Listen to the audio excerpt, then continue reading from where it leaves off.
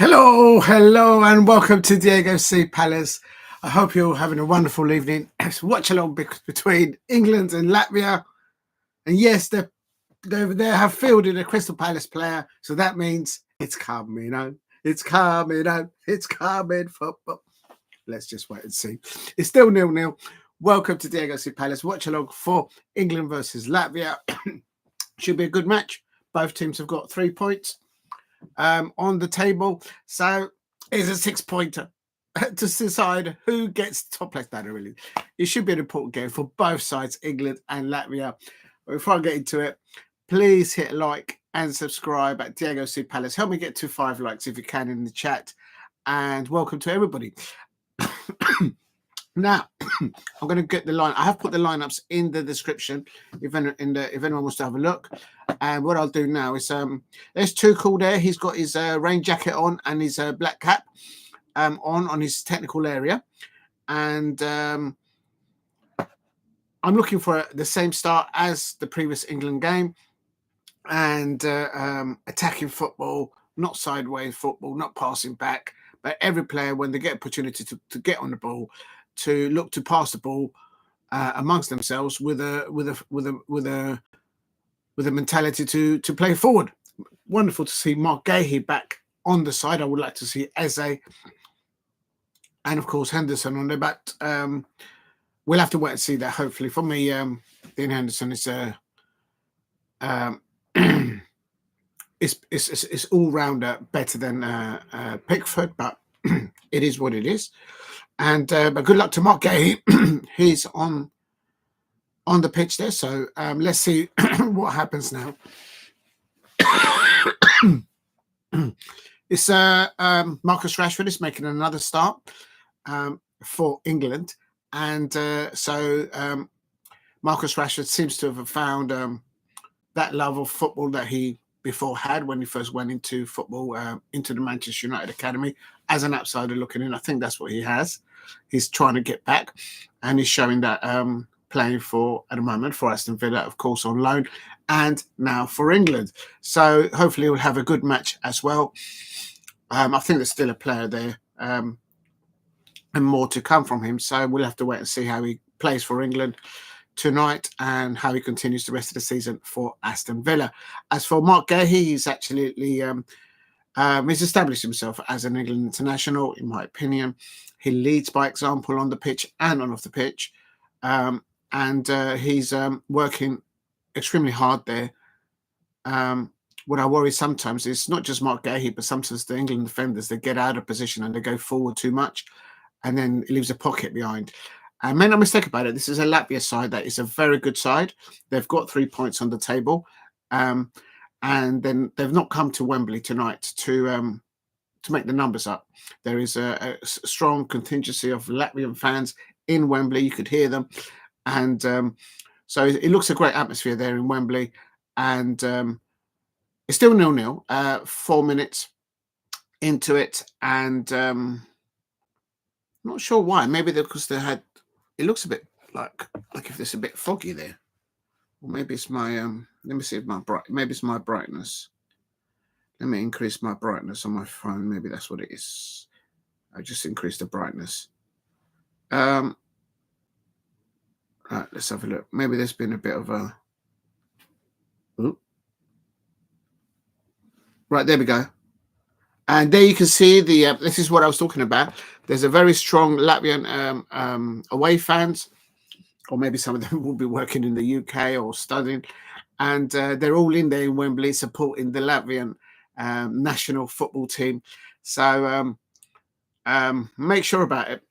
There is an atmosphere there at Wembley right now, and of course there is pressure. Of course, like always, I expect for any England manager to be able to. Oh, there's a clash there between James and one of the Latvian players, and Tuchel goes like this. We don't want to see injury to any of the players. We want to see everyone there showing us what they can do on the pitch, doing their talking with their football. And good evening, Nick Nack. I hope you're well. I didn't see that. Good evening, Nick Nack. I hope you're doing well. And Oh, thank you very much. Yes, a build up. Thank you very much. I'm practicing on it. I'm trying to learn from the great content creators out there, and trying to improve it. If you're talking about me, anyway. But yeah, good. If you're talking about the match, I think there's a lot there at stake. This is not going to be as easy as the last match. The Latvian side are very well organised. I think defensively, and if they get an opportunity on goal, they will look to give Pickford a question or so. So, and as I say, there is a strong contingency of Latvian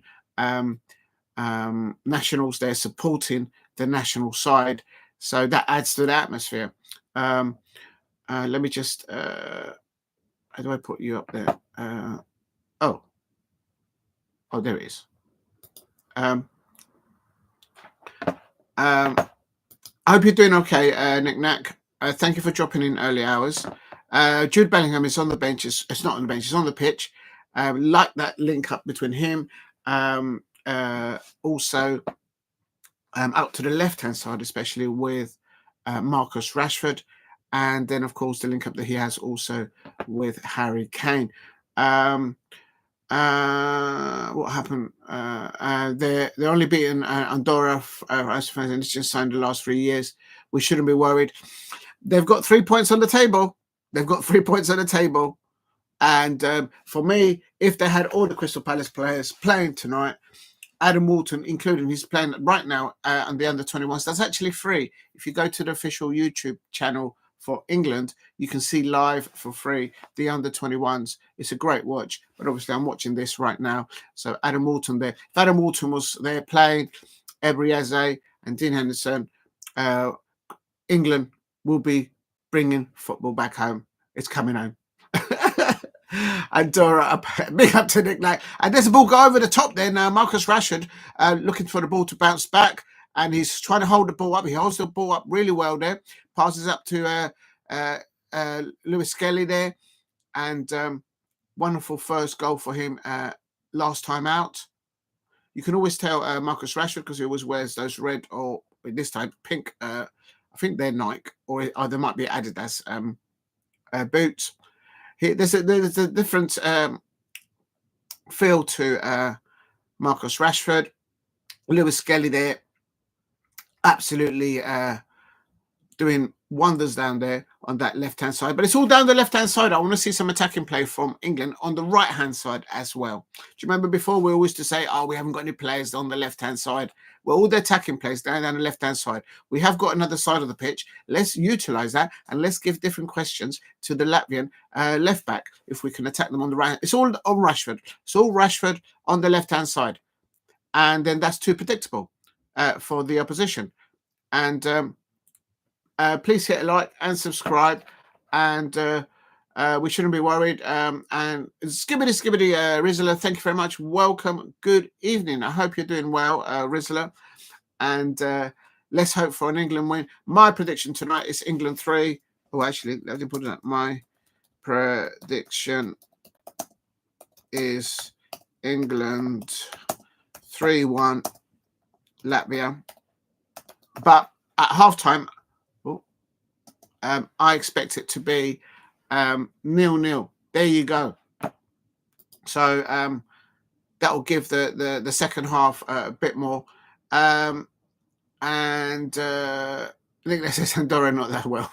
Even San Marino would beat them. Well, I don't know. They've got 3 points on the back on the thing. Good evening. The dog has turned up. I was doing the watch along last night, or in the early hours this morning, for Mauricio Pochettino. I think he might be going back to Tottenham. But I don't think, actually. I think that's just the standard road, really. He shouldn't have lost to Panama, and he shouldn't have lost. Oh, there's England now. Passing the ball out to the left-hand side. It's all down the left-hand side with Marcus Rashford. Go and have a pop. And there's a ricochet there. No, it didn't work out there. Please keep a like and subscribe at Diego C. Palace. Yeah, so the dog is back. And good evening also to Lola. I hope you're doing well. And let me just pin your replace. And I hope you're doing well, Lola. Thank you very much for dropping in earlier on. All 4 of them are doing well. They're excited to watch England. Hopefully it's coming home. They've got a Crystal Palace player there, Marc Guehi playing there. Oh, Bowen has got a little niggle there on his left foot. I hope he's all right. Excellent player for West Ham United. Oh, I think he's hurt his leg. I hope he's all right. And it's a corner. It's a corner I think it might be a corner for Latvia here on 11 minutes. Good evening, Lola. I hope you're doing well. Good evening, Steve, RFC. I hope you two are also doing well. It is still 0-0. My prediction is England 3, Latvia 1. But as I said at the beginning, I expect Latvia to give England a good, not just a good game. They're not there to just make up the numbers. And they've already got 3 points on the table. There are suggestions that they've only beaten small teams. There is a very strong Latvian nationals, football fans supporting the Latvian national football team in Wembley, and they're making up for an amazing atmosphere there with the England fans there at Wembley. And I have to say, there is a match on tonight. This is a 6-pointer. This is a 6-pointer. Who's going to win the table? OMG. This is how they're approaching it. Make no mistake about it. Of course, you could argue that on paper, how many of the Latvian squad will get into the England starting 11 on transfer fees alone. And of course, that's how it is. But make no mistake about it. We're 12 minutes into the match, and England are trying to do some high press and possession of football, mostly with England. But it's all down the left-hand side. It's like literally the only outlet for attacking the opposition is Marcus Rashford on the left. Finally, on 12 minutes, they put the ball on the right-hand side. OMG. This is what I'm talking about. We've got 2 flanks of players there. We've got one's on the right, one's on the left. Utilize them both. Let's get both sides as good as they are in the transition from defense to attack, whomever we're playing against. We have to do that, especially when we're up against the likes of Spain or say maybe the Netherlands or Germany, France, to say as an example, or Brazil or Argentina. You can't just have one outlet of attack down the left-hand side. We're trying to walk the ball. That's it, switching. Now they're starting to switch it on the right-hand side, and then what that does, it stretches and it makes the Latvian defense having to adjust to that change of style of attack from their position, and they can make a mistake and leave a few pockets of spaces. And then that's when the England midfielders or even a winger can maybe come in a bit deep as a number 10 and play the ball through the lines instead of just going to try and beat the right back of their position or the left back of their position and getting in behind them and whipping in quality balls into the penalty area. So that's what we need to see. Right, let's get back to the chat. Good evening, Lola, and to Steve ROC. Thank you very much for dropping in. And the dog has turned up. The dog has turned up because, of course, for me, Mauricio Pochettino in the United States, that's a big responsibility. You should not be losing to Canada, especially now with all the banter that the United States football fans, soccer fans have to endure with the Canadians having a pop at them on the ice hockey and all other sports, and England nearly getting a goal down the back post in there. But yeah, you shouldn't be losing to Canada or Panama on home soil. So he's going to have to show the Football Association or Federation of the United States soccer or football, whichever way they call it there. He needs to show them what he's really trying to do with his coaching staff and the players that he has available. Because at the moment, it's not looking good. But the dog is back. I don't know what game you're talking about. The dog is flip-flopping, moonwalking all over. And Nick Nack says, hola, Nola. And Lola says, howdy, hi. Howdy, hi. I used to watch that. Next, and Lola says, bonjour, Diego. Yes, bonjour, madame. Bonjour, madame. Je m'appelle Diego C. Palace. Merci for being here. Merci, man. Real talk. Lola, what you like. And let me just repeat. If you're new to the channel, please subscribe at Diego C. Palace. And let me just quickly go through the chat quickly because I'll get behind. Oh my days, you guys have put loads of comments there. Please help me get to 10 likes if you can in the chat. Oh, one of the Latvian players is down injured. Harry Kane has been spoken to. Latvian captain has gone over. Did Marc Guehi get a yellow card there? Oh, Marc, don't get a yellow card, please. And Steve's going for 3-0 to England. Thomas Tuchel there on his technical area, looking to give support and directions to the players on the pitch. I've asked her name, and she said Lola. Lola.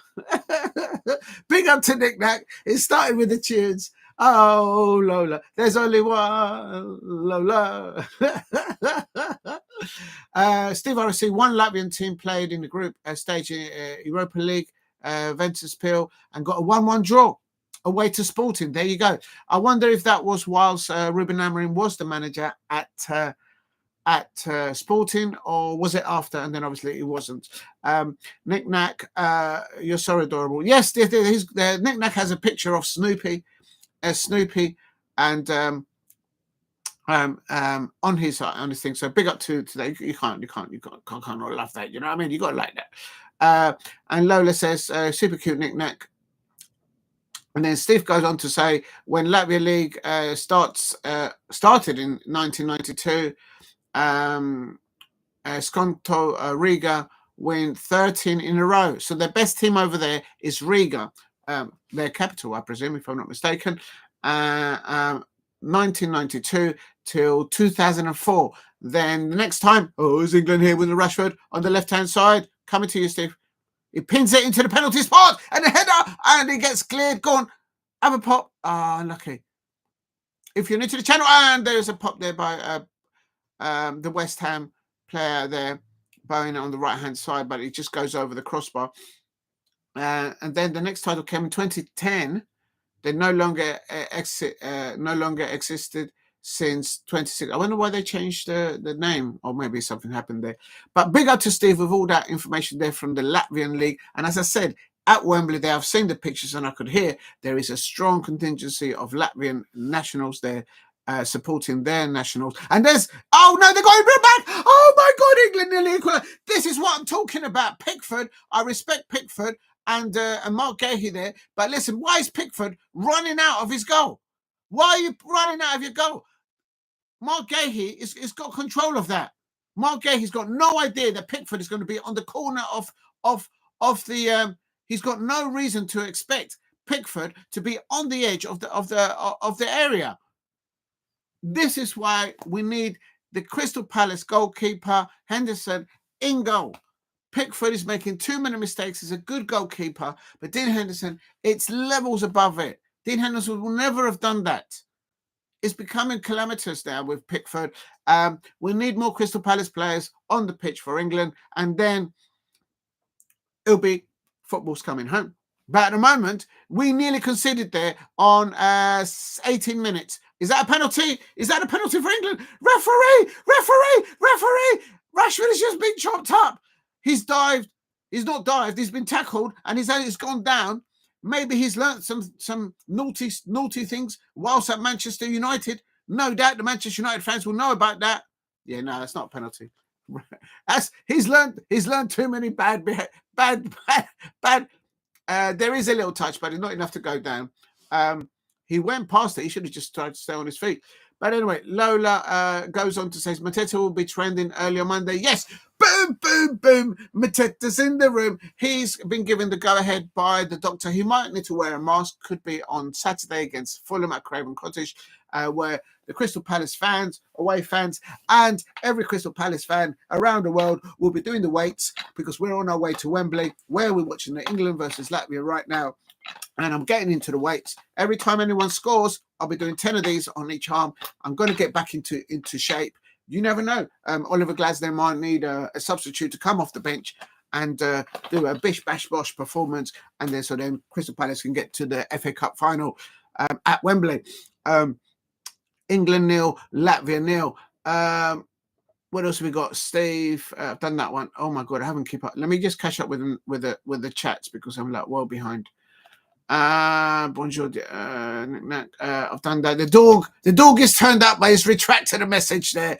It didn't turn up for whenever you can turn up is great. If you can't, it's fine. But he did turn up for the Mauricio Pochettino losing to Canada. Imagine losing to Canada on US soil. Unbelievable. Cross there on the right hand side there. Well defended by Latvia there. Please hit a like and subscribe. Good evening, Damo1168. Boom, boom, boom. Mateta's in the room. If they had Ebrieze, if they had Adam Walton, if they had Dean Henderson alongside Marc Guehi on that pitch, Tuchel, listen to the Eagle. It'll be football's coming home. Right now, we'll be 3-0 up. We'll talk. Declan Rice taking a corner here for 21. Put the Crystal Palace players on the pitch, lad. Put the Crystal Palace players on the pitch, Pat. It'll be your defence is terrified. Your defence. And this ball goes into the penalty area. Free header. And he does it. And there's the goal, surely. Oh, my God. How is that just gone over the crossbar? Konsa's just... First of all, we had a free header. The corner comes in. Quality corner by Declan Rice. And Konsa had a free header. And he hits it towards where the people are. Hit across. When the ball's coming across, I was told back in my heyday, in playing Sunday League at Highbury Fields, you when the ball comes across to you, you play it across the goalkeeper. You don't play it to the other side because they will go to the where everybody's defending. There's another free header for Konsa. Is that? I know that was Jude Bellingham there. Jude Bellingham gets a free header. 2 quality corners there by set-piece merchant, Arsenal football player. I say no more. No, but that's 2 quality corners there by Declan Rice. And it hit the back. It hit the back of Marcus Rashford. The ball hit the back of Marcus Rashford. OMG. Not only did he sort of fell onto the pitch trying to get a penalty, now he's getting in the way as England are trying to score. Has he picked up too many bad habits at the match, playing for those Manchester United fans? I'll say no more. Please help me get to 5 likes. Big up to Demo116. The really for cost us the whole game, dude. Listen, yeah. I have to say, yeah. I mean, I have to say, well, I don't know. You know what? I don't know what you're complaining about the referee because Jesse Marsh, the Canadian manager, he got sent off. But yeah, the referee was too far away from where the play is. If you look at this referee, the referee is no more than 20, 30 yards away where the actual ball is, where the football is taking place. It has to, as the ball goes away from the referee has to go towards it a little bit. It can't just stay in the middle of the park. That the referee between Canada versus the United States yesterday at the SoFi Stadium was literally half a pitch of distance away from where the ball was at any time, and that's inexcusable. At international level, you can't be doing that. So yes, it was a bad refereeing decision, but that's not the reason why you lost the game, lad. The dog is because Mauricio Pochettino is clearly not connecting with his coaching staff, with the United States players, and you can't be losing to Panama and Canada on United States of America soil. You can't be doing that and not have a comeback. There's going to be a comeback. But here is England versus Latvia, 0-0. I told you that Latvia will be defending really well, and they're weathering a storm at the moment between 10 minutes and 24 minutes where it is now. 2 quality corners by Declan Rice. Also, there's been most of the attacking play down the left-hand side where it is now. Marcus Rashford on the ball. Jude Bellingham. There's a link-up play there between Lewis-Skelly, Marcus Rashford and Jude Bellingham. But it's all down the left-hand side. Can we have the ball on the right-hand side, please? Tuchel, please tell your players there is another side of the football pitch. There is gaps over there. We've got good quality players that you've picked on the right-hand side. OMG. Come on. Big up to, get your roast in for the Eagle. Big up to everyone in the chat. Demo1168. Big up. I hope you're okay. Good evening, Jason Chimbini. I hope you're doing well. And if you're on the journey, please be safe. Don't leave your phone on the train. I've seen so many people on the Great Western, especially one. They just leave the phones charging. And I'm thinking, I didn't see it. I don't want to get involved. And here is Jude Bellingham crossing the ball into the penalty area. Oh, man, we need Ebrieze on that pitch, man. Put on Ebrieze and put on Adam Walton. Rodgers is fine. Rodgers is good. Oh, please, man. Anyway, Good evening, Alex Deason. I hope you're doing all well. Great to see you there. Pin message. Big up to Alex Deason. I hope you're doing well. I thoroughly enjoyed the women's match yesterday. I did the watch along yesterday for Newcastle United versus Sunderland in the women's Barclays Championship. Go and check out the Barclays Championship YouTube channel and the Barclays Super League channel. They're all free and it's got amazing commentary and live football and interviews and loads of stuff. So go and check it out. It's brilliant. And yeah, enjoyed that. Full record-breaking attendance at St James's Park, watching the Newcastle United women's team versus the Sunderland women's team. And there's the ball goes into the penalty area. There has to be the goal. Penalty. Is that not a penalty for England? Hello, referee. We should have had 2 penalties. Maybe the Rashford would have been a soft one. Bowen has gone down. He's gone down like a salmon in the penalty area. The Latvian players are getting on with it. They're saying, no way, no way. It was that penalty. Is VAR going to look at it? Do we have VAR? There must be VAR. This is an international qualifier. Are they going to look at VAR? The referee, Bellingham goes up, the goalkeeper loses the ball. Bowen nearly gets his chin chopped off, and the goalkeeper tumbles over Bowen. That's a penalty. That's a penalty. The defender missed the ball. Bowen gets the ball here on the hip, and then the goalkeeper chops down Bowen. Hello. That's a penalty. What do you think? Good evening to Alex Deason. And Lola's gone for a 1-1 draw. Absolutely love that. That would make me say, put on the Crystal Palace, bring on Adam Walton, bring him from the under-71. They're looking at it. I told you they will look at it. OMG. Because the defender kicked the ball, he missed the ball, and then the ball actually hit Bowen here on the hip. And then at that particular moment, the goalkeeper came out and absolutely chopped up. He chopped up Bowen, and Bowen fell down like a salmon right there in the penalty area. That should be an England penalty all day long. Replaced penalty. Big up to Lola there. Lola's going for a 1-1. I'll leave it there so we can say Lola said it'll be a 1-1. It's got a penalty check. Good evening. Lola's gone for 1-1. Let's get ready to rumble. Charlie Brown. Yes, absolutely love Charlie Brown and Snoopy. The referee should go over. No penalty. What's going on here? The Latvian nationals that are supporting the Latvian team at Wembley must be going, whew. But that should have been a penalty for me. Should have been a penalty. If that would have been in the World Cup, I think that would have been a penalty. Oh my Delilah. Latvia should have just scored. Yes, they should have. Right, I need to catch up with the chats because I'm like well behind. Steve Aracís there. That was 209, the first season of Europa League season. Atletico beat Fulham 2-1 after extra time before Diego Simeone became the manager. Yeah, he's done really well there, but they're very demanding there in that league, La Liga. They wouldn't allow somebody like Mikel Arteta to for example, be at Atletico Madrid for 5 years and spend over £1 billion of net spend and no trophies. That will never happen at Atletico Madrid or at Barcelona or at Real Madrid. But for some reason, the Arsenal fans are okay with it. Well, not all of them, but some of them are. At Arsenal. Please hit a like and subscribe at Diego C. Palace if you are new. Looked a pen when I first saw it. Yeah, for me as well. But watch the play, says Nick Nack. Big up to Nick Nack. Here comes Marcus Rashford on the left-hand side. He pins it over to the left. He can move it on the right. He can move it on the left. And the Latvian number 10 there player seeing the ball out. Very good defending there by the 10. That's good defending there by the Latvian player, seeing it out. A good cover by all the Latvian defenders there, seeing it out for an England corner. Please help me get to 10 likes. Diego says, love the for the duck. Yes, absolutely. Let me pin your replace pin message. There it is. I've got to be careful when I change the pin message because I can accidentally delete somebody.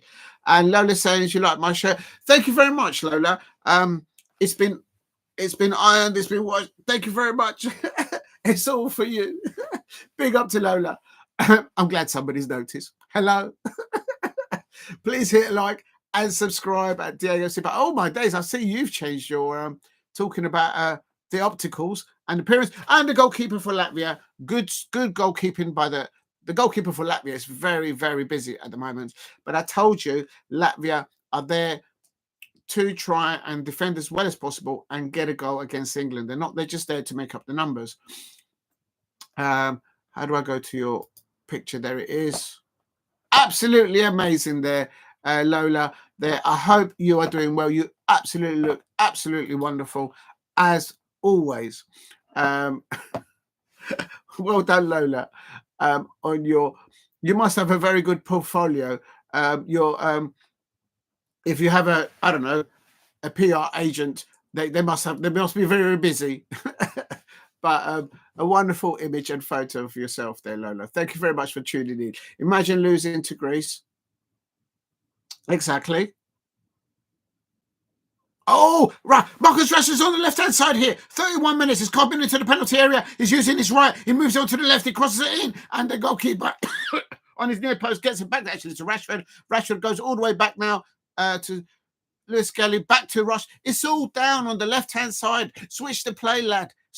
And there's Harry Kane misses his kick in front of the goal. Oh, you don't hear that very often. He doesn't do that very often in the Bundesliga for Vincent Kompany. And Nick Ness, we're winning all the corners, yes, but it's all down the left-hand side.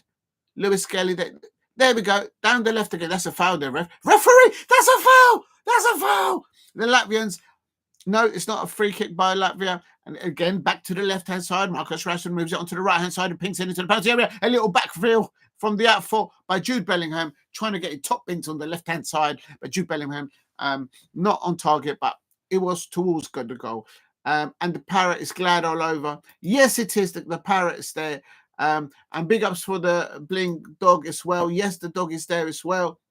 Let me just, 1 minute. Let me just, oh my God, let me just catch up with the chats. Yes, they're still there. I will show them in a tick because everything's going off. I'm behind on the chat and I'm behind on the match. So I will show them in a minute. Actually, let's do it now.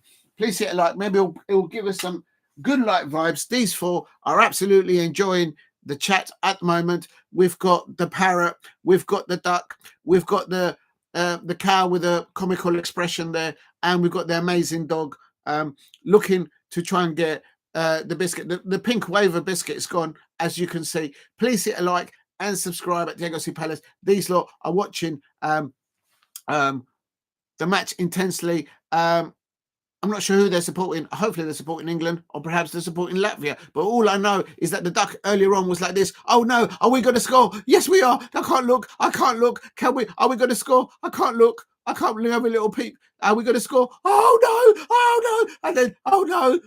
And they didn't score. So the duck is watching attentively.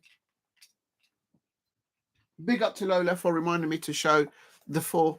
I call them D'Artagnan and the Three Musketeers. I'm not going to say who D'Artagnan is and the Three Musketeers. It is what it is. A free kick here for England on 33 minutes. Finally, this referee has given a free kick to England. It's taken him 34 minutes.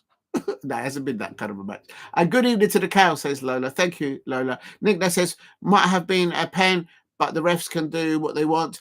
They have to be certain to give a referee on this level. This is a world qualifier.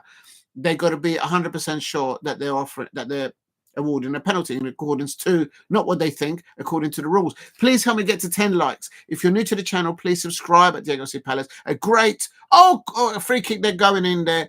See, that would have been Ebrieze doing that free kick. We'll talk. But Bowen is doing an excellent job for England as well. It's just he's not getting the ball. All the attacking balls from England down the left-hand side. Lewis-Skelly, Marcus Rashford, and linking it up towards Jude Bellingham and Harry Kane. There is a right-hand side to the England attacking side as well, but they don't seem to be passing the ball out to Bowen as much as I think they should, because he's a brilliant player for West Ham and for England as well. There's a great atmosphere at Wembley, a great crowd from Latvian nationals there supporting the national team of Latvia, and you could hear them in the background up against the England home fans. So they should be very content with that turnout there. They're certain as good as they can. They're getting they're giving it back. So that's great to see and hear. I can hear it behind the commentary. We could be beating this lot without being gifting penalties. Let me just have a look. Penalties, says Nick Nack, taking their time. This is what I'm talking about. If we have Adam Walton, if we had, we nearly actually conceded the goal in the first 5-10 minutes. Pickford coming out to the edge of his penalty area where Marc Guehi had it all under control, and we had no one in goal. And the Latvian player nearly scored, but he kind of hit the side nettings. He had an open goal to shoot at. It's Marcus Rashford. It's all for Marcus Rashford to do on the left hand side. It's an England left-hand side. Switch it, Marc. Marc Guehi passes it back on the left-hand side to Jude Bellingham. I want to see Jude Bellingham play not just centrally, but over to the right-hand side at times. There, he's pinging it. Now, Jude Bellingham is pinging it over to the middle park. Declan Rice gets the ball. Now we go to the right-hand side. That's it. Stretch the defence. Make them make spaces. And we've lost the ball there in the midfield. We've lost the midfield battle. That is a foul. That's a body check. Who's that? Oh no, it's Lewis-Skelly. Is he all right? The Arsenal fans will be. Oh, this I think has been wounded. They've hit him in the ribs there, or the back of the leg. Is he all right? Arsenal can't afford to have Lewis-Skelly now injured for England and for Arsenal. There it is. Right, back to the chat. No penalty, and it's 1-0 Lingfield in Sky, so that's in the Republic of Ireland leagues, I believe. A big up to Steve there. Nick Nack says, let's beat them properly. We don't need presents. Nick Nack, Latvia, if they get an opportunity to score, they will try and score. Believe me, this is what they did. That was a mistake from Pickford. Literally, Pickford has had nothing to do. All he has to do is just stay in goal, and he's already made a mistake. That's why I say Henderson, the Crystal Palace goalkeeper, he should be the England. There's a free kick now. Marcus Rashford talking to Reece there. It looks like Reece is going to take it. We're talking about, I would say, 20 yards or 16, 17 yards in front of the Latvian penalty area. Strong wall of defence by Latvia. He bolts to the far right corner and a wicked goal. And I told you that was a good place. And the Chelsea captain and the England James is back in the building. The boys are back in town. The boys are back in town. There you go. With that right foot. And Reece James there. OMG. He saw that. He had a word with Marcus Rashford. Bowen left it for Reece with his right foot. Top bins, top right hand corner. Bish, bash, bosh. And it's coming home. It's coming. Football's coming home. But if there was more Crystal Palace players on the pitch, we'll be winning 3-0 or 4-0. But that's a beautiful. Oh, that's the fault of the number 10. He didn't jump at the same time. No. You know what? That was quality. That was quality. Look at that. Top bins, left-hand corner. Top as the corner of the goal is there. And the ball goes there. And Thomas Tuchel gets off his centre. That's a peach of it. You have to be proud of that. Declan Rice goes over to give support. Lewis-Skelly goes over and gives a little shoulder bump there to Reece James. Not much of a celebration for Reece James. He's like, yeah, it's just a day, it's just a walk in the park. Do you know what I mean? And he's probably saying, you know what, I wish I could do that at the Bridge, because he can't seem to do those free kicks for the Chelsea at the Bridge. We all remember, what the Fulham fans did. Yeah, let's not go there. But yeah, no, let's not spoil the moment. But the Chelsea fans in the chat will be going absolutely bonkers at me right now.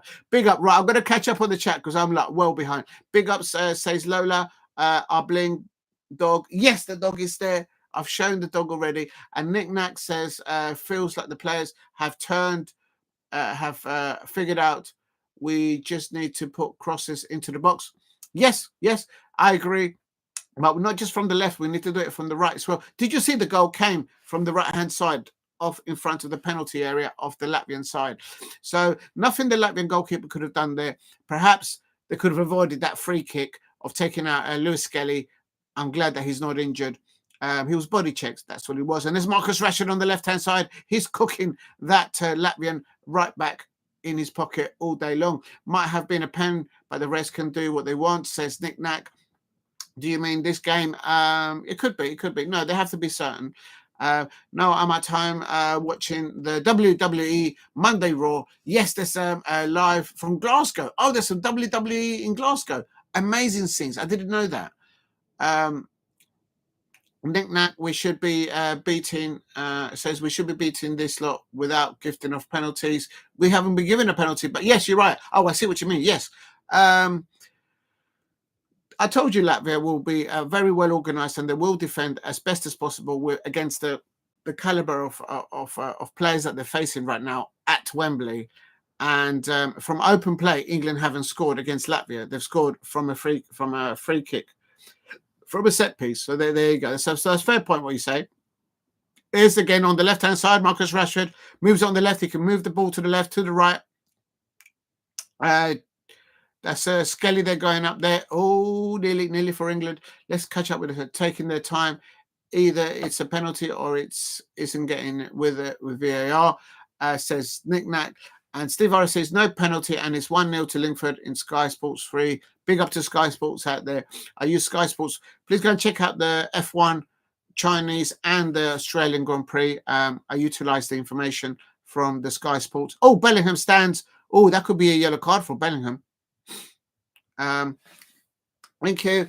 Please hit a like and subscribe at Diego C. Palace. I think that could be a yellow card for Bellingham because he was late on the challenge for the ball. He missed the ball and he stood on. Yeah, he gets a yellow card. Yeah, that's a yellow card. In international football, he wasn't a malicious standing on the opposition foot. He was just late and the foot was there and he stood on him. So that is a fair yellow card, I have to say. Only a matter of time now until the floodgates open. Could be. Nick, now you're a bit behind with the comments. Oh, right. Yeah, that's all right, Nick. Now you can carry on. It's okay. Good evening, Alicia Shinikova, that says smash a like and subscribe at Diego C. Palace. Thank you very much, Alicia. Let me just pin your comment. Thank you very much. Oh, there's the goal again. Beautiful goal there. Reminds me of me back in my heyday. If you know, you know. Oh, that's a preach. And Marcus Rashford wanted it, but then Reece says, no, listen, bro. I got this, man. This is London. We're playing at Wembley. I got this, man. This is my turf. You might be just, you know what I mean? You may switch clubs, but I'm taking this. And Reece took that. And the Chelsea fans will be saying, could he please do those kind of free kicks for them at the bridge as well? They could do with a few goals like that. Oh, my days. Here comes Latvia on the left-hand side, crosses it in, and well defended by Marc Guehi, but he slips, and then he recovers and he fouls the Latvian player. Oh, no, Marc Guehi's down injured. Oh, my days. I don't even want to look. I don't want to look. Is Marc Guehi okay? Oh, no. Crystal Palace fans, look away. He slipped, so then he went to do the tackle, and the duck is going. I can't look. Is Marc Guehi all right? Oh, my days. And Pickford did catch the ball. The Latvian player has got up. I can't look. Is Marc Guehi okay? Okay, Marc Guehi's up. He's up and running. He's going to run it off. Oh, my days. Oh, my days. Please hit like and subscribe. Thank you very much, Alicia Shinikova. And my adopted family loves to see the moments. Yes, they are there again. The D'Artagnan and the Three Musketeers, they're over there. I mean, goalies can do what they want. I do pay out £1 if we don't win. All right, we'll see what happens at the end of Nick Nack. Oh, it's Bowen. Oh, nearly. Great footwork there by Bowen. And not seen. Please hit a like and subscribe at Diego C. Palace if you're new. Marcus Rashford, Skelly. Give the ball to Declan. Give the ball to Declan Rice. That's okay. They moved out to the right. James. Lovely ball in by James. Well defended there by Latvia. A big kiss for the Crystal Palace Eagle. A buff duck. Yes. Oh, I thought you meant for me. You're talking about the duck. All right. If it's all for the duck, it is what it is. And there's me thinking. Big up to Alicia. I hope you're well. Thank you very much for that comment. I'm sure the duck will be loving that. Nick Nack. Alicia says hello to Nick Nack. And Nick Nack says hello back to Alicia. And love you, Lola. Loving your pigtails, hair, and Baby Spice. Yes, I suppose it does look a bit like Baby Spice. The pigtails of Lola. She must have an amazing portfolio of studio photographs. So well done, Lola. Didn't think it was a free kick, but there you go. As soon as the ticket he's kicked in, kind of was going on. Thin Izzy FC. Oh right. Oh dear. Thin Lizzie. Yes, I would agree with that, Alicia. Konsa's down. Oh, we don't want to get injured players. Oh. Unai Emery will be looking at this. Aston Villa have been inundated with injuries this season. Don't cheer any Arsenal players. I'm not taking on Master Splinter. I have to say, Alicia, I am in the corner of Master Splinter. It's all the other ones, all the turtles, or was it the rats? I don't know what he's supposed to look after or keep under control. I'm not getting into that. I've done my time. But I have to tell you, Alicia, I'm in the corner of Master Splinter. The rest of them, get out of my pub. Get out of my pub. So I'm just putting it out on the thing. I'm not going to take sides against Master Splinter. Oh, my days. But I know what you mean. I know what you mean. And Alicia says that's the perfect name for the bling bling D'Artagnan. That's it, D'Artagnan. Boom, boom. That's a bish bash comment if ever I've seen one. Alicia's absolutely knocked it out of the park there, and I nearly deleted you. Oh my days, that would have been. Yes, right. That's D'Artagnan. D'Artagnan is there. That's D'Artagnan. Oh, mind you, though, in the cartoon channel or program, D'Artagnan was the little dog. But yes, I like that, Alicia. Alicia's got it. Also, I think the duck could be named the darling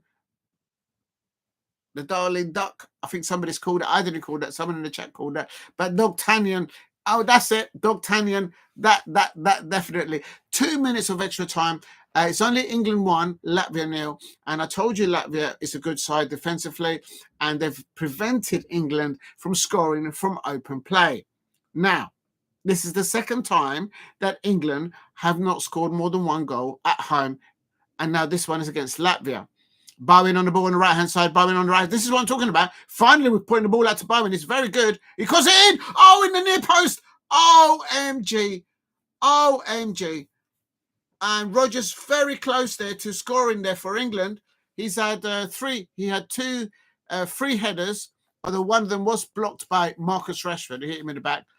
And Rodgers there, it's just not landing for him, but he has played well for England. I can't deny the man. So Lola is a model in her spare time. Be careful about relieving too much information. But yeah, I hear you. Lola is yes, it's a fashion model. Yes, I know. In the spare time. But yes, big up to Lola. You, both of you, all of you all look absolutely wonderful in the chat. Thank you very much for dropping in. And if you can help me get to 10 likes, that would be amazing. It's half time. It's half time. Let's put it in here. Half time. England. Only England 1-0, and they haven't scored from open play. England 1-0. And it's Latvia, of course. Latvia. And of course, there's loads of Latvian nationals at Wembley adding to the occasion. They're only losing 1-0 at the moment. And no. Oh, I missed the chat here. So thank you very much, Alicia, saying there about Lola. Yes, I agree with you. A very beautiful woman. Nick Nat says, and for one, and for all the Musker hounds are always reared rough. Yes, they do. No. Yes, that's right. I'm going to be careful. I'm going to get what do you call it? Trolled or something like that. I've got to be careful. I've got to read it and then say it. I said, darling duck, that's my personal favorite. There you go. I thought I heard that before. So, Alicia, that's your favorite name. Yes, I would go with that. I don't think no one's going to change it. Yep, I'm with that. And Nick, that's coming again. No. Semik, good evening, Semik. I hope you're doing well. Hungary 0, Turkey 3. Well done, Turkey. Is that a qualifier or was that a playoff? I think that might be a qualifier. We'll have a look in a minute at Semik because I don't know much about Turkish football. So we'll have a look at that because it'll be interesting to see who the managers are for both Hungary and for Turkey. I'm happy with the Lola name, Lovely Ducky. That's another one as well. Hello, Semik. I hope you're well. Where is Zara? Oh, maybe she's they're out. Zara's out doing some very important stuff, so maybe she'll come back soon, hopefully. And no tile hat today. Semik's going. Oh no, I've just had one of those days today, and it's like it is what it is. But Alicia Sidakova appreciated and liked the shirt, so it is what it is. I hope you don't like it. I forgot the little things on the keeper, but it is what it is. Please hit a like and subscribe at Diego Sid Palace. Let's stop the stop cat. Yeah, I could put the hat on, I suppose. Let's go with this one. Please hit a like and subscribe. And if you're new, qualified to League 8. Right, so there you go. And Nick Nasek just set the top cat. And Nick says, hi, Semik, you absolutely thrash Hungary. Well done, says Nick Nack. And then Semik goes off about Galatasaray for 69 euros for Napoli, but they rejected. They want 75 million for Osimhen. Also, they do have Osimhen on their books. I thought it was loaned that to Galatasaray. I don't really know much about that. Big up to Semik. Please keep hitting the likes and subscribe at Diego Sid Palace. It's half time. And this first half is actually really buzzed through. I've not even had time to have a drink or to eat anything. I forgot to do the weights, actually, for the goal, actually. I'll go there in a minute. Pin message. Big up to Alicia. Yes, it could be the lucky hat. I've seen you've changed your picture as well. Let me just go to your... yeah, they haven't scored from open play, Nick Nack. Nick Nack is asking, how is it only 1-0? Because Latvia are very good defenders. They're defending well. Go to channel. Alicia, you look absolutely stunning. And I'm glad that you're looking absolutely fabulous and well. Big up to Alicia Shinikova and also to the lovely Lola as well. And everybody else in the chat as well. Hell, all good here. Thanks for asking. Good. I'm glad you're doing well, Nick Nack. Oh, that's to Semik, actually. Big ups to the 3 oranges. Oh, yeah, they're still there. I've got to open them up. They're going to start growing into a tree there. Right. I need a drink because literally I've been talking for nearly an hour and I haven't stopped.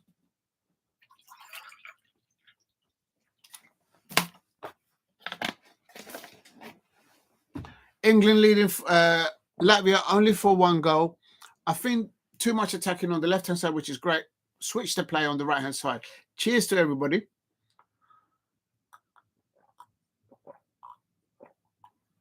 Yeah, no, it's getting a bit too hot now to wear a tie. I will wear a tie next time. Right, I think it's that time. Does anyone know what's happened to the football?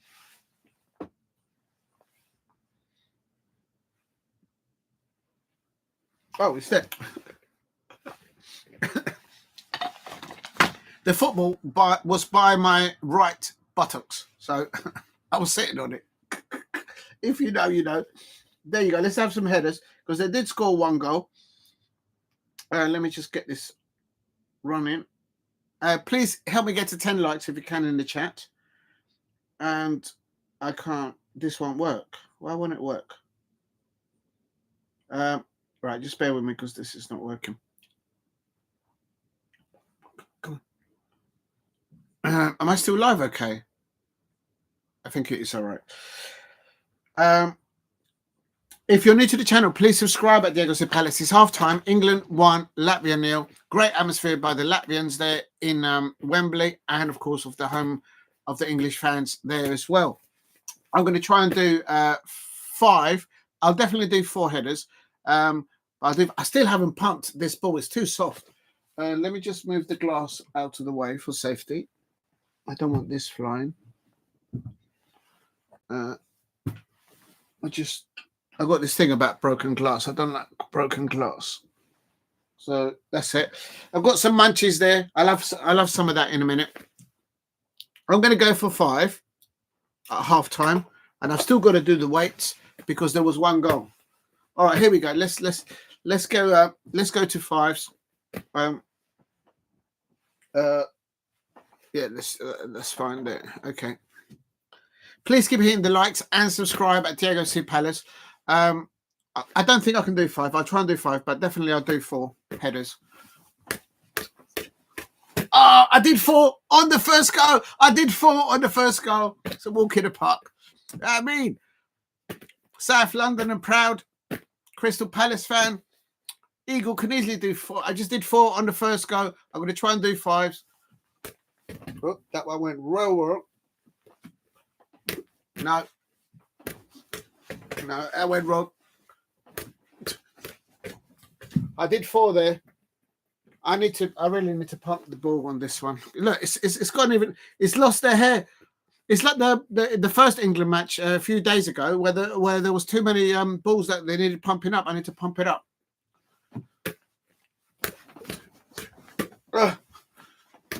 No, that's not good. Oh, that was 4. That was 4 again. 6 heads for a 6-pack. I'm getting there, Alicia. I'll keep doing the weights, and then when I've got the 6-pack to perfection, I may do a little exercise video, and I'll show the 6-pack. But not today. We're not past the watershed. It's not that kind of a show. Right. 1, 2, 3. That was 3. Oh, I'm not controlling it, man. 1, 2. No, that was 3. Only 3 there. Come on, man. Right, one last time, and then I'll do the weights. 1, 2, 3. No, oh, man. 2, 3. Only 3. Right, I'm stopping there. Oh, I'm getting too hot now. I've got to open another button. It's got to be 2 degrees. Oh, I'm too hot, man. Please give it in the likes and subscribe at Diego C. Palace. Hold on a minute, just adjusting the seats. Whew. Right. It is still England 1, Latvia 0, half time. And for me, we need to use both flanks of attacking. We had Bowen down the left-hand side. Excuse me, I've got the hiccups now. We had Bowen on the left-hand side, and we had Rodgers there as well. But it's mostly been down the left-hand side, link-up play by Lewis-Skelly going up there, and Marcus Rashford and Jude Bellingham. And it's too much down the left-hand side. It's too predictable. The Latvians have got 5 at the back, and they're literally putting a wall there and saying, you're not going to go around us, and we'll see you out as your attackers. So they need to try and alternate the type of attacks that they have on Latvia. Please hit like and subscribe at Diego C. Palace. Semic does a... You will hit 10K today. I hope so, Semic. I hope so. Oh, that would be amazing. But yes, thank you very much. Anyone who has... oh, thank you very much. I missed that one. Alicia, no one has a stunning body as Diego. I'll be careful what I say. Thank you very much, Alicia. I'm not to your levels in the optics. You look absolutely fabulous and wonderful, Alicia. So thank you very much for dropping in all the comments and the contributions. Semic, I call them Galatasaray supporters in social media to follow. Thank you very much, Semic. Thank you. And then I might hit 10K. Yes, if I could get 10K, I need to go and see that quickly. Let's go through the chat quickly. It's gone to the garage to pump up for money, pound. Yes, it's gone up. If you go to the garage now, back in the day, to pump up the tires of your BMX or your football, it was free. Even the cars and everything. Now you got to pay like £1.50 for air, and then it doesn't even last 5 minutes. It's ridiculous. Too busy pumping up his biceps, something like that. Yes, that's right, Nick Nack. 6 heads for 6-pack. Yes, I'll try and do that. Big up to Alicia. Now 3. Any excuses to unbutton the shirt, says Nick Nack. Listen, it's too hot. I'm going to put it back up now since you mentioned it then. Right, that's it. It was revealing too much. It's not that type of a show. Just too hot. That's why I couldn't wear a tie today. Albania beating Andorra 2-0, Steve says, in England's other group name. So Albania winning. Right. The Crystals will cheer you on with the pom-poms. Yes, they've got an amazing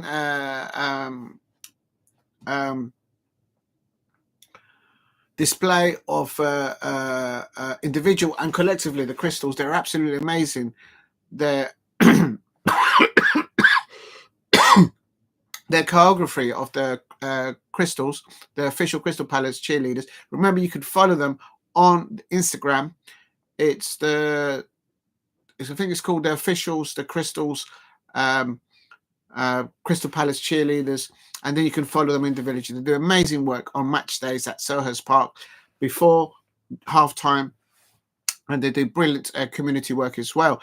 Diego, you will remember me when you reach 1 million subscribers. I will, Skibbity Rizzler. I'll get a Costella out, and I'll have a puff on that. Then Nick Nack, oh, sorry, that's backfired. Big up to Nick Nack. Yes, no, it's not that type of a show. It's not like every time somebody scores, I take a button off. No, it's not that spin the bottle. No, we're not doing that tonight. No, Nick Nack. No, we're not doing that, Alicia and Lola. I'm just glad Emmett's not here. Imagine the scenes. Imagine the scenes. Right. Remember, the FA Cup quarterfinals between Fulham and Crystal Palace this Saturday. Jean-Philippe Mateta will be available. I haven't done the 10 for the goal, so this is for the Greece goal. Look, they're showing the free kick again with his right foot. That's a piece of a shot. Top right bins. This thing is going to come off and land on my foot. Does anyone know how to secure these things? Anyone regularly does weights? Do you know how to secure these things? Because they always keep coming loose. I have to keep tighten them up, and they keep coming loose. I think that's 10. Is anyone actually keeping count? It's supposed to be 10, and I think I've done more than 10. Right, this is the weak arm, so I've got to be easy and careful with this. Hence why I did the warm-up with the headers. If you're new to the channel, please subscribe at Diego C. Palace. Every time somebody scores a goal, I do 10 of these on each arm, and then 10 with both together. The objective is to get back into shape and be ready and be available to go onto the Crystal Palace bench, because the Crystal Palace players are going to Wembley. We'll talk. We're going back to Wembley. Now, if Adam Walton, if Ebrieze, if Dean Henderson, if or Marc Guehi is already on the pitch, but if all 4 Crystal Palace players were on the pitch right now, it'd be a bish bash bosh performance, and England will be shouting, it's coming home, because we would have been 4-0 up at half time. But no, credit to the England players out there. Marc Guehi did get a knock there because he slipped, and then he went to recover and to recover the ball, and then he kind of gave himself a knock there, but he's all right. I think that's 10. They're out now for the second half. Right, no more headers because I've got the glasses on. I'm just going to put this back where it is. Where's the glass? I'm going to put some. If you're new to the channel, please subscribe at Diego C. Palace. Ooh. Where do I put this?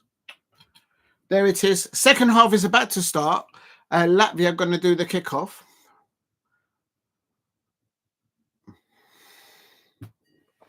And this is the D'Artagnan and the 3 Musketeers with a funny facial expression. They want to see more goals. I mean, no doubt. My prediction is England 3, Latvia 1. If Crystal Palace, if Tuchel would have picked Henderson in goal, I would have given England 3-0 because he wouldn't have considered a goal. Pickford, there's a mistake in Pickford. He's literally had nothing to do in goal duties. And in one moment, he got rushed to the head. He went out, and we nearly lost the ball because they nearly he went out to the edge of his penalty area when Marc Guehi had it covered. Please hit a like and subscribe at Diego C. Palace. A throw in there deep in the Latvian half. The Crystal's favourite moments when they see the Darling Duck. Came to see them. Yes, I think they're happy. I've got a few more videos of them to put up. Absolutely, Alicia. Can anyone see a little bit of young? What are you on about? Big up to everybody. I don't understand what you're talking about there, Nick Nack. Nick Nack, be careful what you type in there. Don't get me in trouble. I don't know what that is. I hope the Buff Duck will come to Wembley. Yes, I will take it, but I don't know if they'll let me take that in. They might search you, and it's like, why have you got a duck with you, a buff tongue with you? I can say it's just my lucky charm. It goes everywhere. Imagine this, because they do check you when you go through security at Wembley, especially if you go into a VIP area. And then they'll, you can't go in there with a buff tub, a duck. I would say, well, it's not mine, really. It belongs to Alicia Shidakova. She told me to bring it along. And it's like, oh, yeah, okay. Alicia said, yeah, okay, bring it. You can take it in. England are now attacking down the right-hand side. As Marcus Rashford has switched side, he's now playing. Marcus Rashford has switched sides. In the first half, he was down the left-hand side of the England attack. And now he's switched over to the right-hand side. And Bowen has gone over to the left.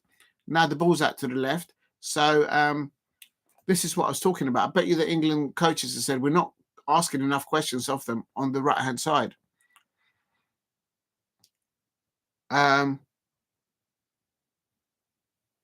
Please keep hitting the likes. Phenomenal post. Yes. Big up the Three Musketeers. Yes, they're all absolutely wonderful. They're enjoying. What I find at Wembley is that every time it's at half-time, behind the dugouts, there's that sort of the VIP, the people that paid the big money or whatever, or corporate seats. And it's like there's all these empty seats there. So Wembley looks empty in the middle of the park. That's Declan Rice sliding in, pretending that he's playing for Arsenal with 2 feet. He's got a yellow, and he's actually injured himself. Why are you sliding in with 2 feet, showing studs? You're going to get sent off. Yes, I see some clips of the show. What? Have you ever seen the In-Betweeners? Nick next to me. Big up to everybody in the chat. Please keep hitting the likes. If you can help me get to 10 likes, that'll be amazing. Thank you all for the... How many is it? I think I've got 6 likes.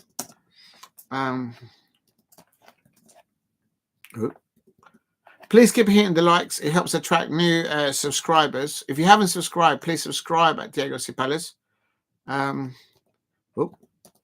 Please help the live stream get to 10 likes. Oh, there we go. There's England attacking on the left-hand side now. I'm actually not listening to the commentary because I think it kind of disturbs me when I listen to it. So Bellingham. Oh, the Latvian are now doing a counter-attack. It's 1 against 2, but he loses the ball. Marc Guehi on the ball. Crystal Palace captain, and he's got the ball never went out of play there. What are you talking about? What are you talking about? Marc Guehi's going like this. The ball never went out, and Tuchel's come out and he's having a word with the lino, and he's saying the ball never went out. Go on, Tuchel, you give him that. You give it that, and Tuchel is giving it all to the Oh, I hope there is an injury, though, to the Latvian player there. Please hit a like and subscribe at Diego C. Palace. Yes, thank you, Nick Nack. Yeah, I appreciate that comment. It kind of disturbs you because I'm watching the match, doing the I'm not having a moan like those Liverpool and Arsenal, Manchester United fans. But it's a learning curve to watch the match, pay attention to also the chat, and then do the, if you like, my reaction to both the match and to everyone in the chat. And As you can see, I'm making it up as I go along. It is what it is. There's an injury to the number 11. It's the Latvian right back. This is Marc Guehi there. He was seeing the player out, and that they could have scored. Latvian could have scored early doors in the first half because Pickford got a rush to the head and he went out of his line. Common thing in football.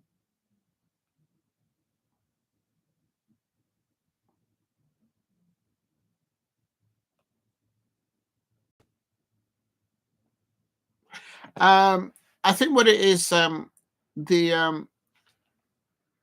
I don't understand, there's a technology now to determine whether a ball goes over the line. They do that with goal line technology. Just introduce it all the way down the lines and get rid of the linos. They don't do anything. They don't give any decisions. They don't really help the officiating with the referee. I reckon eventually, in 10 or 15 years, there will be the technology where the lines will be done by a machine, and the referee will be taken out the way it's going, and it will be a drone. You just have a drone going up and down the match, and you don't need a referee. This is the thing, that the referees are too dependent on VAR, and it's going to go to that point. It would be sad. I think they should just have a referee and two linos, and take another and a backup referee, a fourth referee, if you like, between the dugouts, and be done with it. I hope they will add this at the time. And Latvia are wasting time. They're not wasting time. There was an injury to their player. I wouldn't have thought Latvia would want to waste time because they're a goal behind. Yes, they are. Jarrod Bowen on the ball on the left-hand side. And still now England, that's it. Now they're switching it on the right-hand side to Marcus Rashford. And it's hit the face of the Latvian player. Is the same player? Oh no, is it the same player? No, it's not. He got hit in the nose, and that hurts. When you get a football fully blasted in your face and it hits you there in the nose or there in the temple, it does give you a little sting. So it's best to just recover that. Nick Nat, your right double. Well, please keep hitting the likes and subscribe at Diego Palace. Corner been taken here by Declan Rice. Now he done two very good two very good corners. Of course, he's learned that trade at Arsenal, because that's what Arsenal do. Arsenal fans, all they do is set piece merchants, isn't it? But Declan Rice, he's going to do a corner here.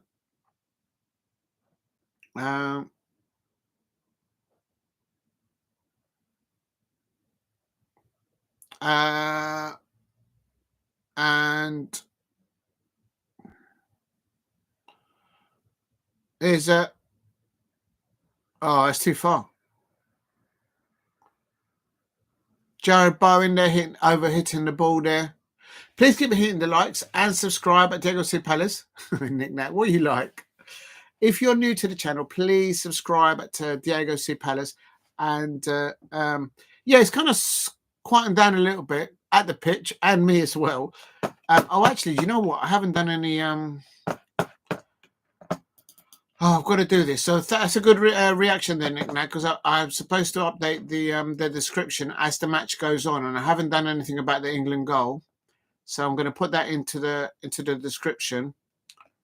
Please keep hitting the likes and subscribe at Diego Palace. And I'm going to see if I can find that bit when Pickford lost his rush of the heads.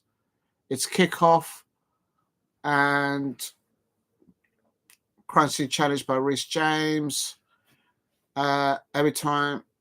If you're new to the channel, please subscribe at Diego Palace. How is the Fox doing? Not seen it, not heard it, Alicia. Not heard it. And oh no! Is Jude Bellingham about to be sent off? Jude Bellingham could be getting sent off here.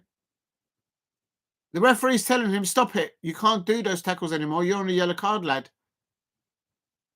He's like a scissor.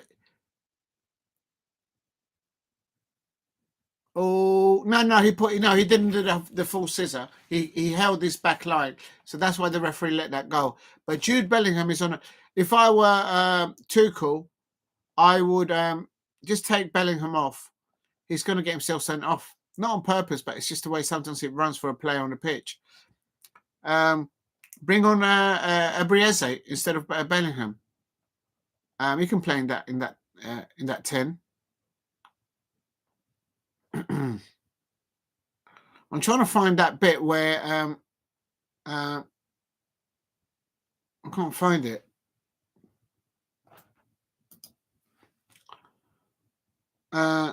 That's the free kick. That's the goal. That's the goal for England. So, all right, let's put that in. Yeah, it's a beautiful goal there by Reece James. If you're new to the channel, please hit a like and subscribe at Diego C. Palace. In the description, I haven't put anything for the match.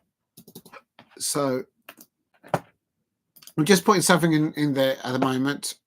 Goal. Goal.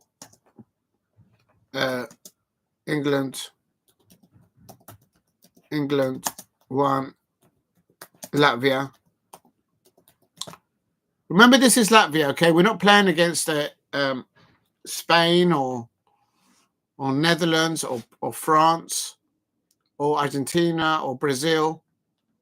So there's Ebrieze. I told you, bring on Eze on top of in place of Jude Bellingham, because he's going to get himself sent off, and then you're going to see the goals coming in.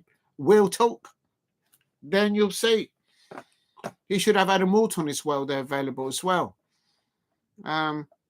It's a diabolical liberty for not picking him for England for the senior side, in my opinion. Yes, I am biased. That was a 37-minute goal, by the way. If you're new to the channel, please subscribe at Diego C. Palace. I'm trying to see that time when mistaken.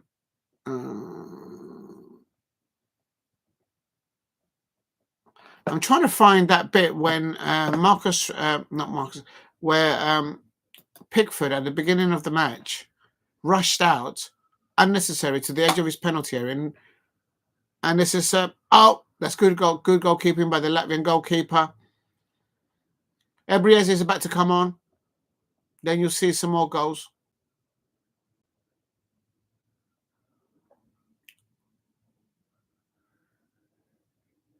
I can't find it. Oh. I can't find it. I don't know what time it was. It was earlier on in the half. Maybe I'm looking too far back. That's why I can't find it. Please keep hitting the likes and subscribe. Jones, I'm trying to go. All right, I'll have a look. I'll have a look some other time because I can't find it. It is what it is. If you're new to the channel, please subscribe at Diego C. Palace. Or maybe they just didn't put it on there. All right, leave it. Oh, hello, maybe here. Hold on. And it's a good ball in by England there. Only 1-0, and I think everyone wants to see more goals. Jarrod Bowen is coming off. So let's see who's coming on. Oh, no, it's not Ebrieze. It's been coming on for Jarrod Bowen. So I suppose West Ham United fans and Graham Potter will be happy with that substitution. Double substitution taken on by the Latvian manager as well. Let me just save that. Oh, big up to everyone in the chat. I've missed a few chats. Sorry. It's not my fault. It's because Nick said when shh. So I went to do something else. So it's all on. The dog is back. What happened to the dog with the Canada versus United States, losing to Canada? You still got better fans. Yeah, eating humble pie. Alicia is, how is the Fox doing? I haven't heard that, Alicia. Nick says that should be a second yellow. Yes, absolutely. He got lucky with the Jude Bellingham. What is Jude doing? Bring on Foden. No, bring on Eze, and Eze is on. That's a great watch along, Diego. Oh, thank you very much, Lola. And you absolutely look absolutely fabulous in your new portfolio picture of your channel. Replace that pin. Thank you very much, Lola. That's a lovely comment. And then, oh, good evening to Lewis Gaming Channel. Good evening, Lewis. Hello. And how are you? And Tuchel must be watching probably. And Lewis Gaming Channel says yes. And long time no see. Yes, long time no see. I hope you're doing well, Lewis Channel. I hope you're well. Hello, Lewis Gaming Channel. And I don't get all the praise Pickford gets sometimes. His distribution is awful. If any goalkeeper at a high level gets good movement in front of him, they should be able to pick a good pass out. And Pickford is good, but for me, Dean Henderson is better. I would have even put Sam Johnson ahead of Pickford, but he's on the bench at Wolverhampton Wanderers. What games have you on your channel, Lewis? Big up to Lewis. I like Connect 4. Says Knick-Knack. Games FC. All right.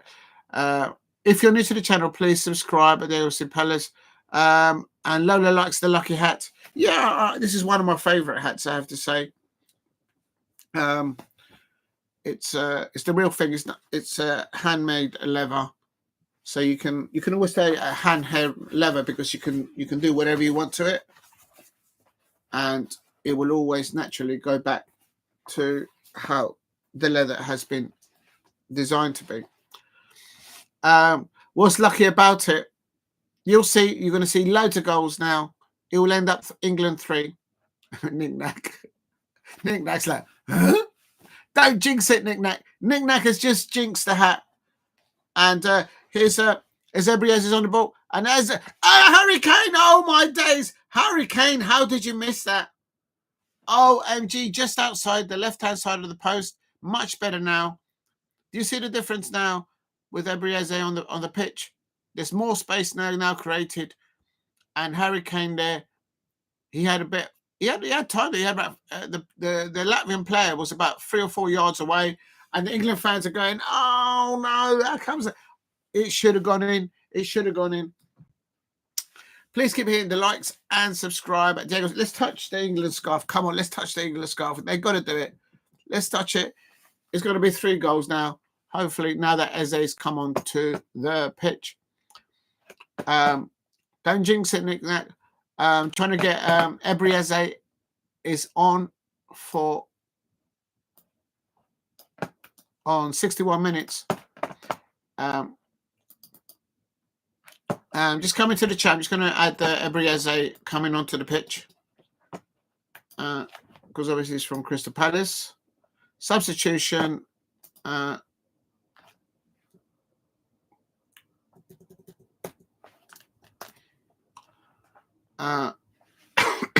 Excuse me. Let me just save that. If you're new to the channel, please subscribe at Diego C. Palace.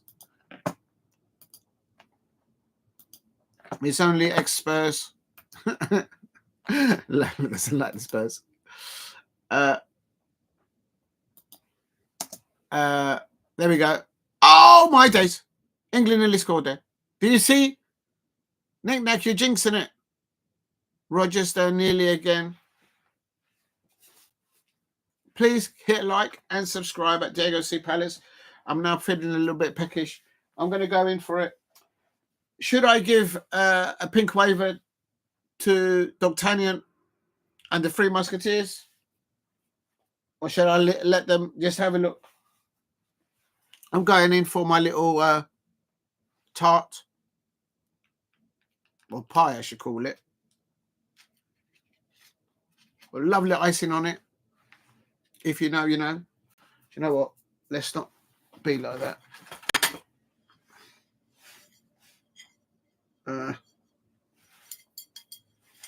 Please keep hitting the likes and subscribe at Diego C. Palace. Let's be a bit civilized. Let's use a plate. It's snack time. Yes, it is. It's snack time. That's right. Make sure that you eat and drink. It is England 1, Latvia 0. Another chance. As they're crossing the ball up to to Harry Kane. Lovely link-up play there, nearly by Ebrieze up to Harry Kane. And Harry Kane gives a thumbs up to Ebrieze. Oh, I hope. Do you think Bayern Munich are going to take Ebrieze like they took Marco Olise as well? Oh, my days. Oh, my days. No, don't do that. Let's not jinx that. Lola, you know your pies very well. That's right. If you know, you know. And Lola, you know well. Oh, dear. Dear, oh, dear. Please hit a like and subscribe. Foden is coming on. And Jude Bellingham is coming on. I told you that Jude Bellingham will be substituted because he's already picked up a yellow. He's played well. The link-up play between him and Lewis-Skelly and also with Marcus Rashford in the first half on the left-hand side. And Foden is coming on. At it again with a little bit of condensed milk. If you know, you know. Just a little bit. Just a little bit. Wasn't there a song? Just a little bit. This is how you eat the a little bit of condensed milk on the Kipling. Just a little bit, because otherwise it's a bit too rich. If you know, you know.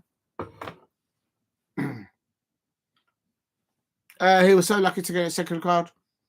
Rodgers, Rice, there's the second goal as I was doing the pouring, and Harry Kane there. Arsenal passing the ball to Tottenham Hotspur ex-player Harry Kane, and England have scored. I told you the moment that you introduced Crystal Palace player Ebrieze, it is a high, high, high. We're on a high, high, high. Your defense is terrified, as is on fire. But this time it's Declan Rice crossing the ball there. Peachy little ball there. It's Marcus Rashford on the right-hand side. He's found the love for football, and again, since leaving Manchester United fans, and Rodgers passes the ball to Declan Rice and gets in. Lovely ball there to get behind around the back of the Latvian defence. Top draw quality second goal. I told you, bring on Ebrieze, and then the goals will flood in. So Harry Kane making the second goal for England.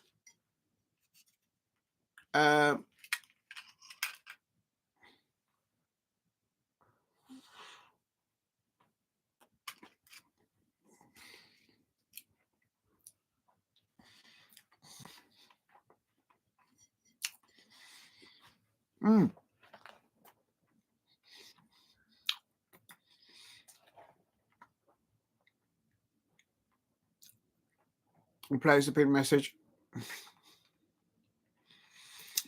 Big up to Lola. Yes, I remember that tune actually. Just a little bit. Lewis-Skelly there. Get the ball to Eze. Get the ball to Eze, and we'll score another goal. My prediction is England 3, Latvia 1, because Pickford is in goal. There's a mistake in him. If we had Dean Henderson, I would have went for a 3-0 for England. If you know, you know.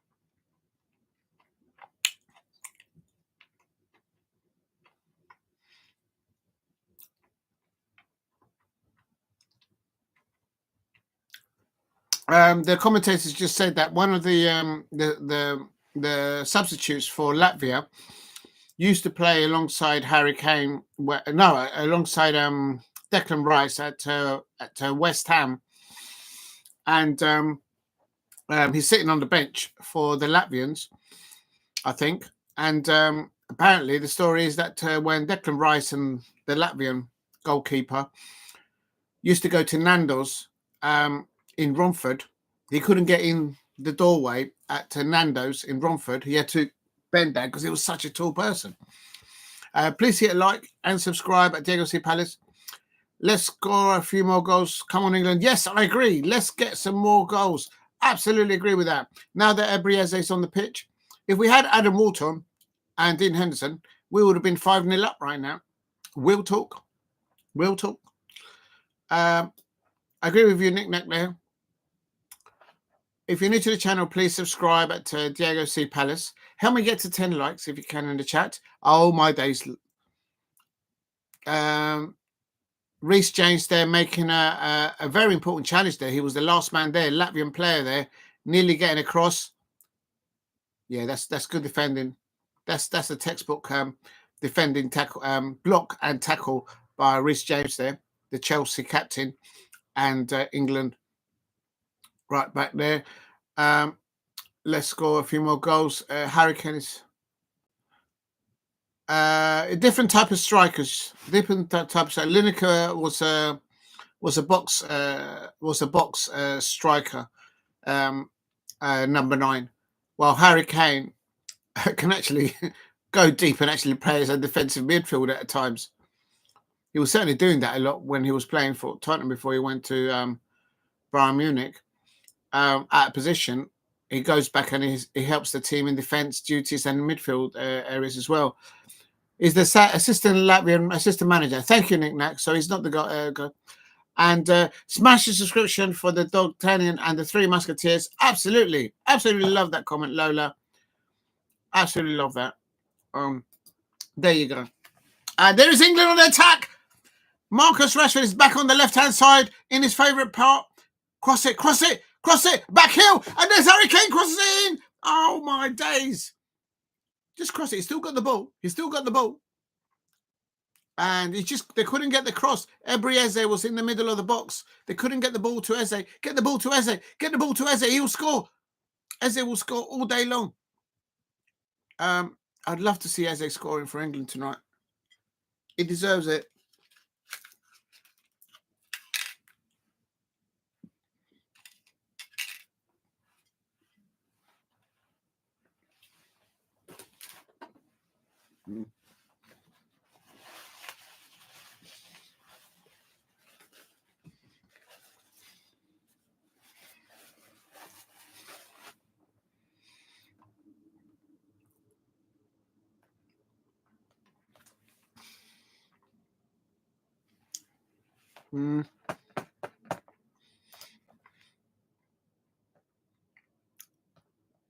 I don't think I put any information about the goal. I better put it now. If you're new to the channel, please subscribe at Diego C. Palace. There's still going to be criticism on England because in the first half, they were not able to score from open play. And we're up against Latvia. Okay, this is not up against the shape and the quality of, no disrespect to Latvia, but this is not playing it against like Spain. Okay, Spain would never play 5 at the back against England. Never. They don't need to. So it's a different type of approach, I suppose, because you've got different oppositions. I get that, but they didn't score from open play.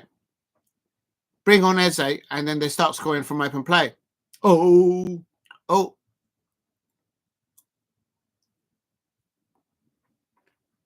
I don't think that was a foul on Skelly. We'll talk. Yeah, I would say so. I think technically we have got better players.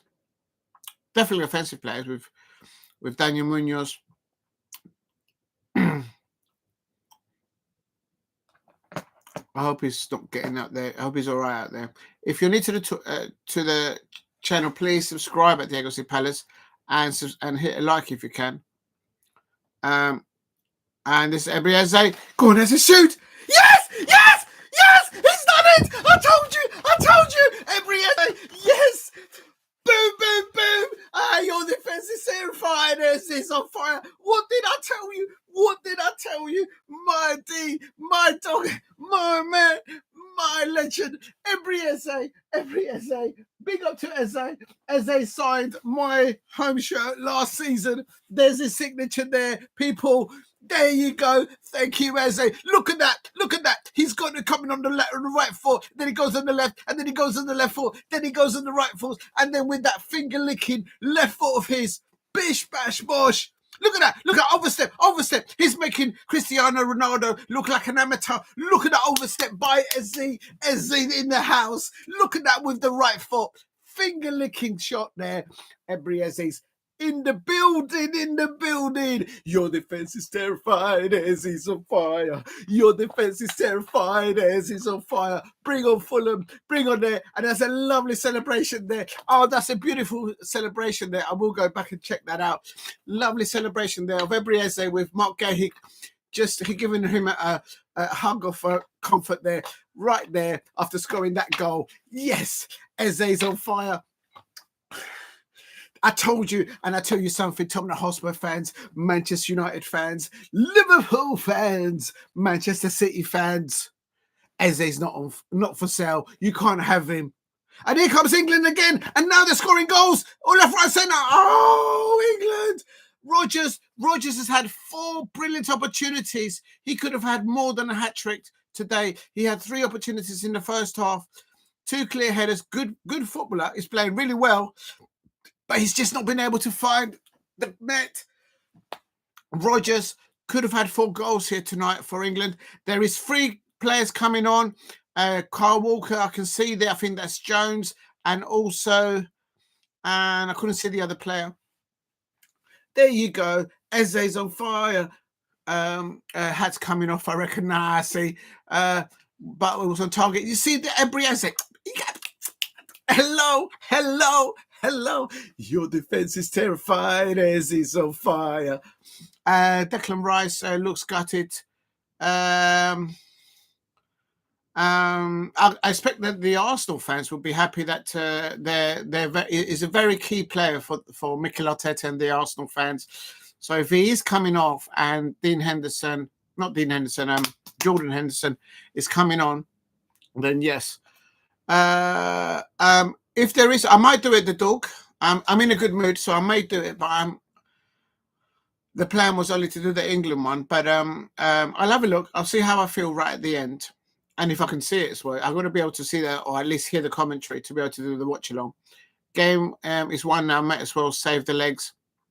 Marcus Rashford is coming off. A very good performance by Marcus Rashford. I told Manchester United fans back in the day, the content creators out there, that I don't understand what went wrong there at their football club with Marcus Rashford. I'll never understand. I'm a Crystal Palace fan. But as an outsider looking in, I think there is still a player in Marcus Rashford, and I think he did a very good performance this match and the previous match for Thomas Tuchel for England. So, and he seems to be finding that love for football again, as he's now performing for Unai Emery at Aston Villa. And if he does go back to Manchester United, they should expect that he can move on from then on, just put it behind him and push on forward. They've got a very good football player there, Manchester United fans. And yeah, that's the way I see it as an outsider. I think there's still a football player in Marcus Rashford. And but a lot of the Manchester United fans want him out of the club. So I don't, that's for them, I suppose. Senegal, I may do the watch along, the dog. The game is now maybe when it's done. I predicted 3 goals for England, but because Pickford is in goal, they might concede one. But did you see the difference with bringing Ebrieze on there? I rest my case. It completely changed it. Thomas Tuchel knows that if Ebrieze is on that pitch, Harry Kane starts scoring goals. Hello. Eze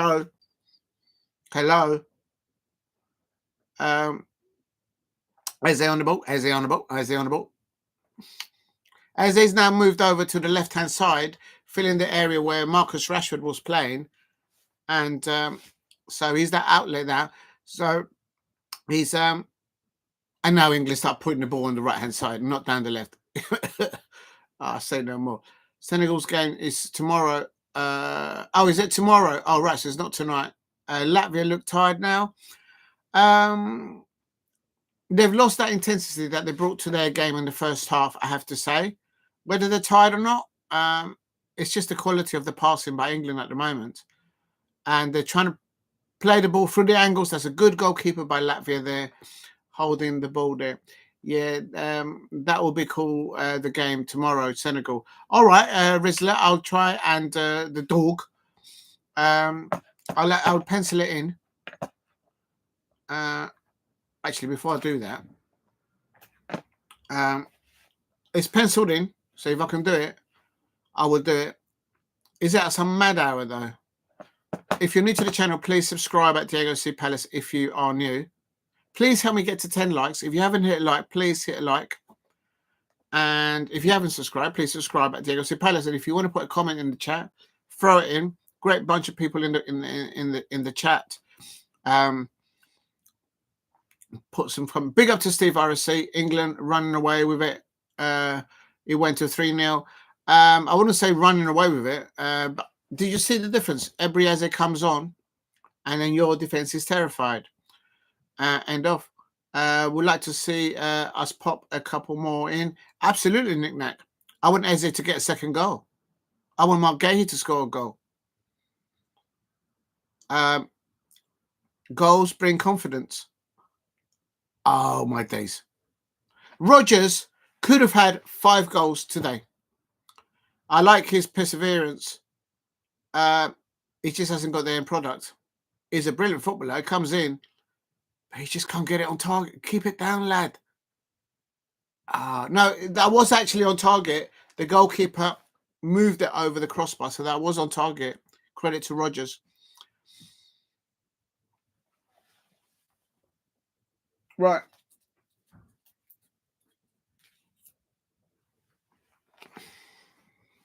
You shouldn't really do this. You could make a mess. Please keep hitting the likes and subscribe at Diego C Palace if you are new.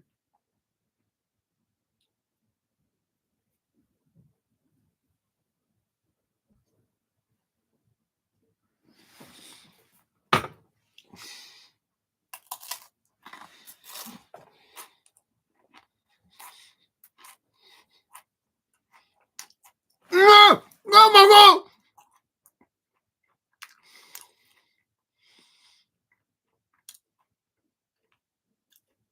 Did you see Harry Kane? What's going on? Why didn't he just shoot? He kind of tried to pass it. The ball comes down. Oh, we tried to get it through the keeper's goal legs. Did you see that corner from Ebrieze though? That finger licking, Nando's feeling.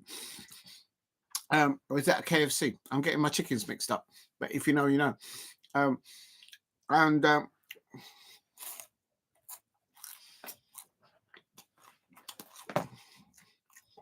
Coming into the last 10 minutes of 5 minutes, I should say.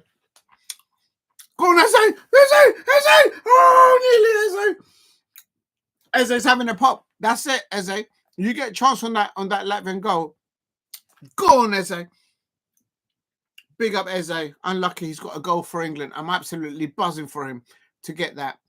That's telling Thomas Tuchel, you see, when I'm on the pitch, your players start scoring goals. We'll talk. If you're new to the channel, please subscribe at Diego C Palace. The only thing I'm worried about is that Ebrieze goal and that performance that he's doing right now for England. Tottenham Hotspur fans, Manchester United fans, Liverpool fans, Manchester City fans, no doubt Chelsea fans will be looking to have a little nibble to see if they can get a bit of Eze. But hey ho, I'm ready for them. Bring it on. If you're new to the channel, please subscribe at Diego C Palace. This is 75 minutes. And it's the best goal of the match, Ebrieze. If you know, you know.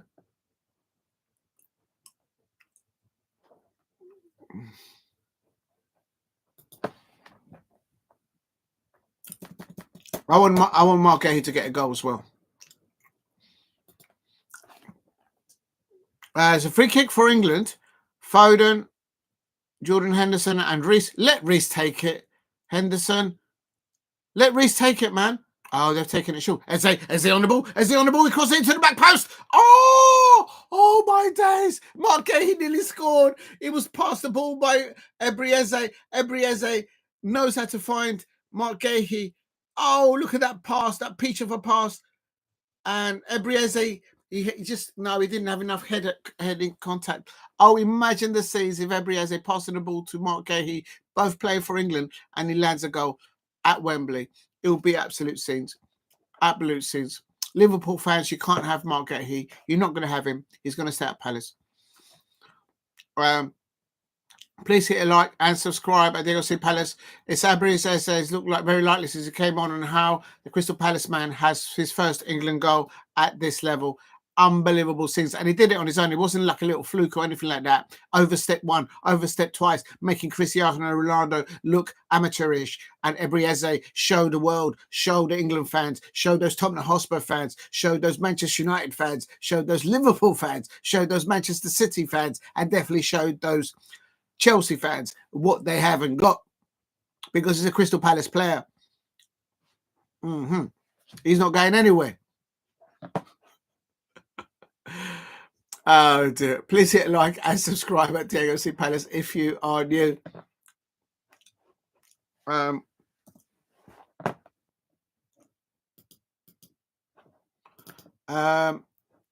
It's at 2 a.m. joking. It's at 9 p.m. Oh, okay, it's at 9 p.m. Okay. 9 p.m. I could do, but not 2 a.m. I'm not doing those hours. It just messes up my whole thing up. But thanks for the suggestion, Nick Nack. Teams will already have Eze on the radar. No, Nick Nack. Listen, they need to unplug that radar because, like, take out the Duracell battery. Oh, no, Eze's down injured. No. He was body checked. Is the way he landed.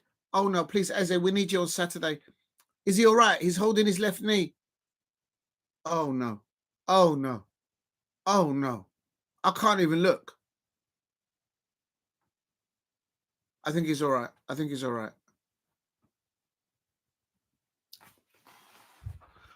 Oh, my days. We need Eze on Saturday. Raul Jimenez scoring for Fulham against in the final against Panama. I did a watch along in the early hours. Sheffield United live on Friday. ITV1. Okay. Burnley. Thanks, Steve. I may do that. And hard to see how Palace keep hold of these guys if big bids come in. Nick Nack. Let me tell you something. Bring on the Tottenham Hotspur fans.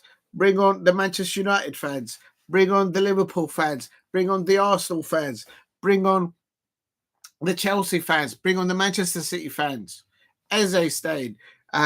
Marc Guehi staying. Boom. Mateta's in the room. Mateta is staying. Bring on Barcelona. They want to have a little bit of Eze. I'm telling you, it's not happening. Watching Wales tomorrow. Yes, if I can do the watch along, I'll definitely do for Wales. I've got good views doing the watch along for Wales, and I will try and do that. I'll have a look at the scheduling in a minute, and I might even do some score predictions as well. I haven't done my score predictions for a while, so that's why I've got the notebook out. Man, don't have the cash, and Levy's too tight. I mean, maybe I shouldn't say this too openly, and probably might get, if there's any Tottenham Hotspur fans, they might not like me saying this, but I think Daniel Levy is a very good businessman, and I think he's done well. Look at the stadium that they've got, the investment into the first academy, and the investment they've done in the into the women's football. Okay, they have lost 5 on the bounce, the Tottenham Hotspur women, but it's in the WSL and in other competitions, but. It's just their first team. He hasn't got it right, and there were some issues before with the sporting director, Tottenham Hotspur, and all that jazz. So has he been supporting them financially enough on the players, buying players and whatever? I don't know. I wouldn't have thought that he'd be doing the deals himself. So it is what it is. We'll talk, but I suppose Spurs fans will know a lot more in depth of that. So I'm not going to say that I know more because I don't. But and I don't think Tottenham Hotspur are £1 billion in debt like Manchester United. I do believe the Tottenham Hotspur Stadium has been paid for, or it's definitely not owing money. So, do you know what I mean? So, knick-knack. So that's the way I see it as an outsider. But then if you're a Tottenham Hotspur fan, you may look at it from a different perspective, naturally. And all day, so you've got to talk to them about it. So I'm just trying to be balanced on it as I see it. Please hit a like and subscribe at Diego C. Palace. And they could land. They could land the Europa League. Don't be surprised if you see Ruben Amorim up against Ange Postecoglou in the Europa League final, and there's £150 million at stake of the winner of that match, with being in the Champions League the next season of inward revenue. So don't be surprised if you see that at the end of the season, and then come back and tell me that I didn't call it out, because there's not many content creators out there that are calling that out. It is what it is. Who wanted Marc Guehi in the summer? Well, at the moment, Liverpool are very hot on the heels of Marc Guehi. Trent Alexander-Arnold looks like he's leaving. Ibrahim Konate keeps on picking up injuries for club and international duty. Also, Virgil van Dijk hasn't re-signed the contract at Liverpool. I think he will suit Liverpool, and I would like the Crystal Palace players, if they do leave Crystal Palace, to go to football clubs that want to win Premier Leagues and Champions Leagues. Harry Kane, nearly Harry Kane. Oh, England, how did you not score 4 goals? We're in injury time, 3 minutes of injury time. How did you miss the 3 minutes of injury time? Oh, well, sorry for the capitals. I didn't know I had it on. Not so much as chunky bids, but apparently there've been interest. So they've got to be careful how they do it, because they're outside the transfer window at the moment. Oh, we nearly fell for Ebrieze there. Oh, unlucky. Oh, come on, Marc Guehi and Ebrieze, get a goal, get another goal. Eze. A lot of empty seats at Wembley. A lot of people leaving early. I don't know why. I think it's going to come to an end now. I'm on 3 minutes. That's the full time. That's the full time. Another win for Thomas Tuchel. Reece James starting with that blistering free kick. Do you see that? Steve ROC predicted 3-0. And that's what you got. Ebrieze, your defense is terrified. And Marc Guehi and Ebrieze giving each other a hug there as Crystal Palace players there. Absolutely love to see that. Please hit a like and subscribe at Diego C. Palace. Player of the match for me is Ebrieze, scoring that goal. Did you see the difference when the man came on the pitch? Harry Kane started scoring goals. Did you see that? Did you see what he brought to the game? It's understandable. Listen, Bowen is a very good player for West Ham and for England, but it's not. He hasn't got what Eze's got, all rounder. Eze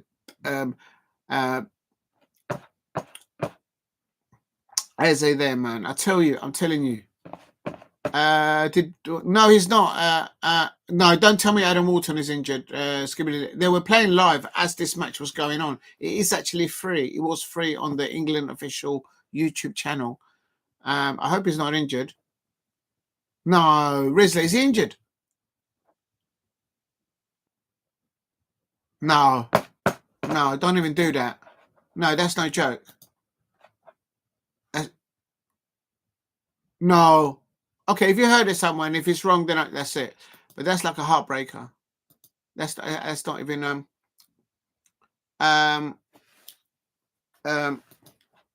I know how to find this out for sure. Hold on.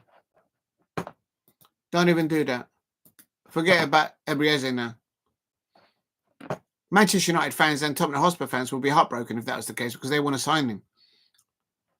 It's going to be between Manchester City and Manchester United fans who lands Adam Walton. Okay, so let's leave this one here.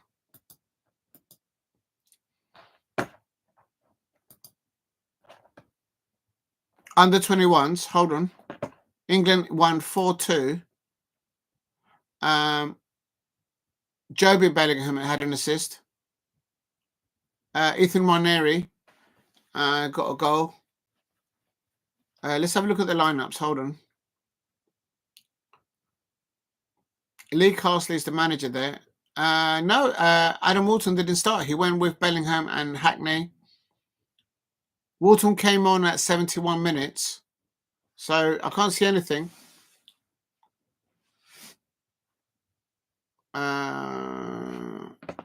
but nothing to get excited about. I heard someone say yeah, he was.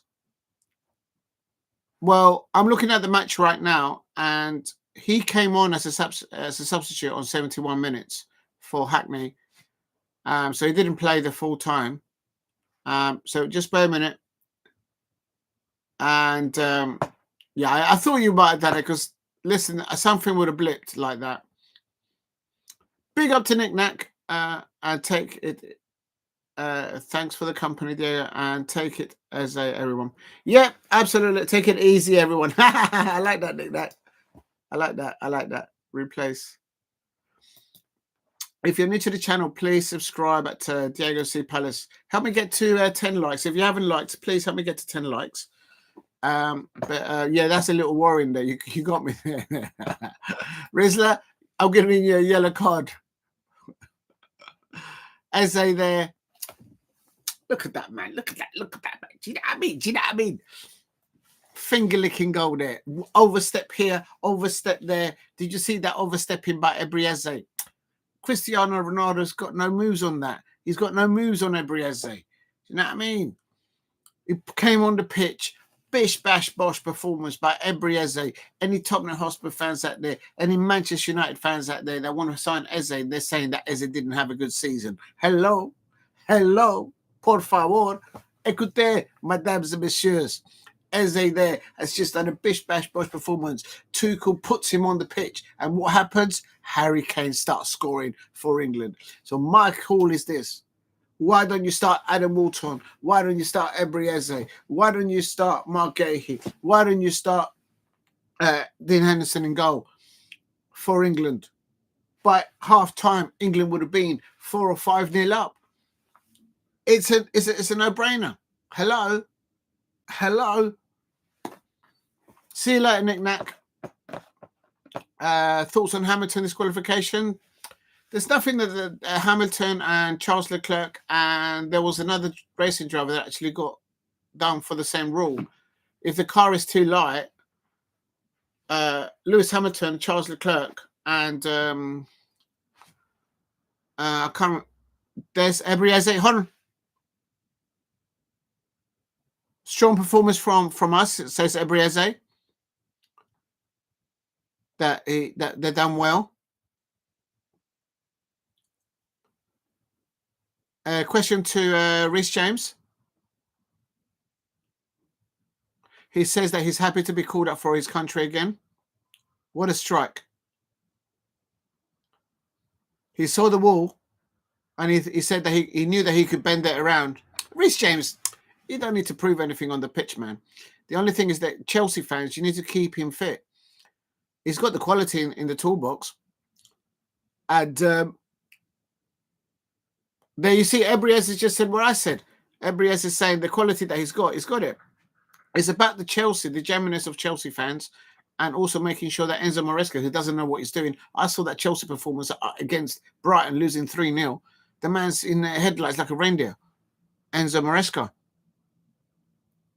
Ebrieze is speaking. Today he's saying it came off. Look at that. Overstep. One overstep, then he cuts it in with the right foot. And then has another touch with the right foot. And then bish, bash, bosh. Ebrieze scores for England. There you go. Your defence is terrifying. Eze is on fire. Listen, Tuchel, England fans out there, start Marc Ebrieze, start Marc Guehi, start Adam Walton, start Dean Henderson, and you'll be winning 4 or 5 goals by half-time against Latvia, against Spain, against Argentina, against Brazil. It will happen. Play those 4 players. We'll talk. What is Adam Walton doing for the under-21s? Bring him in the house. England have got 6 points there. Big up to Nick Knack. Thank you very much for dropping in. And it's always been Palace will land Williams in next 2 years. Could be. Big up, Anomi. Good evening. I hope you're doing well. And Eze is not leaving. I hope not. But where's my shirt? Eze signed my shirt last season. Thank you very much, Eze. I'm absolutely so proud of that. Also, Jeffrey Slop as well. Loads of players signed this shirt last season. I was absolutely so humbled just watching them sign my shirts. That was amazing. And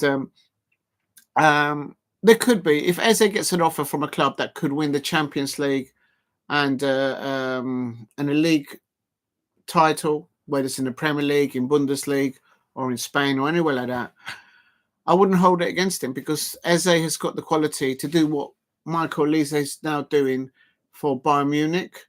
He's constantly starting for Bayern Munich alongside Harry Kane. Vincent Kompany's picking him now, finally, although that was because of an injury to someone.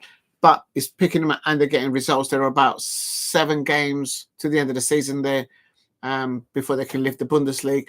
And now Olise gets picked by the champs, by the France manager, and he's scoring goals for France now, and also for Bayern Munich. So that's what we never. No way, you don't believe that's his signature. Reece, no, well, if you don't believe me, you don't believe me. But why would I lie about it? Anyway, did you film it? Why would I film it? The only people that film the players when they take the autographs of things is because they are thinking of selling it. I would never sell this. I will never sell this. Never sell this shirt. Never would. People that record the professional football players signing their stuff is because they are in mind to sell the shirt. And if that's what they want to do, that's their thing. But for me, if I ask, Schlop signed it, Ebrieze signed it, who else did it? Can't remember. Daniel Munoz signed it. Adam Walton signed it as well. And I can't remember. You know what I mean? That's how it is. I would never sell it. Olise and Eze scored the same week. Yes, that's right. They're doing really well. I would love to see Adam Walton in this England lineup. I think Adam Walton has deserved it back. There is a pecking order, of course, and whatever it is. But I think the criticism of this play has to be given against Tuchel is that England were not able to score from open play against Latvia at Wembley. And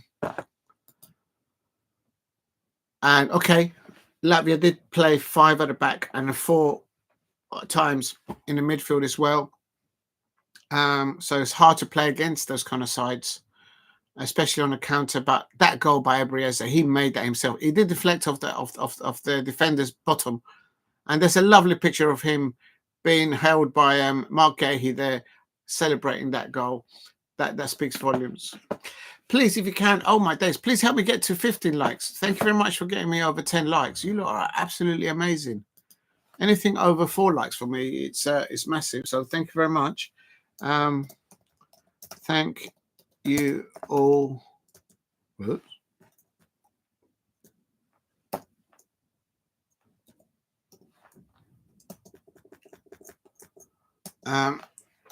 For the, I've got 11 likes. 11 likes. Oh.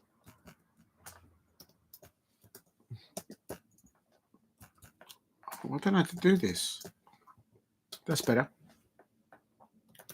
Please help the live stream get to, what's the next one? 15 likes, I suppose. If you could, that would be amazing. Thank you. There we go. What game was that? That's the last game of the season, last season. At the end of the season, we played Aston Villa, and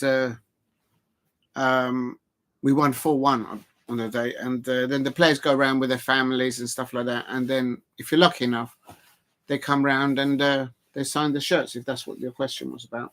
But I would never sell that. I would never sell that. It's no, I just that moment is too good for me.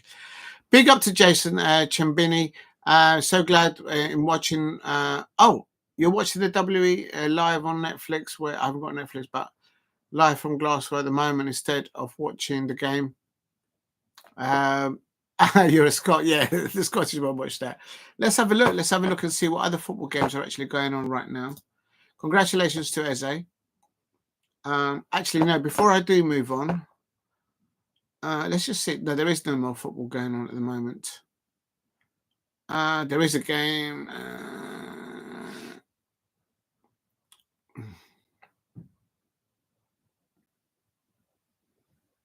Steve, you got quite a few of your predictions right. Steve says I got 2 scores: England 3, Latvia 0. Yes, and Poland 2, Malta 0.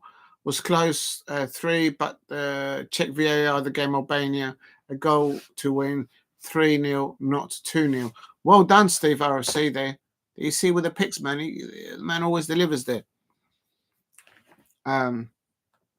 If you're new to the channel, please subscribe at Diego C Palace. Oh dear.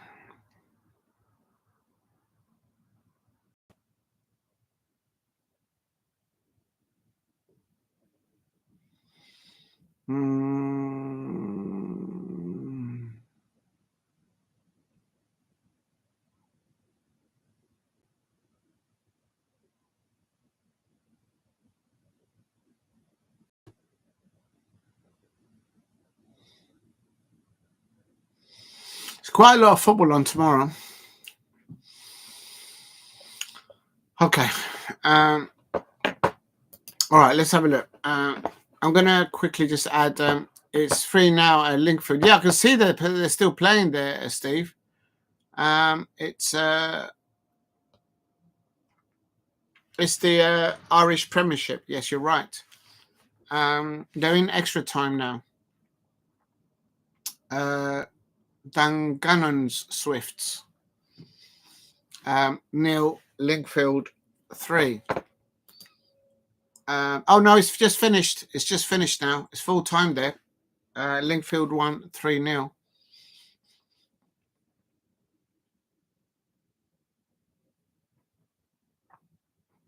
Please give me in the likes. Yeah, until tomorrow lunchtime. Yes, you're right, James. Jason, I just saw that. I'm sure Steve has a real travel mission. Listen, he gets Skibbity Rizzler, joke aside. Steve RSC's an absolute. I say out of 10 predictions, European football, not just Premier League, but European football. The lad gets them right. If I was a bookies, I'd keep him away from them. We'll talk. Anyway, right. What I did want to do was to get into the match itself. Lovely to see Ebrieze. Ebrieze talking to ITV there. It was a strong performance from us. It was important to win. I always want to impact the game whenever I play. Today it was coming off. Hint to Thomas Tuchel, play me. Do you know what I mean? Anyway, and today coming off, it's a good to contribute. He not only scored a goal, the moment that he came on, Harry Kane, he scored.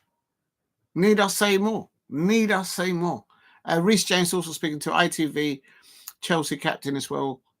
I suppose would the Chelsea fans see him as a Chelsea legend? Probably. He's won loads of things with them, so he's just got to keep him injury free. Oh, here's Harry Kane talking. Hold on. Harry Kane saying there was more pattern to the player from England. That's what I was saying. Harry Kane is saying they were playing up against a team that's 11 behind the ball, 6 at the back, 5 at the back with everyone there. So 2 clean sheets and 2 wins, Harry Kane saying.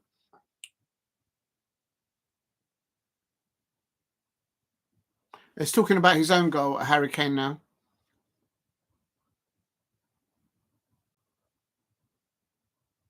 Oh, he's talking about, no, not his goal, the goal from Reece James. They've asked him what was key this evening.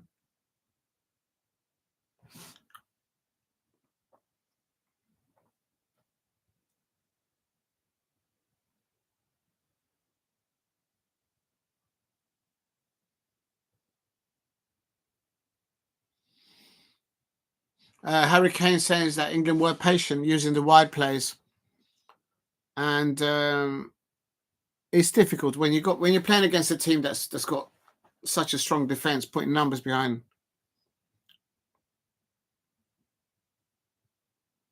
Now talking about Thomas Tuchel as the England manager, Harry Kane is responding. He's fantastic.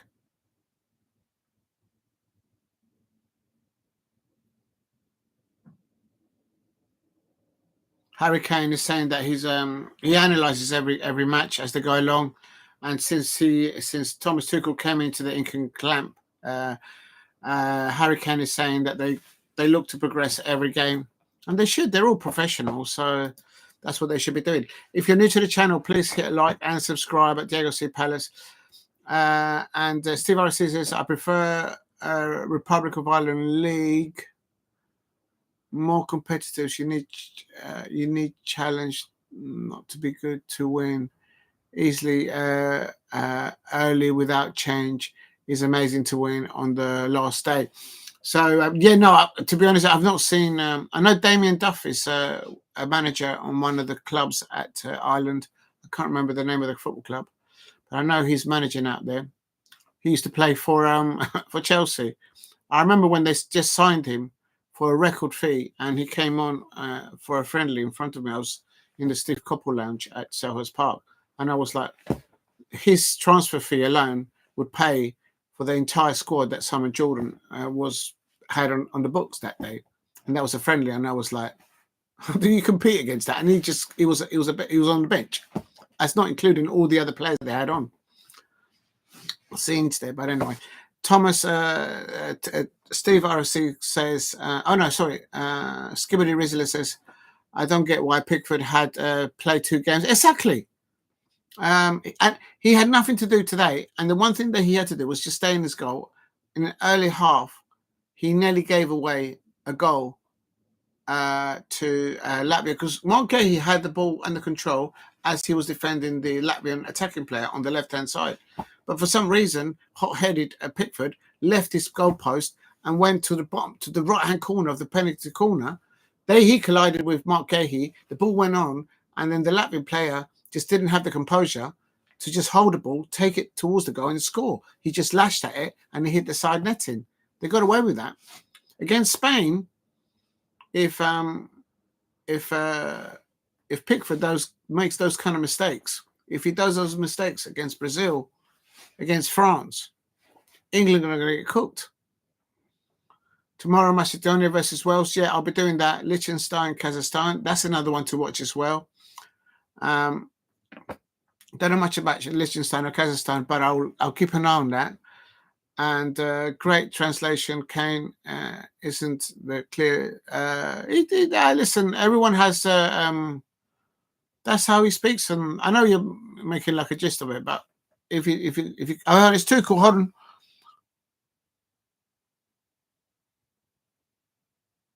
on. Thomas Tuchel was talking about Declan Rice. Hold on, let's listen to this.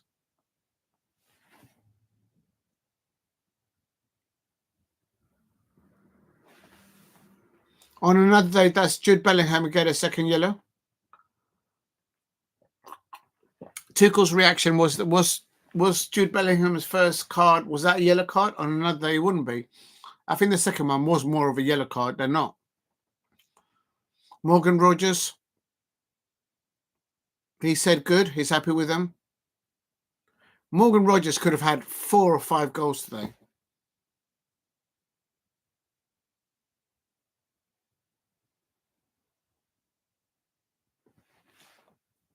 I think he's not convinced with Morgan Rogers, because he had opportunity to score 5 goals. 5 goals today, and he couldn't score 1. Ebrieze comes on straight away. He unleashes Harry Kane. Harry Kane scores, and then a few minutes later, bish, bash, bosh.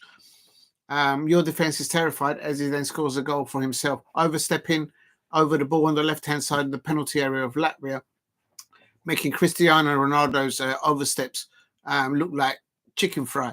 And then with that right foot of Ebrieze, finger-licking Nando's right foot of Ebrieze, there's only one conclusion: England goal. Well done for Eze getting his first senior England goal. And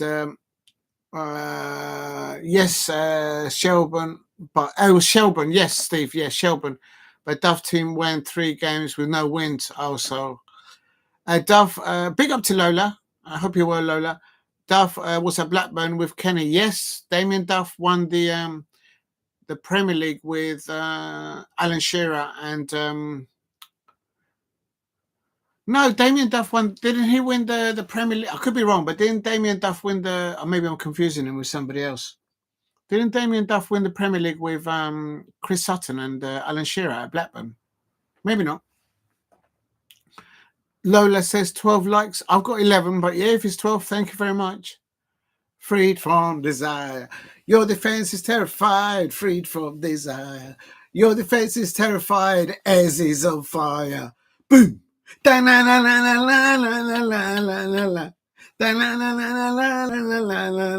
Boom. Your defense is terrified as is on fire. You got to bring the Musketeers in for that. Your defense is terrified as is on fire. Your defense is terrified as is on fire. Boom. I've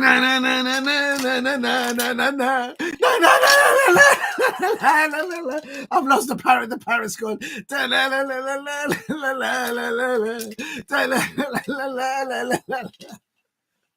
Stop it. That's your fault, Lola. That's your fault, Lola. Oh, my days.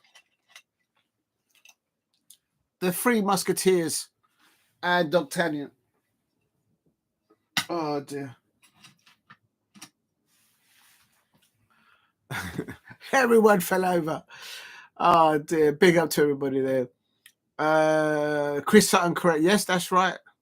How did Marc play? He did well. He had a slip and then he went to recover the ball, and I think he gave himself a little knock there, but he didn't going to come off. You know what I mean? The man has hot pepperami with his Weetabix every morning. If you know, you know. He has condensed milk on his Kipling pie. If you know, you know. D'Artagnan is not the dog. D'Artagnan. Please keep hitting the likes and subscribe at Diego C. Palace if you're new. If you can help me get to 15 likes, that's amazing.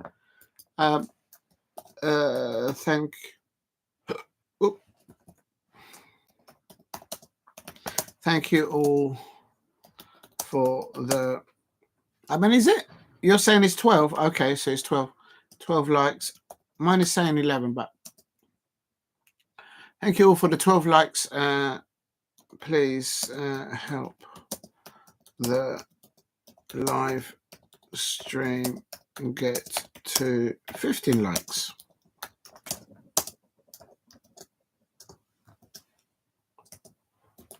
Thank you very much. I love to see the crystal. Lucky, yes. So do the Crystal Palace cheerleaders. They're absolutely brilliant at Selhurst Park. Damien Duff win the league in 2005, 2006 at Chelsea. He wasn't at Blackburn in 1985. Oh, right. So then I'm thinking of somebody else.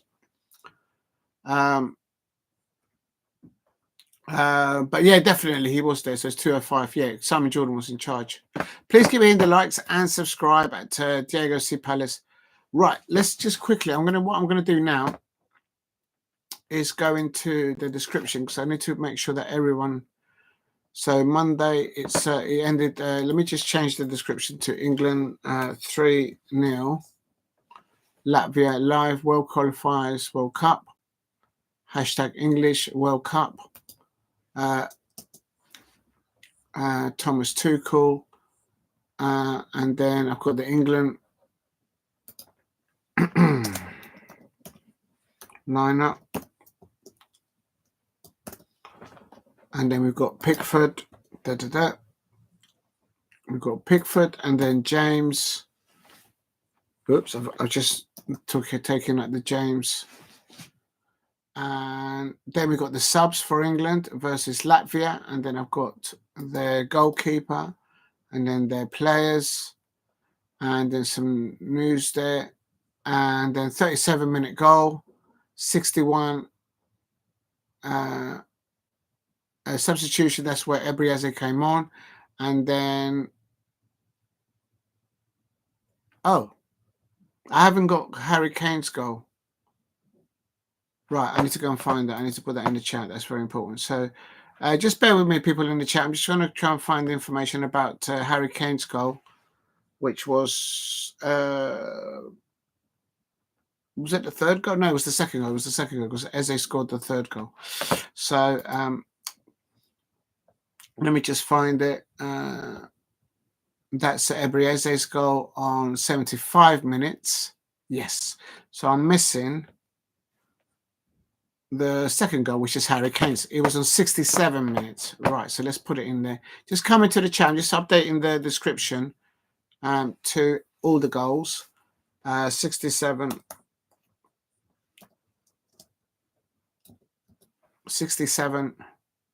minutes. And if you know, you know. I thought I put this in. Oh, let me just turn this down. You do not want to hear the commentary. If you're new to the channel, please subscribe at Diego C. Palace.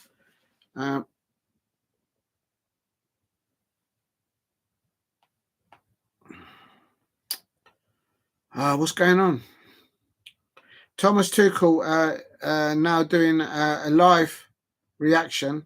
They're doing the reaction. I think that's the Latvian manager. So I'm going to leave that for the moment. As soon as Thomas Tuchel goes on, then I'll do that as well. But I'm just going to put on here. Just come into the chat 1 second. Just I'm putting in the description Harry Kane's goal, which was on 67 minutes.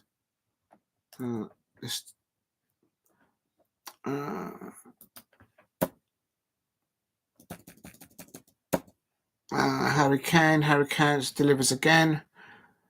The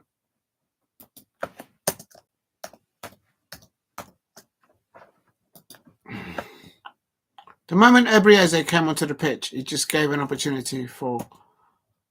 The first thing that he did was try and ping the ball up to Harry Kane in the number 9 position. Even Harry Kane was giving the thumbs up to it.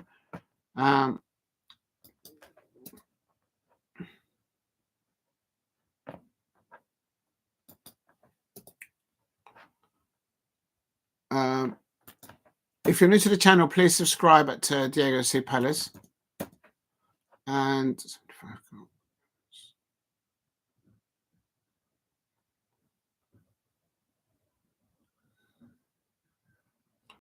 that's what happens when you run on defenders. Right, so that's Ebrieze's goal. The other thing that I've got to put in there is Jude Bellingham. No, that's the goal there. Goal by Ebrieze. And I'm going to put the substitutions because this was quite interesting. On 78 minutes, there was a triple substitution. Please keep hitting the likes and subscribe at Diego C. Palace. So on 78 minutes, there was a triple substitution. 3 substitutions. 3 England, I should put.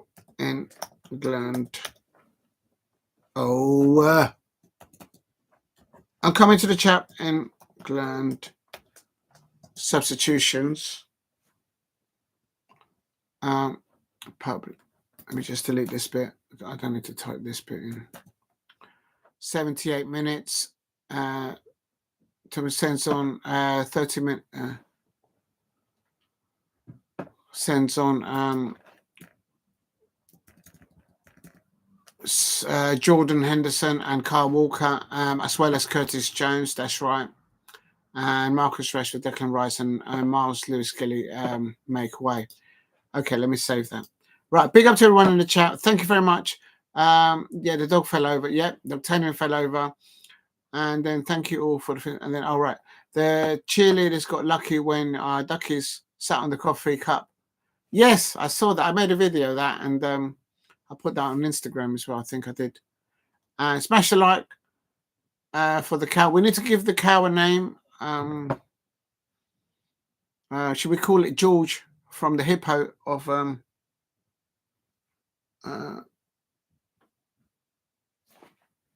don't know. Yeah, I like that, Lola. I definitely, it was buzzing when I saw that.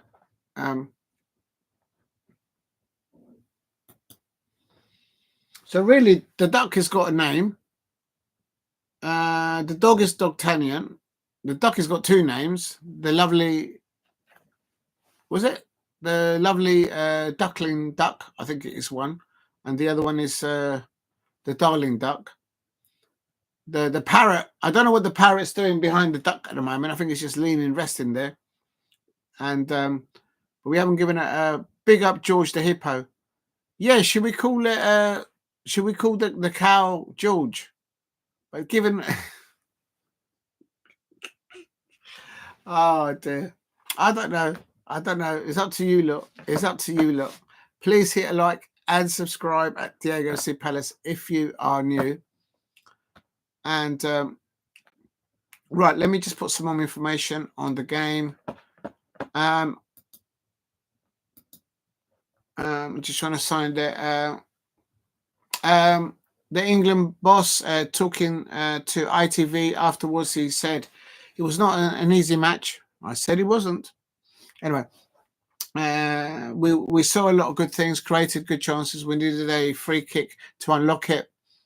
I'm happy with the attitude, energy, and desire. We will get there.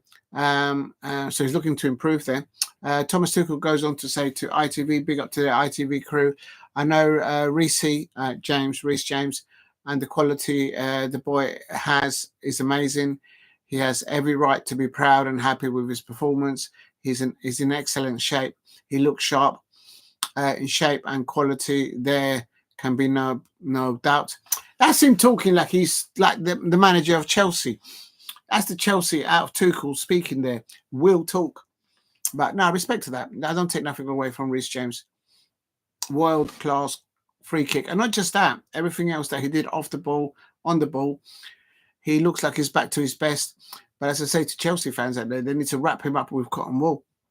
Tuchel goes on to say, the second half, we started to slow the game down, made it a little movement, which made no sense, but the second goal was better as we showed acceleration from one of our sixes because Ebrieze was on the pitch. Hello? Ebrieze comes on, Harry Kane is unlocked against the opposition. It's a no-brainer. Anyway, we encourage everyone to have these late accelerations, but we struggled a bit until the goal. Until you brought Ebrieze on. That was the key. He won't say that publicly, but it's just easier. Thomas Tuchel has become the first permanent manager to win each of his first two competitive games in charge of England since Fabio Capello. Are they still paying Fabio Capello's wages? Unbelievable. I'm putting this in the chat. I think this is a wicked quote. We're going to put this in the chat. If you're new to the channel, please subscribe at Diego C Palace. And let me just put this in here. And can someone in the chat remind me to put the hashtags in? Because that helps apparently. First two games in charge of England since Phil Foden won.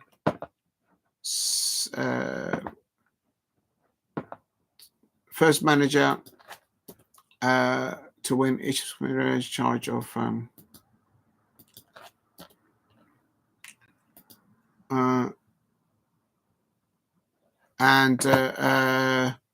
Fabio Capello actually won his first 8. So he's won 2. Fabio Capello won 8. His first 8. Okay. Safe. Right. Please keep hitting the likes. Prince Parrot. Yeah. I like that. Purple rain. Purple rain. Purple rain. I like that. Prince Parrot. That could grow. You know what? If that parrot comes home one night and he's got an earring here and he's got an earring here and he's got an earring on the stud of the nose. OMG. He starts wearing leather stuff. Prince Parrot. That's like a name of a dodgy pub, of a pub. Hold on, let me just pin that if I can. I like that, Lola. I like that. But if he starts coming in with a pierced nose, pierced peep, and a pierced wing, how's he going to take off if he's got all this metal? Look at that, the weight of that chain. How's he going to take off? What would you do if Lola and Alicia were part of the Crystals? I would ask for a selfie and an autograph, and I would keep cheering them on like I cheer the Crystal Palace cheerleaders as I speak. Absolutely. It'll be absolute scenes. They'll probably ignore me. They'll probably know because they'll be like, doing their things like, oh, I'm not talking to that eagle over there. They'll probably want to say hello to me. They'll say, where is the Parrot Prince? Where's D'Artagnan? Where's the darling duck?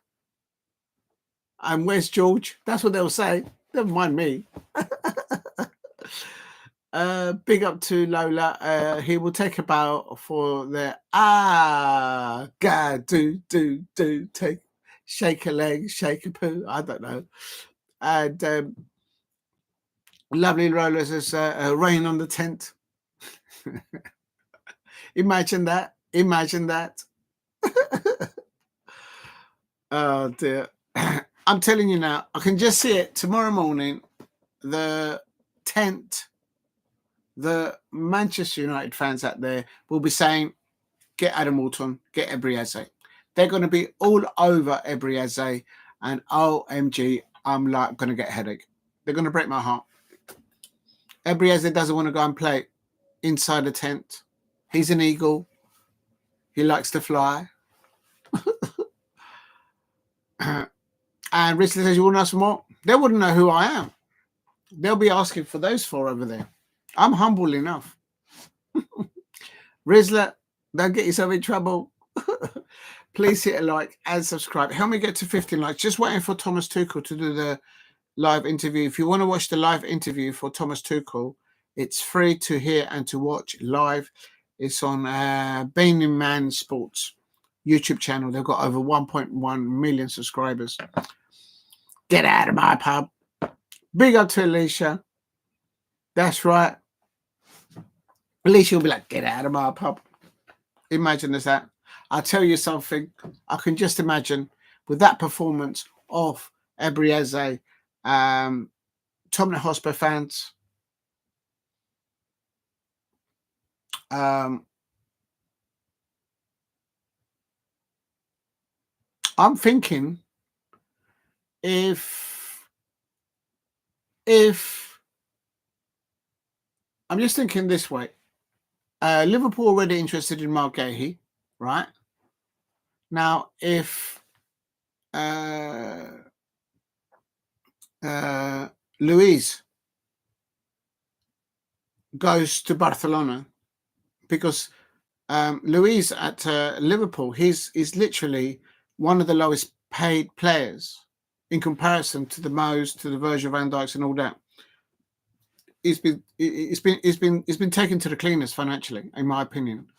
And I'm not saying that lightly. I think Liverpool fans, shame on you. So if Luis does leave for a club that can give him, I'm not exaggerating, not just double what he's earning at Liverpool, but 3 times, he's going to go. And I'm not talking about Saudi Arabia. I'm talking about Spain. There's clubs out there that will pay for him for what he's doing, for what he's done for Liverpool in that position. So if Liverpool lose that player on that position, they might come in for Eze.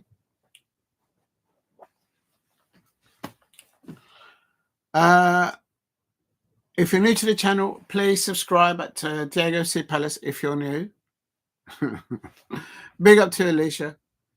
If you know, you know. Right, so I have added that in the description about Thomas Tuchel when getting that information in. What I haven't done is the full-time If you're new to the channel, please subscribe to Diego C. Palace. Somebody said 5 out of 10 for Marc Guehi. Oh, do me a favour. Will you do me a favour? And they've given a 8 out of 10 for Morgan Rogers, who can be a real asset. What are you talking about? Morgan Rogers, he's a good player. He played well tonight, but he could have scored 5 goals.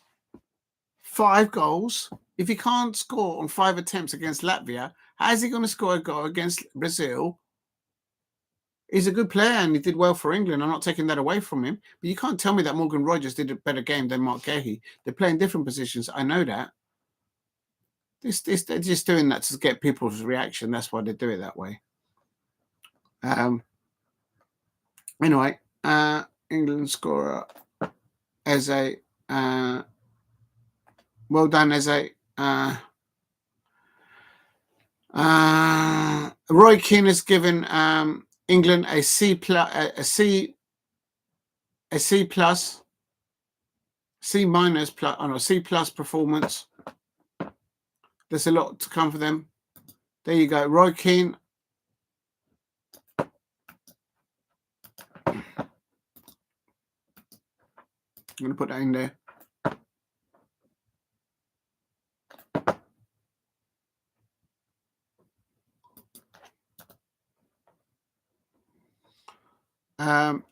Let me just put that in the chat so people can see that. If you're new to the channel, please subscribe to Diego C. Palace. Let me just save that. And oh my days, we got 13. Big up to Alicia. It's because of you. Thank you very much. There's Roy Keane. Big up to ITV Sports.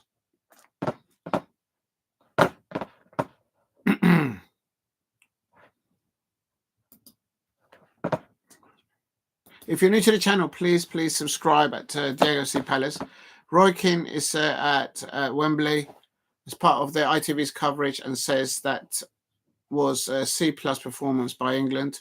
There's lots more to come from them. I can't believe that no one of the commentators have not pointed out that the moment that Ebrieze came on, then Harry Kane looked more likely to score against Latvia. And what did he do? He actually scored. And then he scored himself, Ebrieze. No one's picking up on that. Everyone's picking about Morgan Rogers.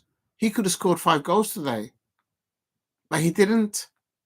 You give those opportunities to Adam Walton or to Ebrieze, 3 of those 5 opportunities, they'll be in the back of the net. Remember that it was. This is the end of the match, so let's put that on there. Copy. If you're new to the channel, please subscribe to Diego C. Palace. Let me just put this in here, and then I'll do some more. Then I might do some predictions, or I'll do what's going to happen tomorrow. Full-time results.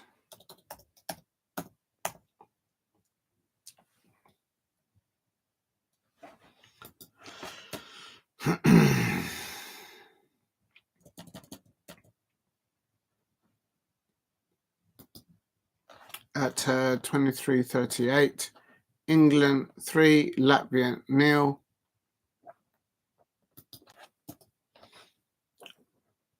For Thomas Tuchel. Right, there you go. Thank you very much, Alicia, and everyone else in the chat. If you can help me get to 15 likes, that would be amazing. I'm just looking at any other details that I need to put on here. That's important.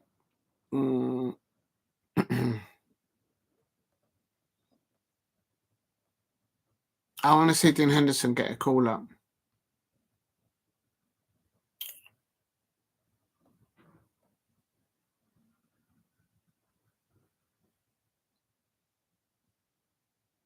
Oh, there it is.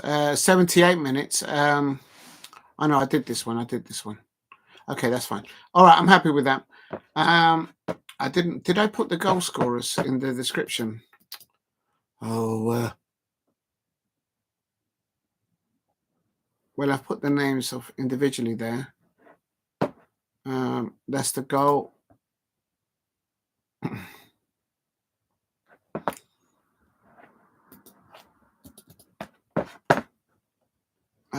No, I can leave it like that. Oh, the attendance was 79,000. So you see that the attendance at Wembley today was 79,572. So if Manchester United build that tent and they want to put over 100,000 people underneath a tent, can you imagine how big that tent is going to be? I mean, at the moment, they can't even figure out their midfield.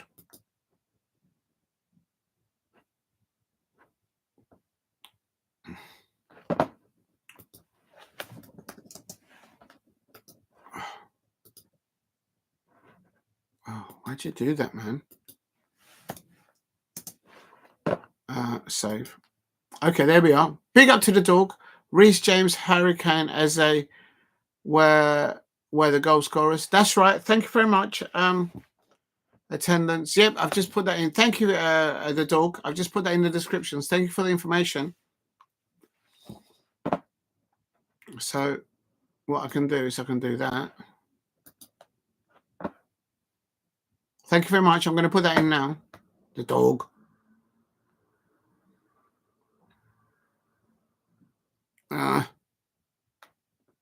That's the lineups. So if I put it in brackets at the beginning, oops, paste. Oh no, that's got the attendance again. Oh Lord. Big up to you. Ugh. Copy. There we are. And stream. If you're new to the channel, please subscribe at Diego C. Palace. Oh, nearly in the screen there. Oh my God.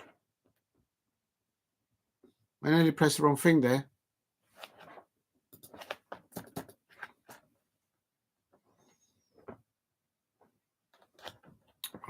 World qualifiers.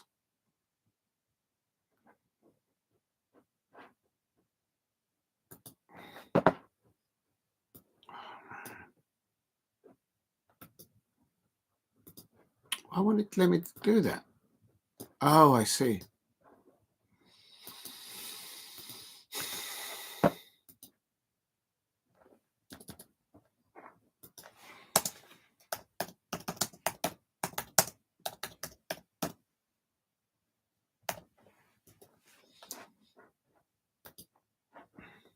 Okay. Thank you very much for the 12 or 13 likes. It is 13. Yes, it is. Well, mine says 12, but I know Alicia's saying 13, so it's 13. What I'm going to try and do is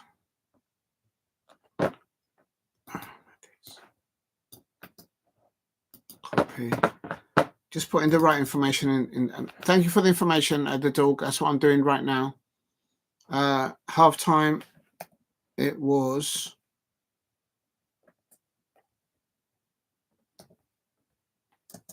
1-0. Goal scorers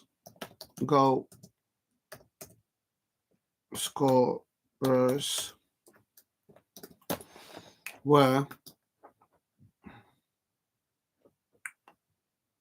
paste.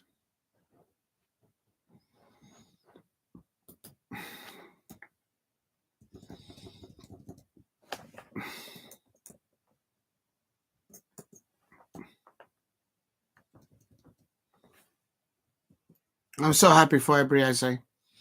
Like to see him being congratulated first on the pitch by Marc Guehi, and that could help him now. The thing I'm worried about that now is Liverpool fans, Tottenham Hotspur fans, Manchester United fans, Liverpool. Oh dear, the list goes on. All right, it'll be whatever it is. And then goal assist,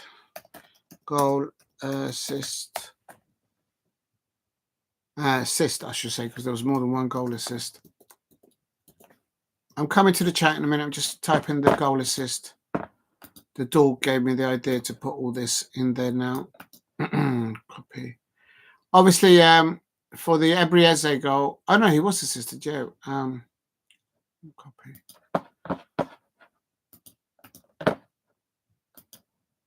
Declan Rice on 76 minutes. Phil Foden.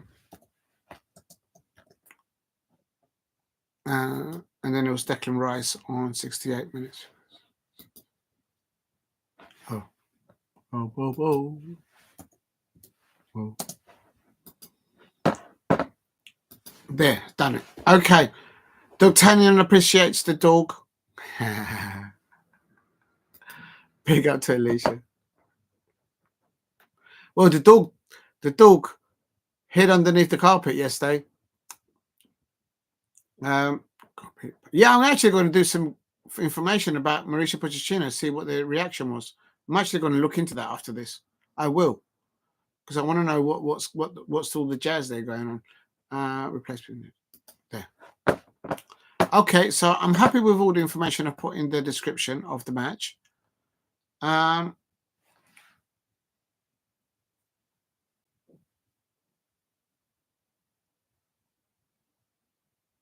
Let's not mistake about it. Latvia are ranked 144.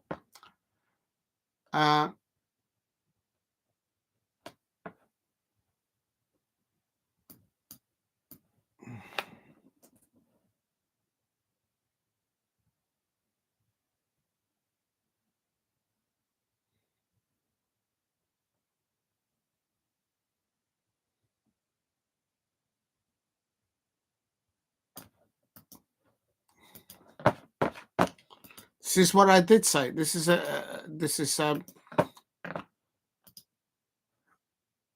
what's going on now?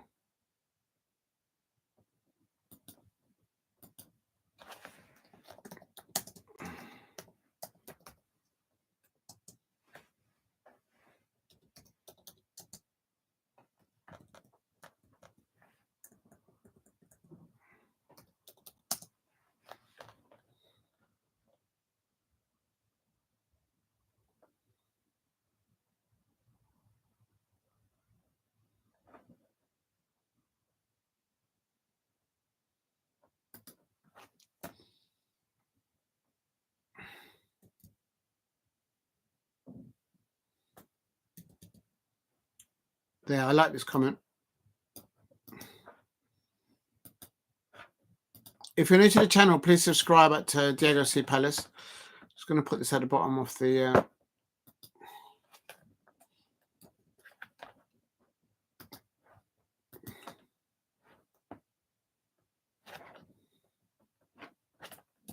Right, I'm going to do the hashtags now.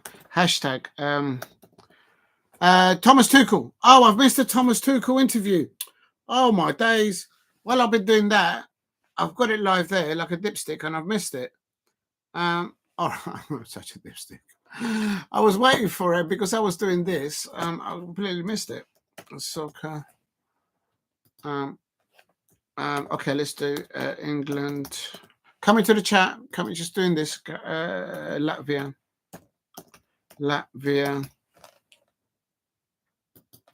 Who else can I put? Hashtag FIFA. Hashtag UEFA.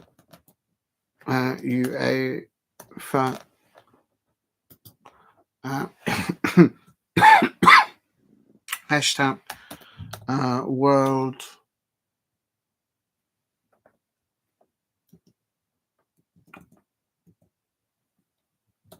World Cup. Hashtag cpfc. Hashtag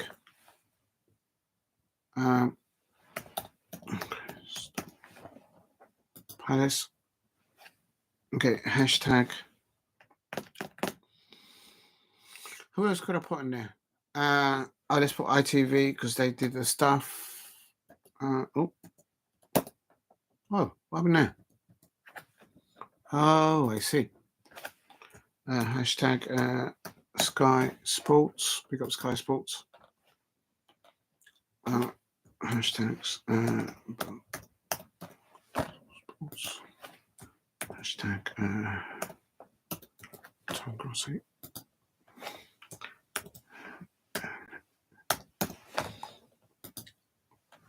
Hashtag Peacock.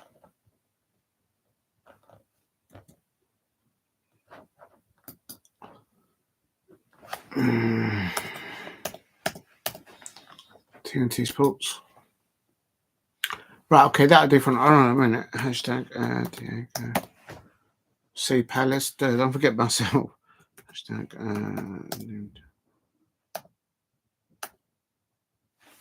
is it?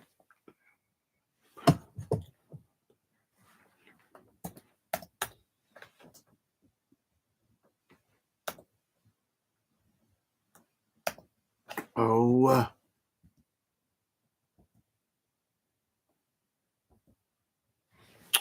I'm coming, people. I'm just trying to do multi things here.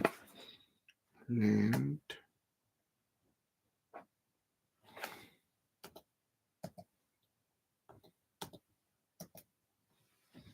there. Bloody hell, talk about take your time. Hashtag.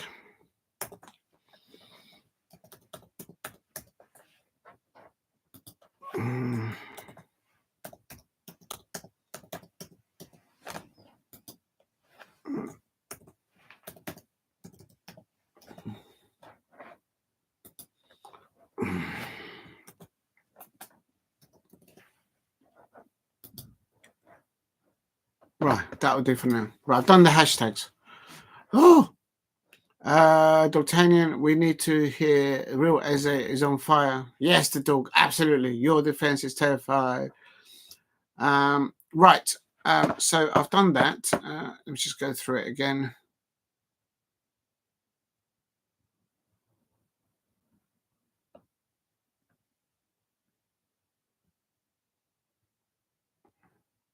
Morgan Rogers. Let's see what they say. Morgan Rogers speaking to, this time it's the BBC. Big up to the BBC. There's no name of reporter there either. It's a dream come true. So well done to Morgan Rogers. But on another day, he could have got 3 or 5 goals. But anyway, it goes on.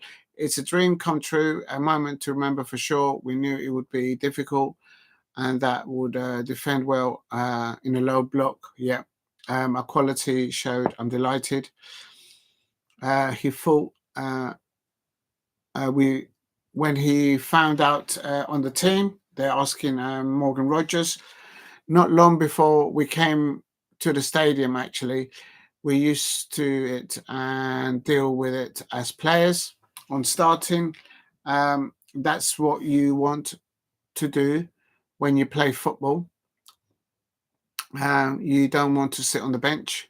Thankfully, I got my chance, and hopefully I can get many more chances. I'm sure he will. I think he's done really well.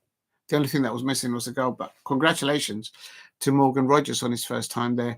I'm a bit disappointed I didn't score. That's what I've been saying. He's a professional. He knows what he can do it. So good luck to him. I'm not always going to get it right, but if I do the right things, then good things will come from that. Absolutely. Well done, Morgan Rogers there. On Thomas Tuchel, Morgan Rogers says, the way he speaks to you is nice. He's chilled, but when it's time to work, then it's time to work. That's it. Yeah, the friendship goes out the window. It's manager and professional football player. That's what it should be. We need to keep pushing, he goes on. And on Aston Villa, he goes on to say, everything is going well right now. We just need to take it game by game. We'll see how we go. So Unai Emery will be happy. I expect that Morgan Rogers played really well today for England. I expect Aston Villa fans will be happy with that performance. They know the qualities of Morgan Rogers, and he himself said it there in the interview. What was just missing was that goal. So it is what it is. Please keep hitting the likes and subscribe at Diego C. Palace if you are new. And good evening to Daniel 90. I hope you're well. With the goal, yes, that's right. I'm glad you emphasize the Palace boy, player, legend. It wasn't a. You know what I mean? That's right. Let me just pin that just to make a point of it. Eze, the Crystal Palace Eagle. Your defense is terrified. Eze is on fire. That's right. Boom. And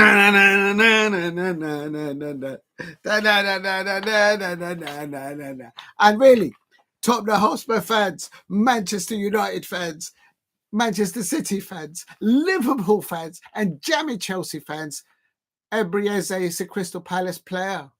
Boom. That's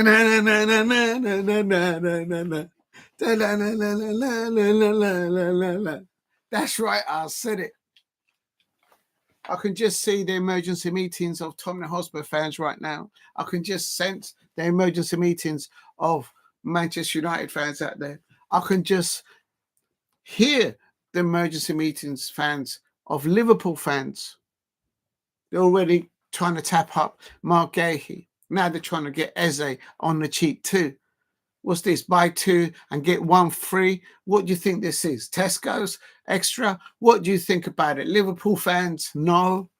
Tottenham Hotspur fans, what you after? Buy two and get one free. Tottenham Hotspur fans are probably thinking to themselves, you know what? We'll make a bid for Eze. We'll make a bid for Marc Guehi. And then they might throw in Adam Walton for free. No, it's not going to happen.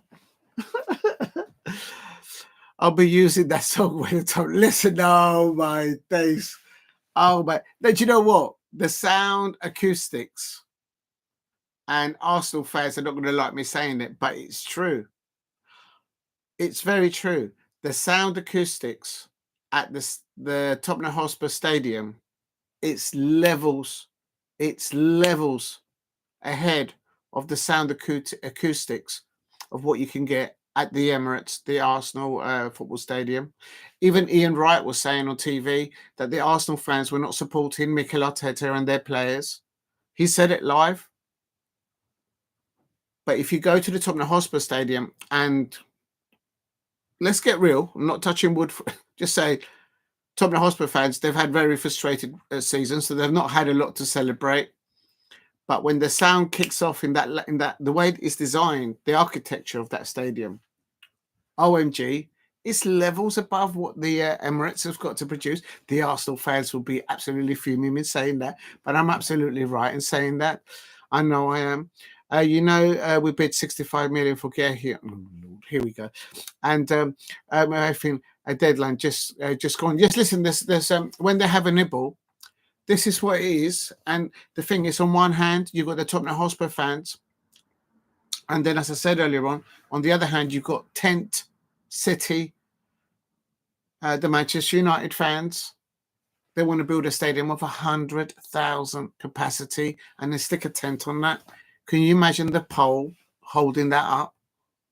Do me a favour. Do me a favour. There you go, Alicia, at the circus. Exactly. Boom. They couldn't sing that song underneath a tent. The tent will be like waving backwards and forwards. OMG. You can't take that song. I'll tell you something.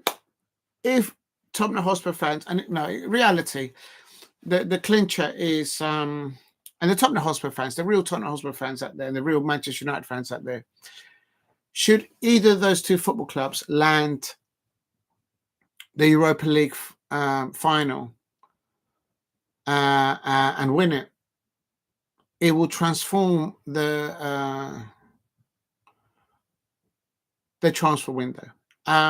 I think Tottenham could still have a good transfer window, even if they don't qualify for the Europa League. The reason why I say that is because the club is not in debt, as is Manchester United, although the worldwide brand of Manchester United can easily borrow money on that 1 billion debt at a decent rate. But if they land that 150 million, I'll keep rabbiting on, from being in the Champions League next season of inward investment, it will not surprise me if then they start not just having an approach like Daniel's saying that Tottenham making an approach from Marc Guehi for 65 million. But the thing is, Daniel, you're forgetting this is Steve Parish, and who let the dogs out? Oh no, yeah, the dog has gone. Dougie Freeman has legged it. I was about to leg it. What I feel, Daniel, is that we're getting a new sporting director. It might be coming from Germany, or from the European, with experience in dealing in European football players. For me, Crystal Palace need to land a sporting director at Crystal Palace. I want wanted Crystal Palace to announce the new sporting director before the beginning of the financial year, at the end of March. That's what I would like to see as a Crystal Palace fan, and then they just get on with it. But anyway, so it's going to be interesting. I guarantee one of SA's Guehi or Whitehall will be playing at Tottenham next season. I can just see it, but I think in all fairness, Daniel, you've got to admit that if you don't land that Europa League trophy, should a player like Adam Walton, Eze, or Marc Guehi be going to a football club where the manager's position is in question, is up there in the air, and two, is it a club that has got the foundations in for not developing young players, because they've got that in their academy, not construction of a stadium because they've got that already in place, but is it a club that a player wants to go to from a club like Crystal Palace, go there and progress their career so they can get into win Champions Leagues and domestic trophies. And at the moment, Tottenham are a bit far from that. But I keep saying it, as an outsider looking into Tottenham, Ange Postecoglou has always said that in the second year of his managerial career, since he began to walk as a little toddler, back there in the old back in Australia, Ange Postecoglou in the second year, for any team that he's managed or coached, he's always landed silverware. So I say, as Adam Walton and Guehi in that example, if you're going to leave Crystal Palace, go to a football club that's going to win the Premier League next year, not the next 2 or 3 or 5 years potentially, but next year, because the time window for professional football players is very small in comparison to all other professional professions out there. So that's the way I see it, and I think Daniel will probably agree with me on that, or not. I don't know. We'll have to wait and see. But yes, I think you are touching on something there. Putting the banter aside, it wouldn't surprise me that there will be an interest. But the thing is, just as there's an interest may well be from Tottenham, you're going to be up against other teams like Chelsea, Manchester United, and City. If City come into the bidding for any of the players that Tottenham Hotspur are wanting, or Liverpool come in, the Tottenham Hotspur fans think that they're going to win that race. That's the reality of it. So it's imperative that they get to that Europa League final and land that trophy, in my opinion. I don't think those weights are heavy enough if you're dancing with them. No, I'm all right. They're real. They're real. There's nothing here that's fake. I'm looking for something metal. Look. That's metal. That's 2.5. And there's 2 of them. And that's 1.7, 1.25. So those 4 plus the weight of the bar, which somebody pointed out, is 6.5 kilograms. This arm is I have to be careful with this arm. But this arm is a lot easier. That's why I can lift it up and go up and down like a numpty. But you will make a European quarter final, one of the highest seasons in 20 years. Yeah. I saw one of your players, Romero. He was up against. He was playing well. I did a watch along last night or the night before. He was playing well, Romero, and he was fighting with another Tottenham Hotspur player. But he was playing for the opposition team. I can't remember who it was. Oh, my head's fried. Anyway, but they both came off without injury. So I think every Premier League manager is probably looking in the last 48 hours, in the next 24 hours, that there's no more injuries to their players. Actually, that's a good point now, Daniel. Hold on a minute. I'm just going to go into fixtures. I'm surprised that no one is mentioning the fact that the moment that Ebrieze came on the pitch, it completely. The first thing he did when Ebrieze came on the pitch and was doing that on the left-hand side, he just pinged the ball to Harry Kane, or tried to switch the ball over to the right-hand side of the play, where Bowen and all those other players were just basically getting no service. He does that all the time at Selhurst Park. Ebrieze, when he plays down that left-hand side for Crystal Palace, he comes inwards as a number 10 and has the vision whilst with the ball at pace to pick a pass out to Daniel Munoz or to Issa Mensah, and then they do their stuff. So he's able to switch the play at pace. He doesn't need to be told. It's natural to him. And it is what it is. The moment that he came on, he gave service to Harry Kane. And what happened? The lad gave the thumbs up. That was the first reaction of Harry Kane when Ebrieze came on, because the first thing that happened is that as he just pinged the ball out to him, and Kane could reach that, and he put the thumbs up to him. That's what I'm saying. What worries me is that Ebrieze has seen what Michael Olise is doing at Bayern Munich with Harry Kane. Can you imagine Ebrieze up there with Michael Olise on one side, linking those two together with Harry Kane up top? OMG, they'll win another Bundesliga for the next 2 or 3 years. Easily. Vincent Kompany must be licking his lips right now saying, get me Eze. Oh, that's going to break my heart. Don't break my heart.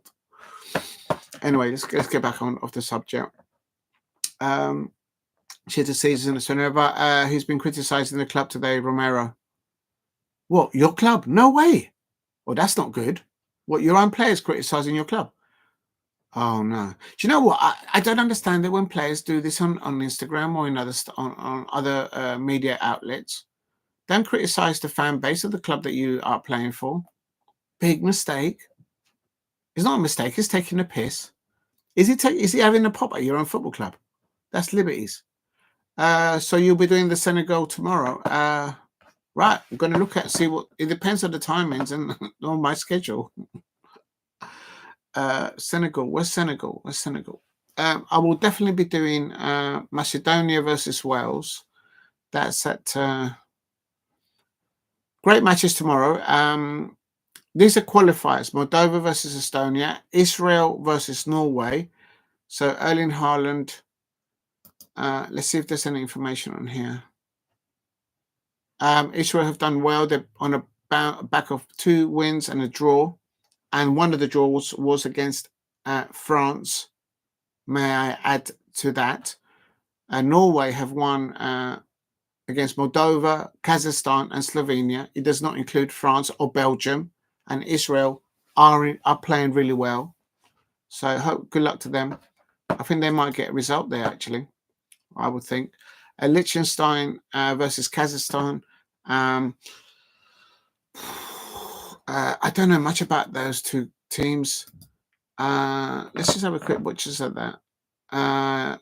Of course, they lost. Kazakhstan recently lost to Wales 3-1. So on that, and I did do the watch along for that. So, but Liechtenstein's are on the back of 3 losses. Do you know what? I think Kazakhstan is going to win that. I think it'll be Liechtenstein. Actually, do you know what? Maybe I can do a prediction now for that. Yeah, I'm going to do that now. Yeah, he's basically said that Tottenham medical team. Oh, no, that's taking a piss. I mean, I know that the recover. See, what is Ange Postecoglou supposed to do about that? Because literally, when a player's injured, and there are 2 situations, I feel, as a football fan, not that I have an experience, but if a player has picked up an injury, there are 2 things that can happen. One, the player has an operation, and then that delays everything even further because you have the operation, and then the body has to respond to the treatment of the operation. Never mind match fitness. That's the way down the line. Then the body has to heal. Then they have to get into back into training in the gym, and then when they feel they can do that, they might then be able to put boots on grass. So that's after an operation. And then the other option is how to manage the injury throughout the season. That's the second option. Now, if Ange Postecoglou has got a medical team that has got a player with an injury, but they're advising him not to do an operation or not, or then not do an operation, but then treat that treatment. And it's not just about the physicality of it with players, it's about the mental thing. If they don't trust the medical team that is there at Tottenham Hotspur, that could be hitting the root of the problem as to why Ange Postecoglou, for I would say 2/3 of the Tottenham Hotspur season, of this season that we're speaking right now, is had to field under 21s and literally sometimes under 18s because of the distrust or the misfunction of communication, perhaps, or link up, phase up between the medical team and the players. If the players don't, if there's rumors going around that they don't trust the medical team, how are the players going to recover? It's madness. Diego, he said that. Diego, he said thank you to Argentina, but not Tottenham. Ooh. Do you know what, Daniel 90? If I had a player like that at my club, I don't care how big they are, and I don't care if they'd sign my shirt, I would say, just get rid. You don't disrespect the fan base like that. You're basically, by him doing that, and of course I'm going by what you said, I've not actually seen it, but if he's done that, he's literally doing a slap in the face of the Tottenham Hotspur fan base, who pay season tickets, who've probably been to more Tottenham Hotspur games than Romero has had hot dinners. You don't do that. Then he's putting himself in the window shop. If clubs like Real Madrid, then get rid. I've always heard Tottenham Hotspur fans and other London clubs, when they get rid of a player, they don't get a financial return in how they took them on as an inward investment. If a club like Real Madrid are coming in, I think that might be kicked down the road though with Real Madrid, because they are clearly still in the Champions League, and the question's up is that that's Ancelotti want to do another season. It's got to take a hard toll on a manager like Ancelotti. I mean, the man has got nothing to prove. He's the godfather of managers, if ever he was. But if Ancelotti does leave Real Madrid, it's going to affect deals like this one that we're talking about, Romero. And then if the new manager doesn't like the sort of style, or would you trust a player that's doing this? At the moment, as an outsider looking in, Manchester United fans, Tottenham Hotspur fans, Rangers who are still in that competition, they don't want to be hearing their players trying to put themselves on social media or on interviews like Lukaku did with going into that interview in Italy and all that jazz, slapping the face of the fan base. They should be concentrating on the job in hand. In this instance, Romero should be telling the people I don't really have a thought on that, because clearly he was asked a question and he responded to it. But he should say, no, at the moment, this match is finished here. My mind now is to get back to Tottenham and get stuck in. We've got a cup final to get to. That's how you really put yourself in the window. It's absolutely disgusting if he's done that. Daniel 90, if he's done that to you and your fan base, just get Real Madrid to buy him at a profit and utilize the money, buy smart. I think that's maybe one thing that Tottenham haven't done, buy smartly in the transfer window. If there's that kind of points it to the roots of the problem. If there's a mistrust between the medical department at any football club in the Premier League and the players getting injured and recovery of it, it's like you're trying to clean a very thin glass of window with a stone rather than with a polished cloth. It's terrible. Well, at my end, I heard it from somebody that usually gets little. It's like Steve getting his predictions right quite well. Exactly about 4 weeks ago, 3.5 weeks ago, I heard somebody who usually gets these little whispers on players. So this is that just under a month before ago, that Barcelona was somebody scouting Barcelona was looking at Jean-Philippe Mateta. And I'm thinking, no, if that name comes into the equation, I don't blame him. He's from humble beginnings in France. But he'll probably end up at PSG or maybe Lyon or something like that, and he'll get paid a lot more money than what he's getting on at Crystal Palace. And I don't begrudge him. But the way to put yourself as a professional football player on the transfer window should be by what you do on the pitch, not by this madness. If the man's telling, if Romero's telling the media, muchas gracias, Argentina, pero no sé nada de Tottenham. I just said in Spanish, it's thank you very much, Argentina, but I'm not mentioning Tottenham. Come on. It's taking a pee and it's taking a bubble, and that sounds like he's doing both. I don't trust. All right, so there it is. So even the fan base don't understand.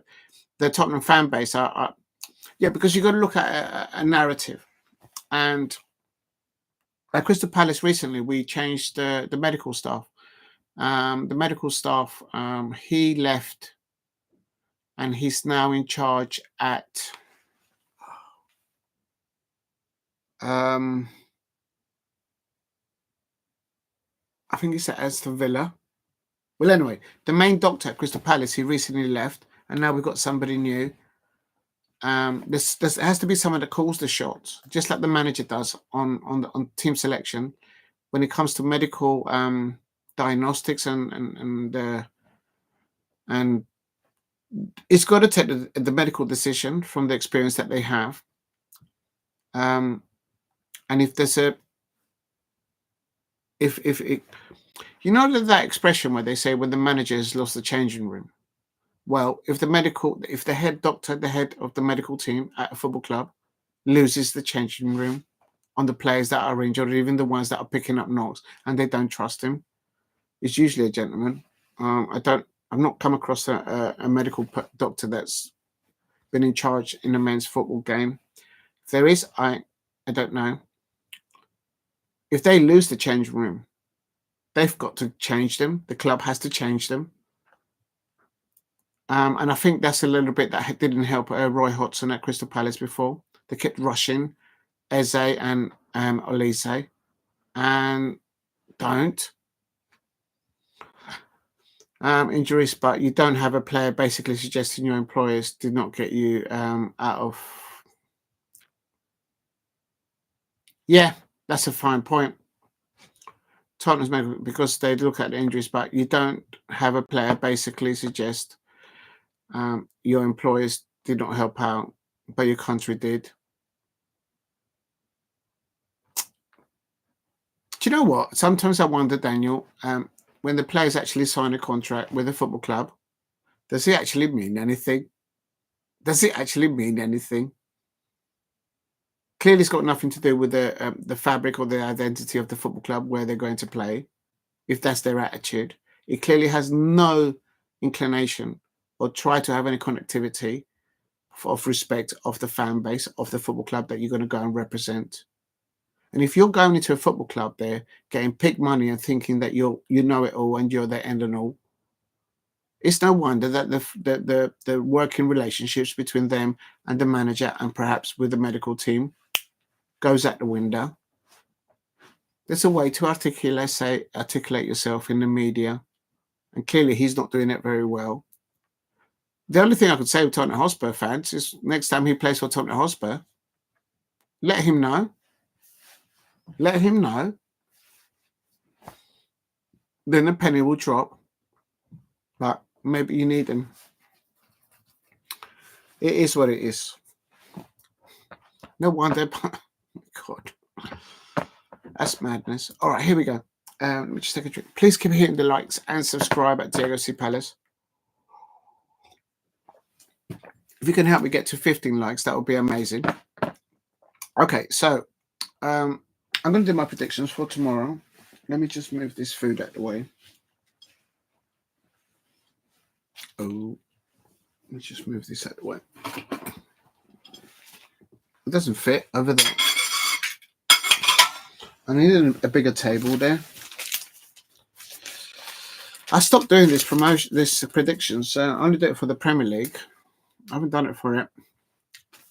Please keep hitting the likes and subscribe at Diego C. Palace. Just going to do my predictions for tomorrow.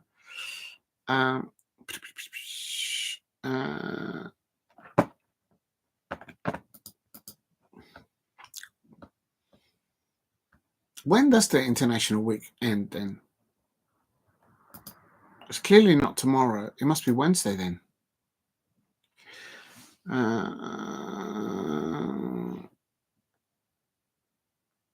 Oh no, I mean there's still Colombia's playing on Paraguay. Oh my god.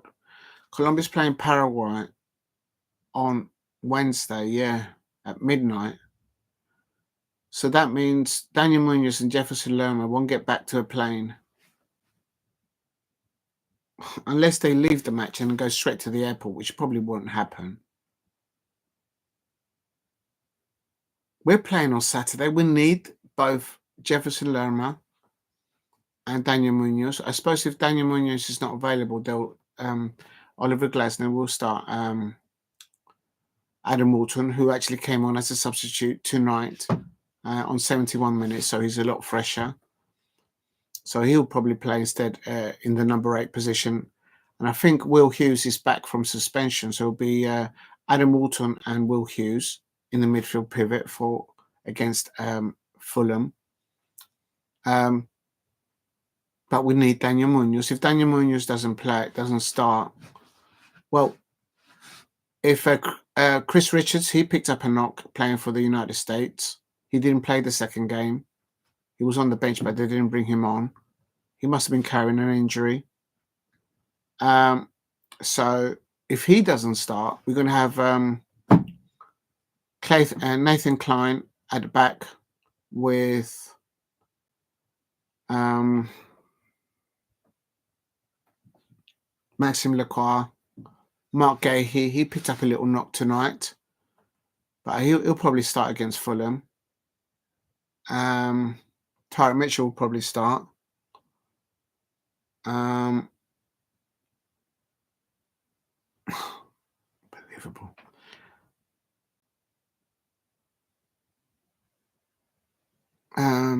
Brazil are playing at midnight, so there's Brazilian players, if I'm not mistaken, for quite a few Premier League clubs and Argentina for Liverpool fans. So your Alex McAllister, he'll be playing against Brazil, and he was in the wars in the last match. How he survived without getting an injury, I do not know. The thing is, okay. What I'm looking for is okay. All right. So the international break finishes on Wednesday, and at midnight on Wednesday, in the early hours, there's a lot of games, and after that, those players need to get back to Europe or to the Premier League. That's what my point is.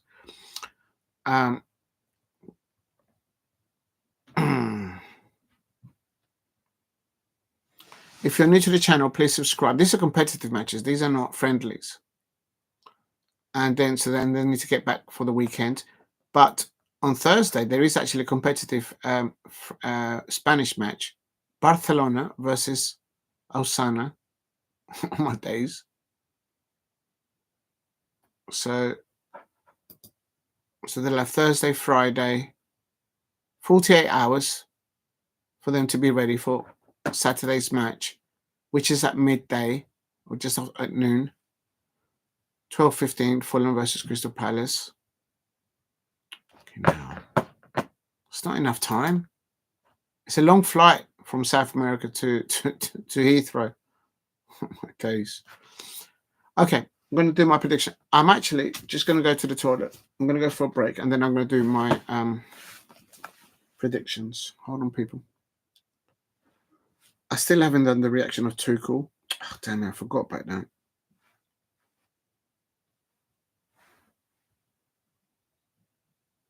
Thank you for the new subscribers today. If you're new to the channel, please subscribe at Diego C. Palace. Oh,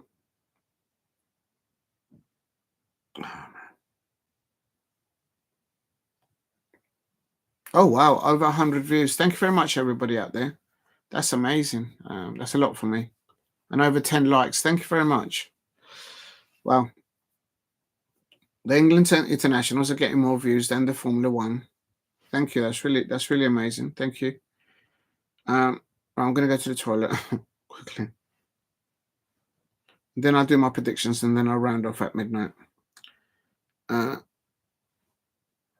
What's going on here?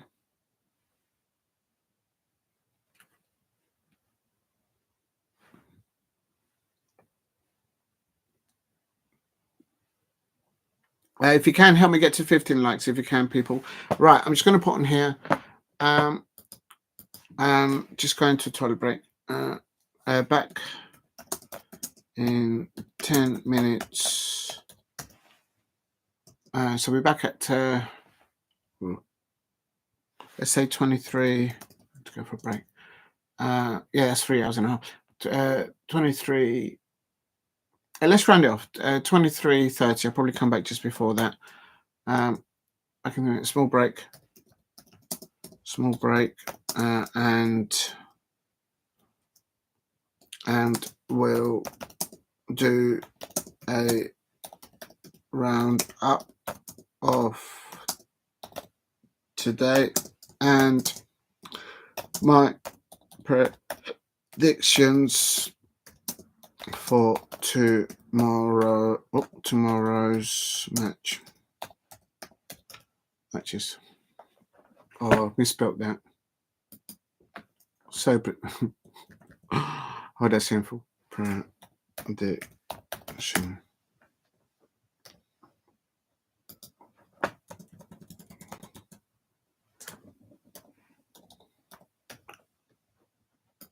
For tomorrow matches. Thank you very much. If you can help me get to 15 likes, that would be amazing. Right, so I'll be back in a tick. I'm just going to go to the toilet quickly. I'll take this just in case. Let me just put the microphone on. I just need to go to the toilet. Oh, I just touched the screen. I don't know why it does that.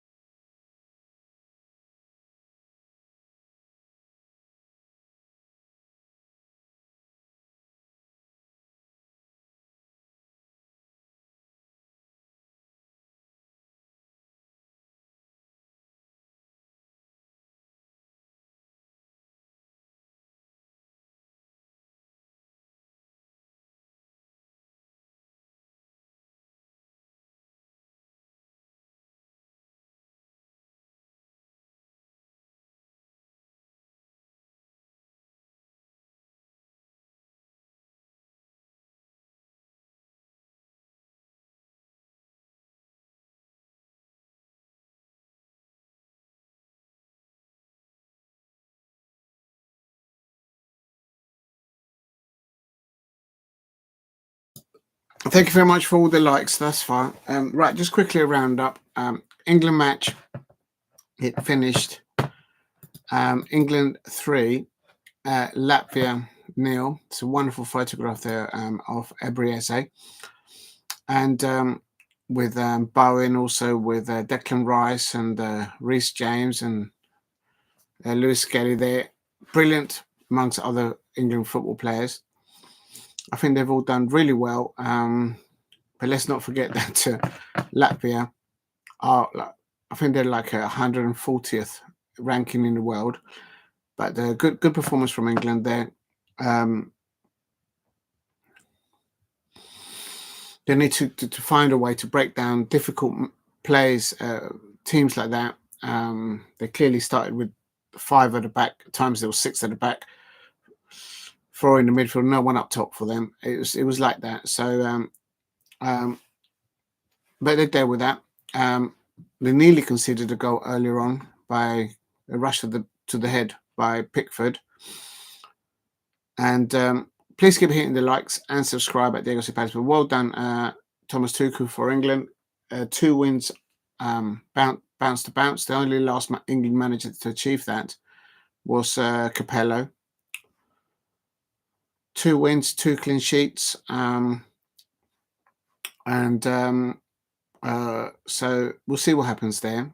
And there's still more to come from them, I think. So pleased with all the performance. And you saw the introductions of Ebrieze, and the first thing he did was just ping the ball up to Harry Kane. And Harry Kane was giving him the thumbs up. And what happened? A few minutes later, after Ebrieze came on, Harry Kane scored for England. It's a no-brainer. So well done, England. Glad that no one's really picked up any injuries for anyone. I think in the first match it was Gordon for Newcastle, picked up a really bad injury, so I hope he recovers well. Not just for the Newcastle fans, but for himself.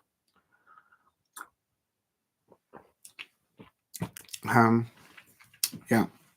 So yeah, really pleased with that. But I'm giving it a 7 out of 10 for that England performance. I want to see them in the first half scoring from open play. But the position today were being very defensive in their setup with a low block, and it was hard to get around them, through them. But credit to England, they got the job done 3-0. Okay, so also congratulations to Rodgers, the Aston Villa youngster. He came on. He had 5 opportunities to score today. Great debut for him. And today, of course, I'm giving it man of the match to Ebrieze, scoring his very first England goal at this level. And it was wonderful to see him at the end of the match being having a little moment there with Marc, Guehi. Yeah. So congratulations to both England players there. Well done to Adam Walton. He played. He came on at 71 minutes for the under-21s. I reckon he'll start because Jefferson Lerma will be playing at midnight on Wednesday morning, if you like, in the early hours, and then he has to get in the plane and then fly across from South America to Heathrow. So because we've got 12:15 kickoff or 12:30 kickoff on Saturday against Fulham. So yeah, that's that one there. Please keep hitting the likes and subscribe at Diego Palace. And man of the match for me, Ebrieze. But great performances from all the England players, including the ones that came off the bench, of course. Right, so my predictions for tomorrow. Quickly, let's bust through them.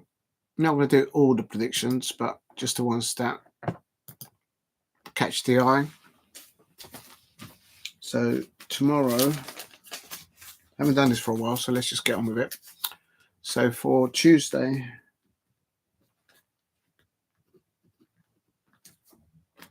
(25th of March). First off, these are world qualifiers.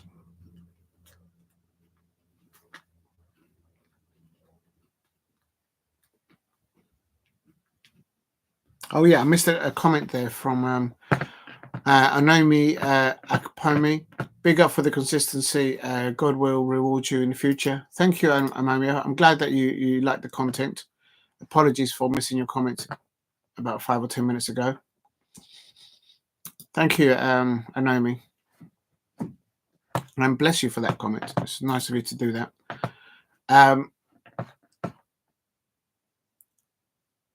Where are we? So tomorrow for the World Qualifiers, first up is Moldova versus Estonia. It's at 5 p.m. So that could be a contender. I could cover that, but I don't think I'll feature that. Estonia lost to Israel. But there's no small feat. Israel have drawn against France and won the previous matches, 2 matches after that. Moldova have lost to, it looks like Denmark. They drew to Gibraltar. Oh, but they beat Andorra. Well, this could be like a grudge match, I suppose. Moldova versus Estonia.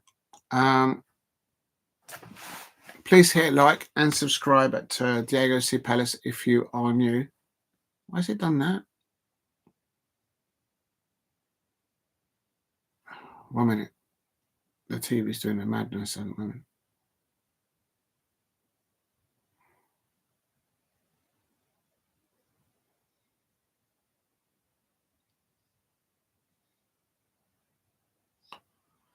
Oh man, why is it doing that?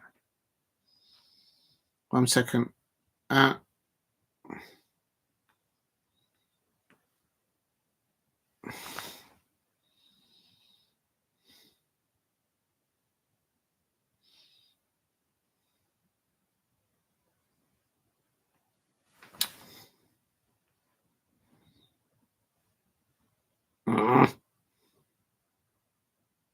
Just takes forever. I don't understand.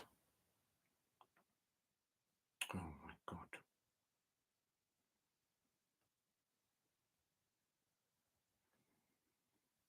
There we go. Okay, so Moldova versus Estonia. I'm going for an Estonia. Oh, come on, man. Are you for real? I'm going for Moldova 0, Estonia 2. And remember that these are for World Qualifiers. This is Group I, apparently. Don't know, I'm off by heart. Just reading it. And then in the same group, it is Israel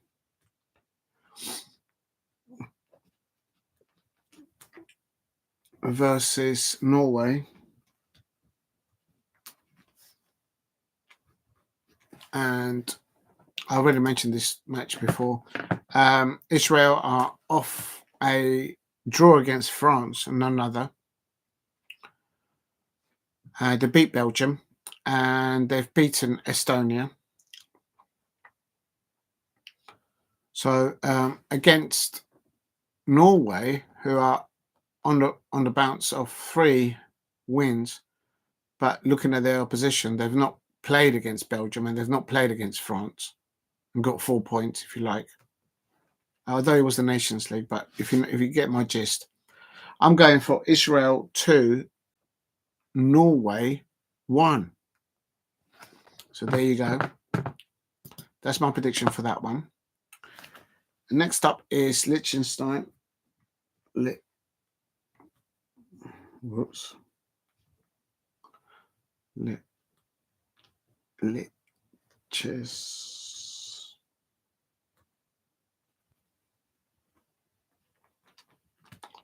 Liechtenstein versus Kazakhstan.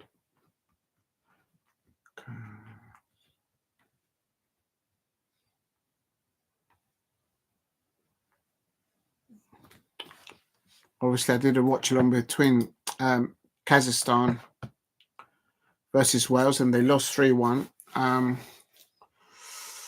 But Liechtenstein are off 3 losses against Malta, San Marino, Macedonia. I'm going for a Kazakhstan win, I think. I'm going for Liechtenstein 0, Kazakhstan 1. And then North Macedonia, isn't it? Yeah. Macedonia versus Wales. What time is the kickoff? 17:45. No, 19:45. Oh dear. 19:45.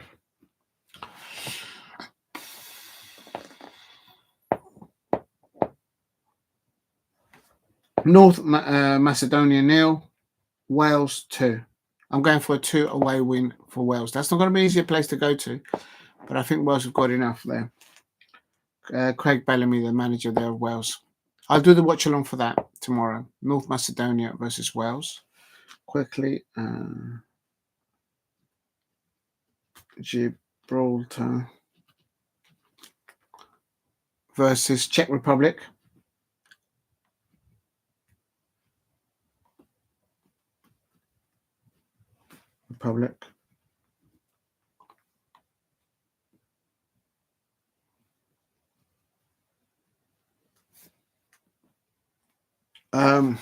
I think I'm going for a Czech Republic win, but let me look at what they've been doing so far.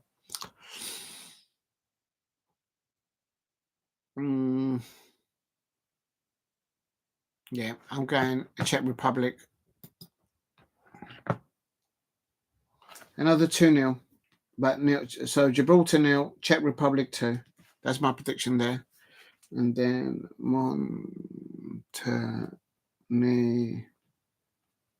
Montenegro versus the Faroe Islands.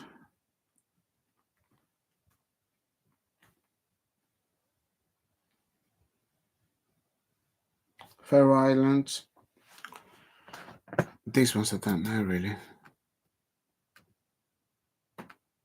Oh, Montenegro doing quite well at the moment. Montenegro 1, Faroe Island 0. That's what I'm going for. And I think that's it. I'm not going to mention the friendlies. There's no need.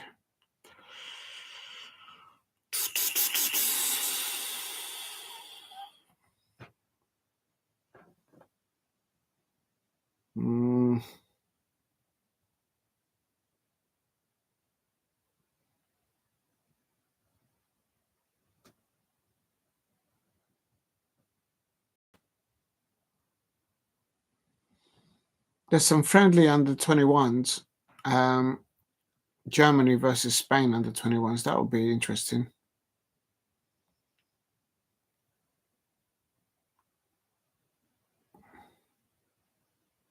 Okay.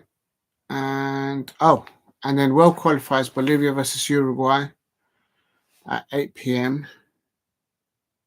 I won't be able to do that because obviously I'm doing the Welsh game. The North Macedonia versus Wales. I've got to do the thumbnail for that.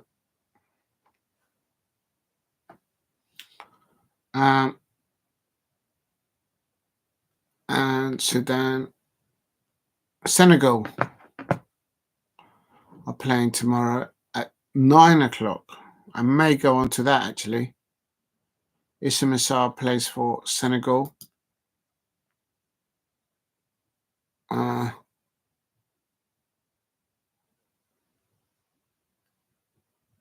Oh wow, there's loads of plays. There's loads of matches tomorrow in the CAF World Qualifiers. Central African. Nigeria up to Zimbabwe.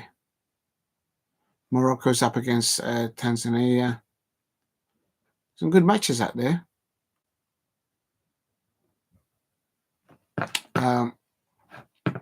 Mo Salah will probably be playing for Egypt versus Sierra Leone, I expect.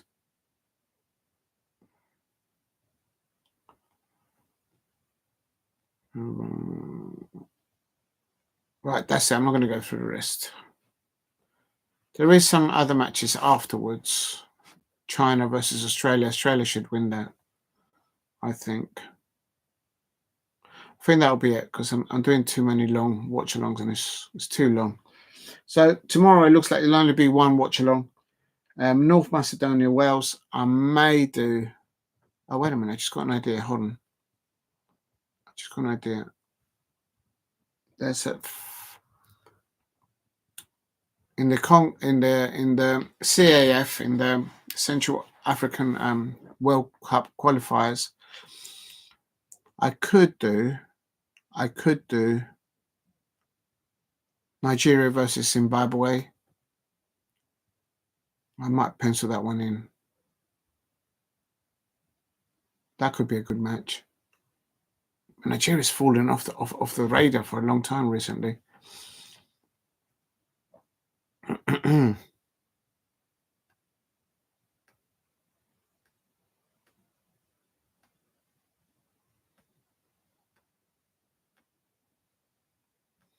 Okay, that's the plan. I think that's my plan tomorrow.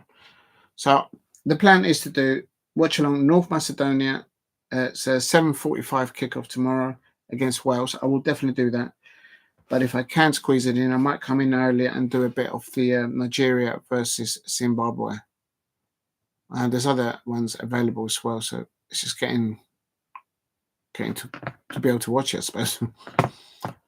And then in the early hours on Wednesday morning, Argentina versus Brazil, Colombia versus Paraguay. I'm going to do the Colombia-Paraguay. Oh, another late night. Why do they do it at mad hours? God. I expect everybody to be watching the Argentina versus Brazil. That's not going to be easy for Colombia. All right, I'll leave it there. All right, we'll leave it there.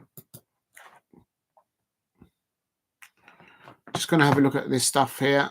And so I've done my predictions for tomorrow. Oh, there it is. This is your Pochettino. Oh, here we go. What did I tell you? Pochettino's year's compensation means imminent Spurs return unlikely. Here we go. Because I did the watch along, and I just don't think the United States should be losing to both Panama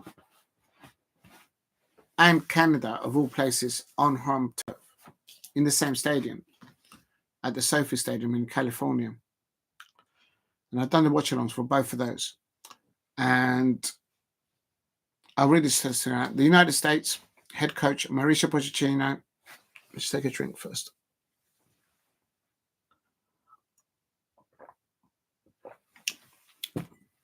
The United States head coach Mauricio Pochettino had section of his former fan base giddy with excitement last week after he declared his desire one day to return to Tottenham.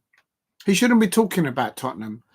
No disrespect to Tottenham Hotspur fans, but the fact of the matter is he's just lost to Panama and to Canada. That's massive in the United States. In whatever sport, you don't want to lose to Canada, especially with what's going on outside football at the moment. OMG. Anyway, if you don't know anything about ice hockey, believe me, you don't want to get in between the Canada ice hockey fans and the United States ice hockey fans too. Don't want to get in between that. This trust me. Anyway, the United States head coach, Mauricio Pochettino, had sections of his former club's fan base giddy with excitement last week after he declared his desire to one day return to Tottenham. It isn't a new concept. Pochettino had previously been clear in his wish to become Spurs head coach for the second period. But the current conjecture of the incoming Ange Postecoglou's future has sharpened the issue. This article goes on to say the Argentine remains a hero among some of the regular of Tottenham Hotspur Stadium.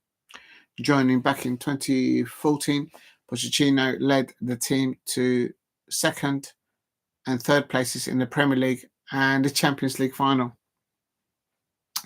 Photos of Pochettino sharing a coffee with Tottenham chairman Daniel Levy that went viral on social media last week served only to amplify affections among Spurs fans, supporters who pine for his return.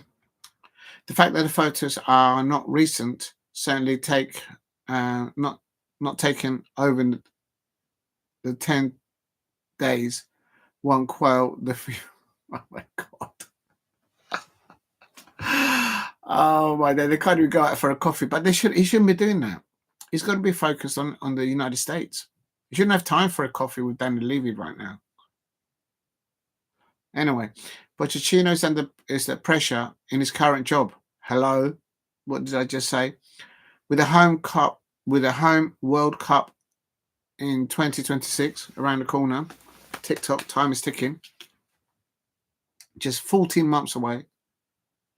His US side have lost consecutive CONCACAF Nations League matches in the past week.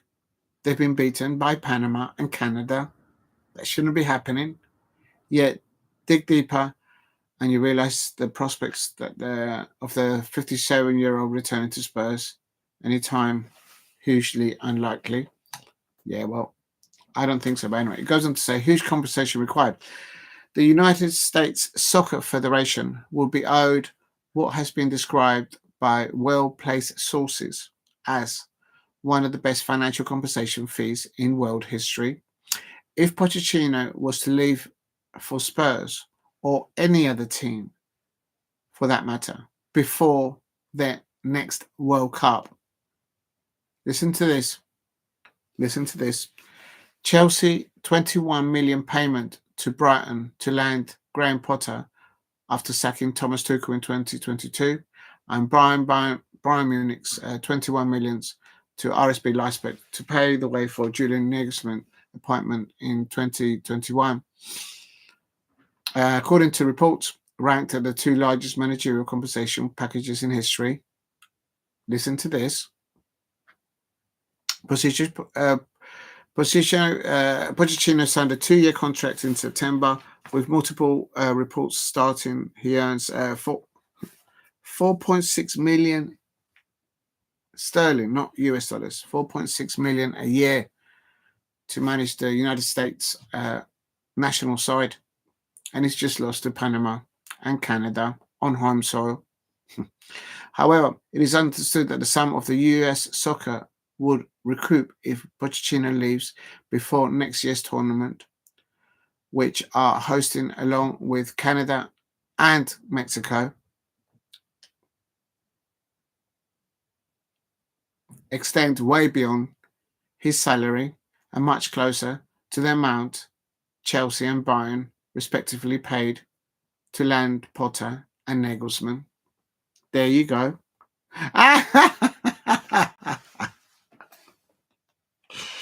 Well, has Daniel Levy got,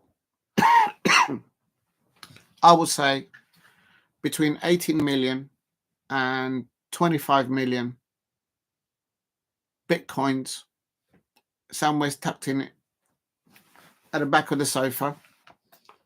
Because Tottenham Hotspur fans, Daniel, what you like? Oh, big up to Daniel. You just hashtag. I might add that hashtag to that's probably trending in certain circles, or perhaps all circles. I've just read it out. Chelsea had to pay up to 21 million for Potter and up to 21 million for Bayern Munich for RSB Leipzig to pave way for Julian Nagelsmann appointment in 2021 for the FA of Germany. You're going to need about 23 million. 23 million. We make 500 million pounds a year. This is what I'm talking about, Tottenham Hotspur. When people criticise Daniel Levy, and this is why I say to Tottenham Hotspur fans, and I know this is going to rattle a few of them, listen to what Simon Jordan says. And I know Simon Jordan and Daniel Levy get on really well. That's the word on the street. But Daniel Levy's financially for the club. Financially, the stadium built at cost, my understanding. It had some overrun costs, but they got it over the line. They're not in debt like Manchester United. Anyway, and they make a Is that a net profit of 500 million? There you go. There you go. We could pay the money in 5 match days to Tottenham and make over 3 million each match day for merchandise. There you go. That's another part of the business that Daniel Levy. Okay, everyone's put on Daniel Levy, but the structure at Tottenham Hotspur, the revenue that they obtain on match day. There's an example there. Circa up towards 9 million per match day. So the other way, maybe it's easier for me to see this as an outsider looking into Tottenham. It's someone is paying this £3 million on match days, and the people that are doing that is just not just the TV rights and all that jazz. It's the Tottenham Hotspur fans that go there, game after game after game, and then they just like, they're not seeing the type of football that they want to see, and they're not seeing the end product that they want to celebrate. So, okay, you're making money, but the table in the Premier League doesn't lie. So, and then when you got all that madness where there is and we experienced Crystal Palace when so many players are getting injured and they get put back into the first team and then they get injured straight away. There's clearly a discord or a miscommunication or at phase between the players' physical state and mental state and the medical team. At Crystal Palace, we just got rid of the medical team. We've got a new medical team now. So you need to fix that.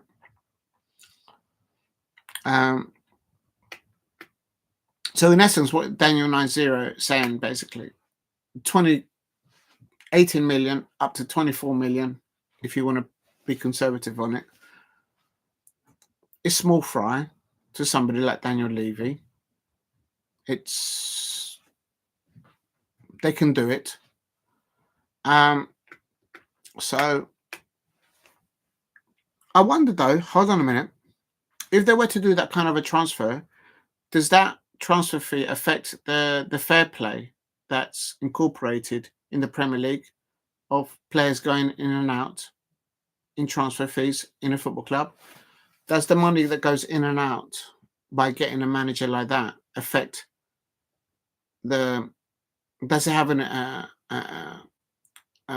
inherent financial deficit, if you like, on the potential of whoever the manager is at Tottenham to be able to go out and buy players because of the fair play? So could that be bringing a manager, but then he's still got injured players? We're top of the FPF, so we can spend 300 million before breaking it. So what's the problem there? You got the money, you got the stadium, you got the fans that clearly are forking up the money.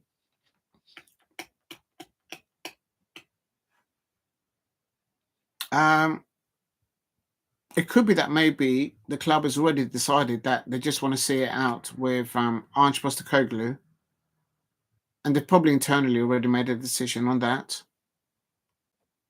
And there could be a gentleman's agreement already within Ange Postecoglou and the people that makes the decisions at Tottenham Hotspur of his appointment or not,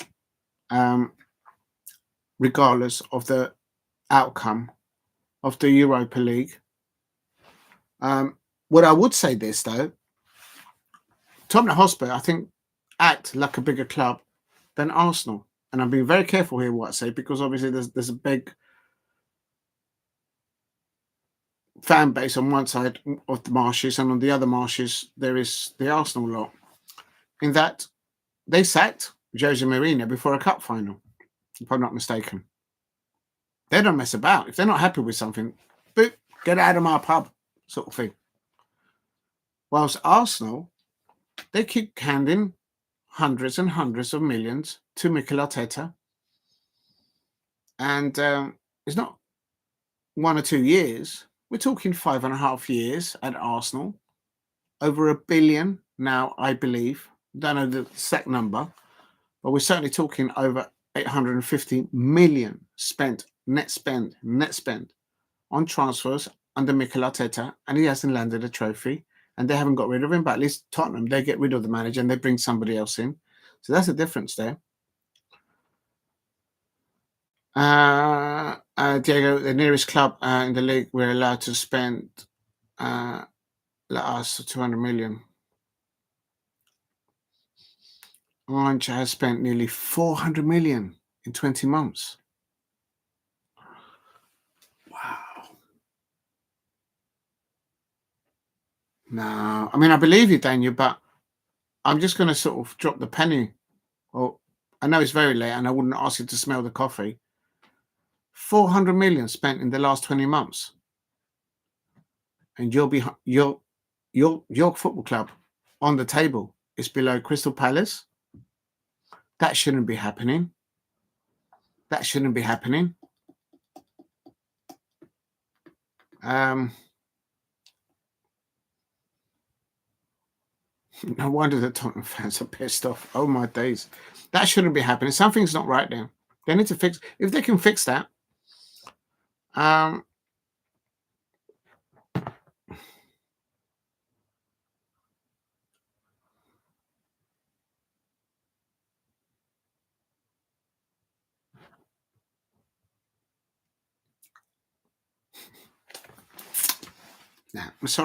I'm sorry. You can't be spending over 105 million on two players. Buy smart, develop the players, put them on the shop window, and then they play even better. That's how Palace does it. The sad thing of it is that we don't get to keep our players. The other side of the coin is, as an example, Solanke and Guehi, you brought them in as an inward investment of circa to 105 million. If the transfer window opened tomorrow, would you get in excess of 105 million for those two players? And if the answer is no, yes, I understand there is a market value out there and there is a market, and the market value has its fluctuations and all that. But buy things in so you can get a financial return on it. Buying on the top end, it doesn't make you a club that's going to win something. The reason why I say that, look at the table. How are you spending 400 million in 20 months? And Crystal Palace we're comfortably above you lot. All right, we're neck and neck a little bit, but I think you get the gist. That shouldn't be happening.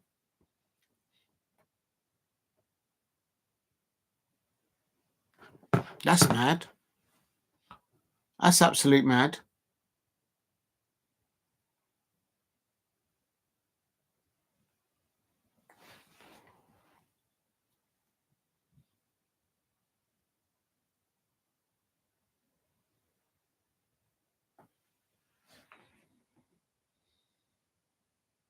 Dragostin, Van der Verden is all right. I like him. I think he's all right. Oh, Maddison, yeah, but he's been injured. So literally, out of all those lists of players that you just listed there, has one of them actually played more than 10 games in a row without any injury? And I don't think there is one. Maddison, Dragostin, I have not seen him on your lineups. This is my point. Fix up your medical team. If they're not good enough, bring in what you need to get. That's number one. Hold on.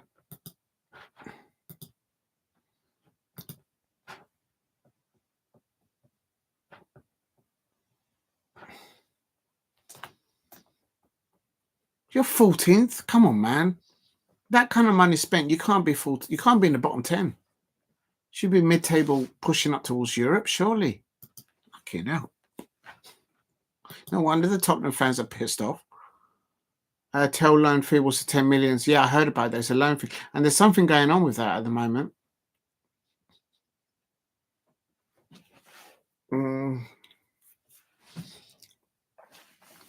I wonder if that went up because Manchester United were actually looking into getting them. I can just imagine football agents milking the football clubs when there's more than one football club coming up for one of their players. Okay, I've done this for a reason.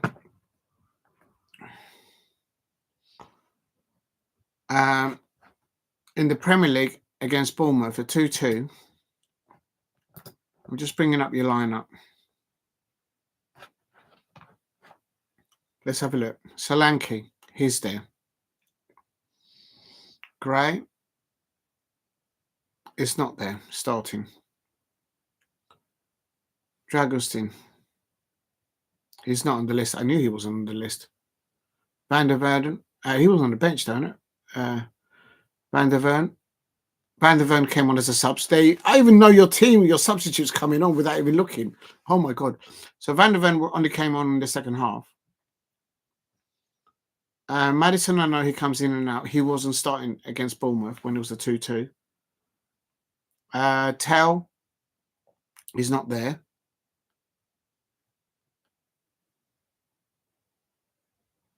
So the point, okay, that's one match. So out of all that list that you've just said, it's only Solanke that actually started.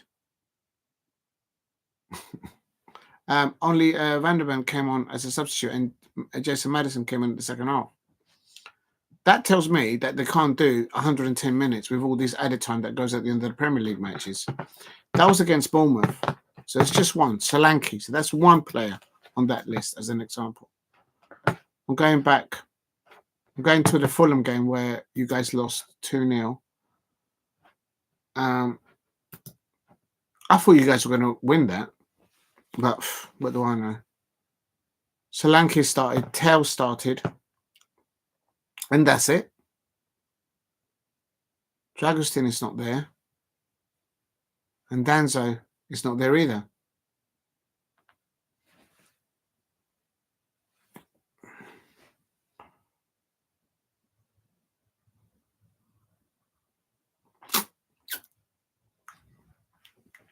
What you've brought in, they're not starting. And I have to ask also a question. Look, I know Son Heung-min is a favourite of Tottenham Hotspur fans. And I know he clearly loves and adores your football club.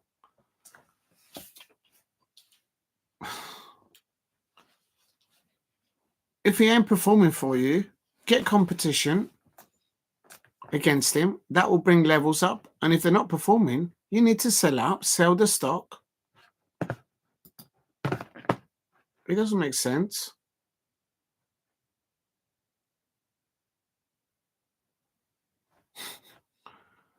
So basically, Tottenham Hotspur are earning more on interest in the money that they've earned year after year over the bottom line than probably what Manchester United are probably paying right now, actual on interest on the debt that they own, that they owe to the brand of Manchester United. That's mad.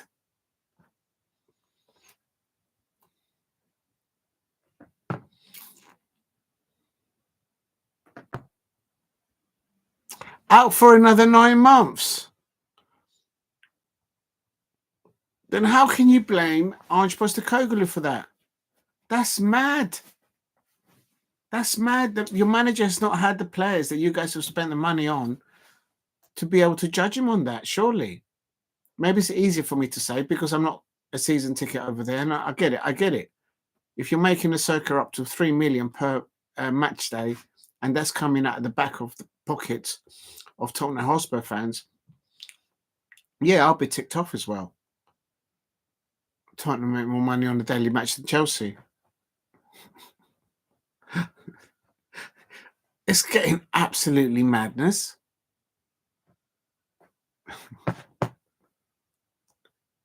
I'm going to say two things, and they might be a bit controversial, but it's the truth. I know there's a lot of Tottenham Hotspur. I don't understand the ins and outs of Tottenham Hotspur, but I just got a hunch. that Ange Postecoglou is going to get you lot to that final in the Europa League. What happens in the final? I don't know. So I don't know anything about your history in finals, really, at all. Apart from hearing that Mauricio Pochettino back in the day got you to the Champions League final. But anything other than that, your cup run and getting to a final and getting it over the line. If you get that over the line, two things are going to happen. you lot are going to be absolutely. We're going to hear you even here from the South London. That's number one. And the second point I'm going to be thinking of, and now I'm throwing the contra back to the Tottenham Hotspur fans. If you do get into that final, surely you've got to put pressure on your football club. Not pressure, but all get together and send a strong message to the club saying, look, can we buy smart? Can we just fix up with the first team, have a decent transfer window, and make a decision on your manager either way, regardless of whether you win that final or not. Because as you say, you're debt free and you've got the money, but you're earning money on the money that you've got, but at the expense of the frustration of the fan base in that particular football club in Tottenham. But if you land silverware ahead of Mikel Arteta and the Arsenal fans, oh my God, there's going to be a meltdown on the other side of the marshes at Arsenal. Believe me, I could just see it. We won 2 UEFA Cup finals out of the 3. So you've got pedigree there. Oh, 1972. Oh, yeah, okay. I was thinking, did you win? When you said that, when I read that first bit, I was thinking, was Terry Venables there? I remember you had a period with Ozzy Ardiles. He was your manager at the time. That was after. That was before. Those dates that you're obviously putting there, that's pre-Premier League. But you landed the trophies. 2 UEFA Cup finals out of the 3 finals. Beat Wolves in 1972 in Anderlecht. In 1982, we lost the UEFA Cup to Feyenoord. Oh no! Yeah, I have no idea. At that time, 1982. Yeah, no, I was too young then. 1984. Okay, we won the cup winners as well against Atletico Madrid. Wow.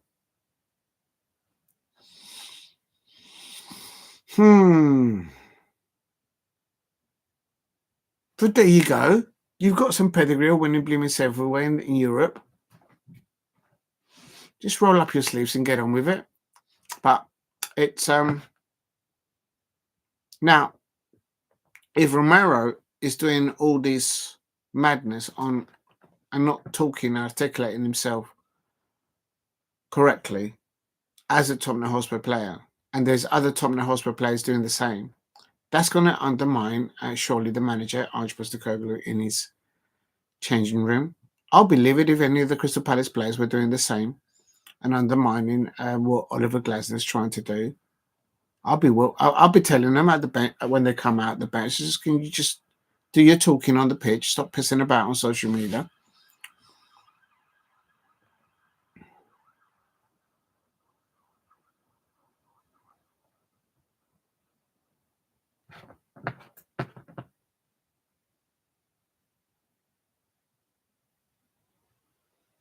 Well, I didn't know that. I thought it might have been Chelsea. Tottenham's were the first club to win Europe. 2 different European trophies. So you guys were ahead of Chelsea and Arsenal on that front. Yeah, but I just know that the Arsenal fans will counter that and says, yeah, but you've not had the Invincibles. Oh, my days. Yeah. Those type of facts that you just pointed out and the comment 3 up is what the Tottenham players should be thinking and talking about publicly. If Romero gets interviewed next time, he should be talking about those facts about Tottenham, saying Tottenham won this, Tottenham won that, and I'm at a club that I want to represent and fight for. That means that goes a long way, but they don't do it these days. Only ever a non-league club to win the FA Cup, Tottenham. No way.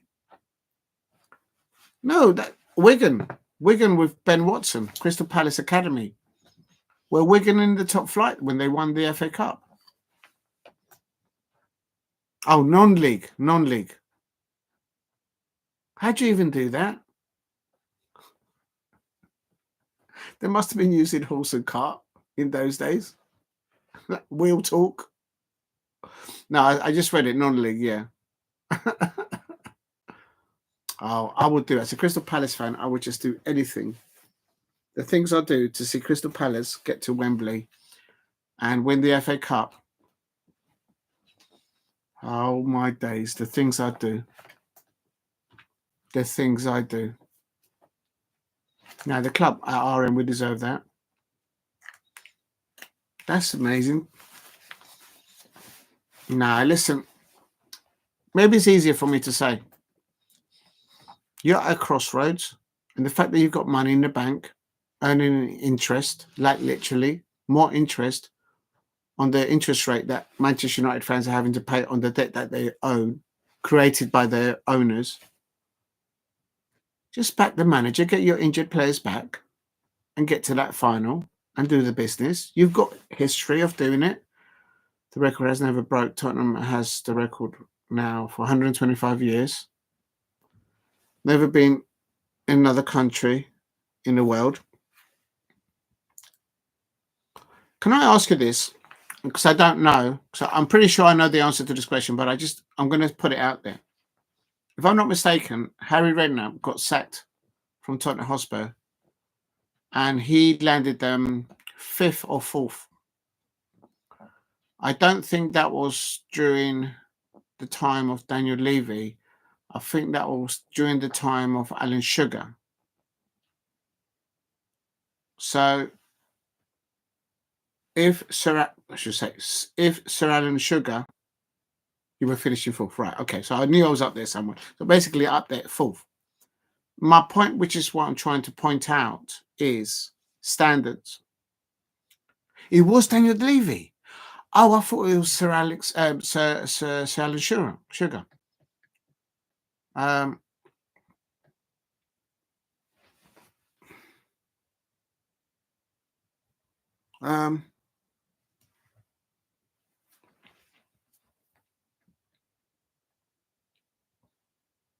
Right. Okay, so then this brings to my point, what I'm trying to think in my head.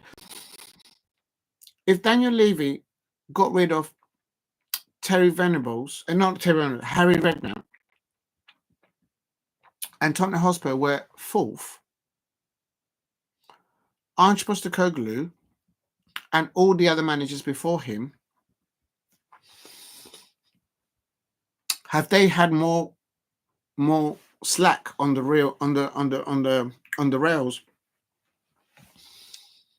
than Harry Redknapp? Never mind, Mauricio Pochettino, bring back Harry Redknapp. Harry Redknapp with Frank Lampard as his first coach. Could that work? I know Harry Redknapp won't come back, but I've always wanted Harry Redknapp to be the England manager. It makes no sense why Ange is still here. Do you get my point? Yeah, so I think I get your point as well. Yeah. Because basically,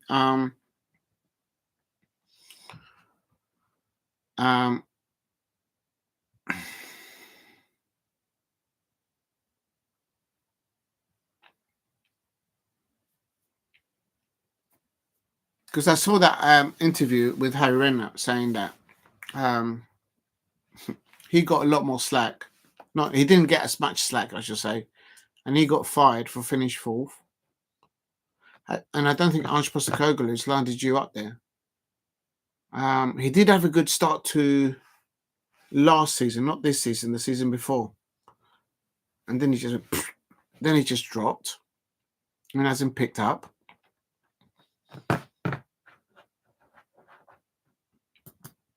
Hold on a minute.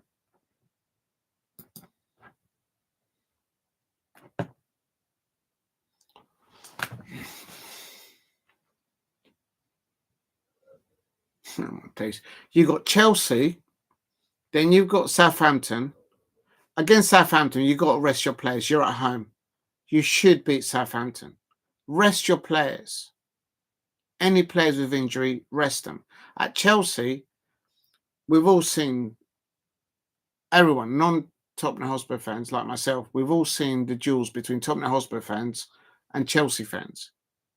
And it's at the bridge. You got to throw everything at it. Throw everything at it. It's an 8 p.m. kickoff. Notice that we're joined 16. We ain't in Wolves or Palaces, mate. We're in the top 6 18 times as Wednesday. But that's the point that I'm making, Daniel. Had Harry Redknapp been in the job at the same time that Ange Postecoglou was appointed, I don't think Harry Redknapp would have been given that type of slack. And I don't think that is what Harry Redknapp was trying to cascade. For some reason, Ange Postecoglou is given that sort of slack. That's the way I see it. Could it be this different type of football and how it's done, how it's managed? In those days where the manager was literally the sporting director / manager. It's not the way how things are done nowadays. But and no disrespect, but I don't take that in. Look, if my Palace have been finishing regularly like that, and we've been up and down and we're a buying and selling club in that respect, yeah. But at the moment, because you are clearly concentrating on what's happening on the 10th of April, Thursday, the 10th of April, up against Eintracht Frankfurt, who's just sold Omar Mamouche to Manchester City, and they are in the same quarterfinals as you lot. The match before that, which is 4 days before, on Sunday against Southampton, just play your youngsters. Anyone who you need to play against Eintracht Frankfurt, that is that your better ability. Anyone with injury, just rest them. Literally, if there is Tottenham Hotspur fans that are looking of whether Ange Postecoglou stays or goes, you will know by midnight on Thursday, the 17th of April, because that's the return leg of Eintracht Frankfurt. If it takes you to the semi-finals, which I think you should get through, then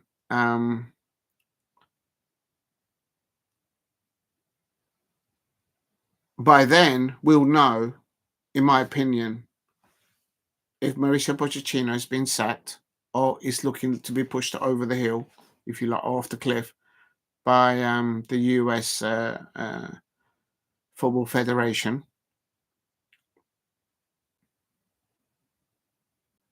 Against Chelsea, you've got to throw everything at it because there's bragging rights there. But against Southampton, rest all your best players and get a draw or something. Just get a draw. You're not going to go down. You're not going to get relegated. And Tottenham against and then 4 days later, 6, 7, 8, 9, 10, 4 days later, because you play Southampton on Sunday, and then on the 10th of April, throw absolutely the kitchen sink and everything at that. You're at home at the Tottenham Hotspur Stadium.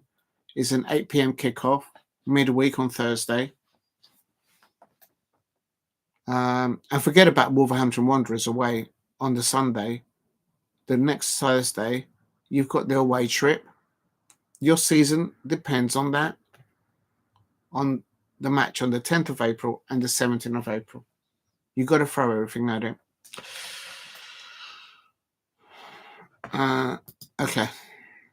Well, I'm hoping that by the time Crystal Palace go away to the Tottenham Hotspur Stadium on Saturday, the 10th of March, May, you are still engaged in the Europa League, so your eyes will be on another thing. Yeah, Xabi, ex-Barca manager, as well.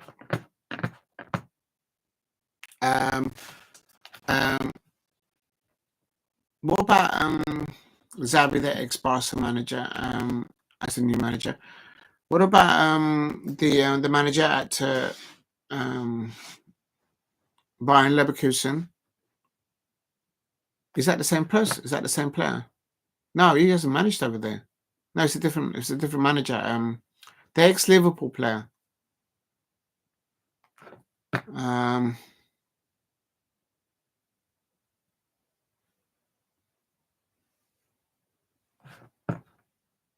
Yeah.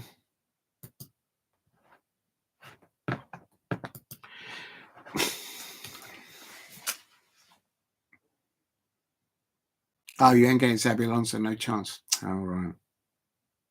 I'm so worried about that, man. I think they might release him from Bayern Leverkusen. And if he lands and he replaces Ancelotti, oh my days. Liverpool are going to have an exodus of players. And they're going to go shopping. They're going to go shopping. I'm worried about my players in my head. He's going real. Yeah, that's what everyone's saying. God. Trent Alexander-Arnold has already ordered the Uber. I've seen pictures of Trent Alexander-Arnold in the Real Madrid outfit. And when I see that, then I'm thinking, well, other players are going to leave Liverpool and then they're going to need players and they might come in for some of my players. Oh, no. It's just a madness. But cut a long story short, seriously, not just you, Daniel, but anyone out there from Spurs, from Tottenham Hotspur, forget the Southampton match on the 6th of April. Throw everything on that Thursday, the 10th of April. The Chelsea game at the beginning of April, you gotta leave everything on the pitch because it's bragging rights. It's going to be a grudge match. Come on, man. If Fulham can go to the Bridge and do a number over Enzo Maresca, just do the same. Anyway, and then forget about the Southampton and then get through those quarterfinals and the semi-finals. The way I'm looking at it is because I want you to get through the quarterfinals and go into the semi-finals all the way to the final of the Europa League. Because if that happens, when my Crystal Palace face you lot on the 10th of May, your eye will be on another prize. So you'll field the youngsters against my Crystal Palace. Boom, boom, boom. Mateta's in the room. That's what I'm thinking. I'm thinking a cunning plan, a cunning ploy. That's what I'm thinking. Well, I'm a Palace fan. I've got to think about it that way. So I need Tottenham Hotspur fans to be concentrated on something else. When did you last win at Tottenham Hotspur? I can't remember. We never get a result there.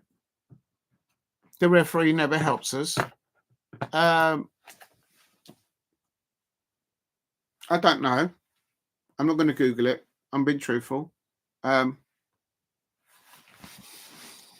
not thinking of the new Tottenham. I'm thinking of White Hart Lane. Fucking hell. It might have been in the cup competition, actually. Not in the first division.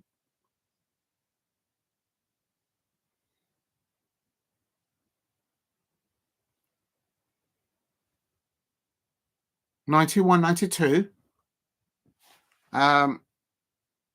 In the cup competition, I think it was. I'm not going to Google it because I'm not going to fake it. Pilasi has scored exactly. Oh, my days. You know they're better than me. Take my hat off to you. Look.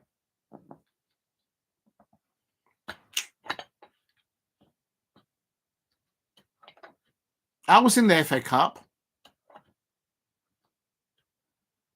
You're checking. Well, you're checking more than me. I think it's 91, 92. And it was on the way to a cup final. How would you do that? You probably have to Google it. I don't know how you do that. I think it's around 90, 91, 92. but it wasn't in the first division.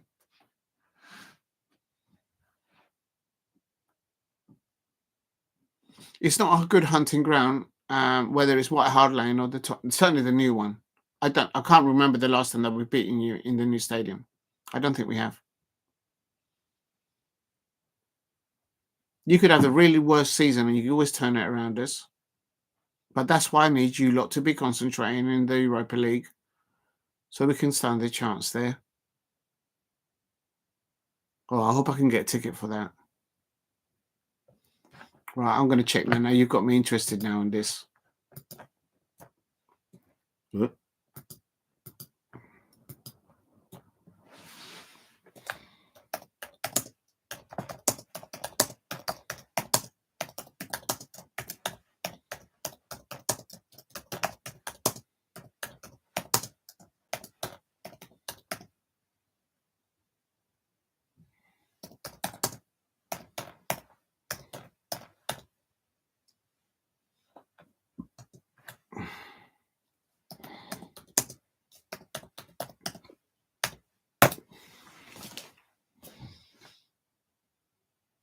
What? 1980? That's before I started supporting Palace.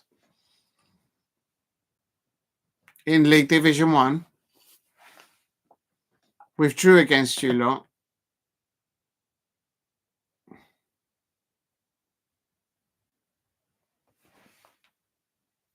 Got something in my ear. I think I've still got some water in my ear. 1980. I've typed in, when was the last time Crystal Palace beat Tottenham Hotspur home ground? I'm not putting... And according to this...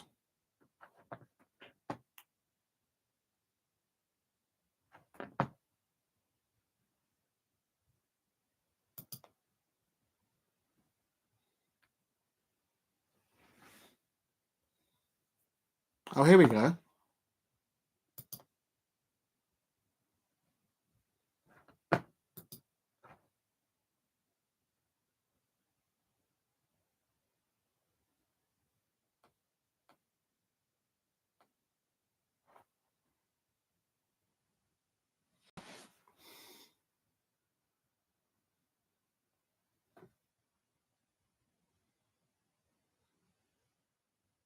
I fancy us against you lot. You guys are concentrated in the Europa League. You don't have Harry Kane. It's Harry Kane. He always done a number on us. 2016. I'm actually looking at the information from the official Tottenham Hotspur webpage, because that's got to be reliable, surely. That's where I'm looking. 2016. I've got 20. The history: we last matched Crystal Palace in the final Premier League game of 1920 season. Says for us was riding on it. Palace came into the meeting back on the 17th of July, and they were safe. So we were safe, winning on a higher rating standing, but only to 13th. However, the Humphrey place was for London for you lot to secure. That was at the end of the 1921, and you've gone 2016, so it's before that.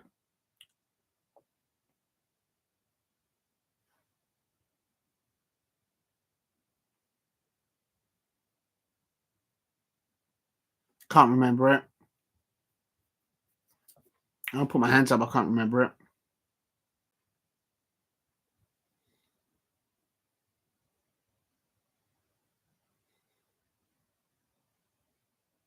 You had Dele Alli in those days.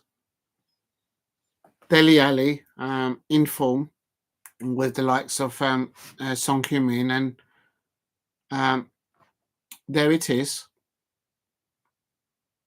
There it is. 2019 FA Cup. You're talking about league competition. I knew it was a cup competition. January 2019, Crystal Palace 2, Spurs 0 in the FA Cup.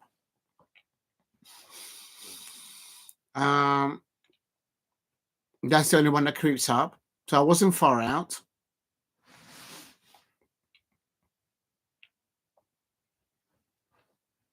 I knew it was a cup game. 2019, hold on.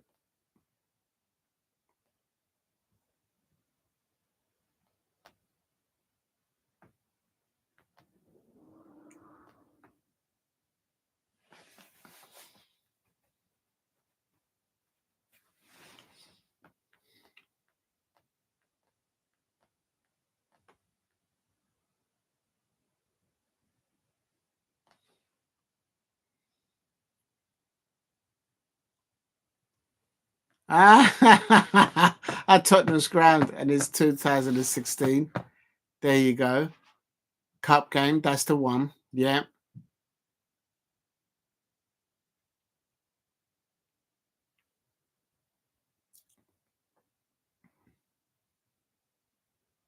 I wonder if that was before, because I think the last player that went from Crystal Palace to Tottenham Hotspur was Wayne Routledge.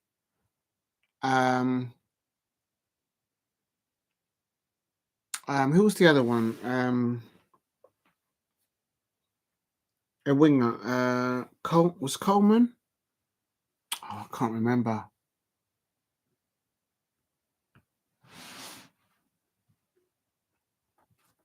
I was so proud to see. Look, the bit that when you said at the top, no disrespect, we're joining 16. The reason I don't take no offense with that at all, because I've known Crystal Palace players that aspire to play for clubs like yourselves. They've grown up, and when opportunity comes up to play for them, and I remember as a Crystal Palace fan, I remember watching Wayne Routledge go through the youngsters at Crystal Palace, playing where they used to play at Dulwich Hamlet, and they used to play there. And then when eventually Wayne Routledge moved to Tottenham Hotspur, I was so proud for him. And when he played for you lot, he was the replacement for Lennon, if I'm not mistaken. I think Lennon got injured, so you brought in Bostock. I remember Lennon. You used to have a winger on the right hand side. Lennon. I don't remember his first. I think that was his surname. I can't remember his first name. Anyway, and he got injured, and then you needed cover for that, and then you brought in Wayne Routledge. But then I can't remember the manager that you had at the time, and then he came in, and he didn't fancy Wayne Routledge too much because he's a very small player, but he technically was really good. And I think then he went from there to somewhere else. I think he went to Swansea after that. All right. Oh, my days. It's gone past midnight. I was supposed to stop at 12 o'clock.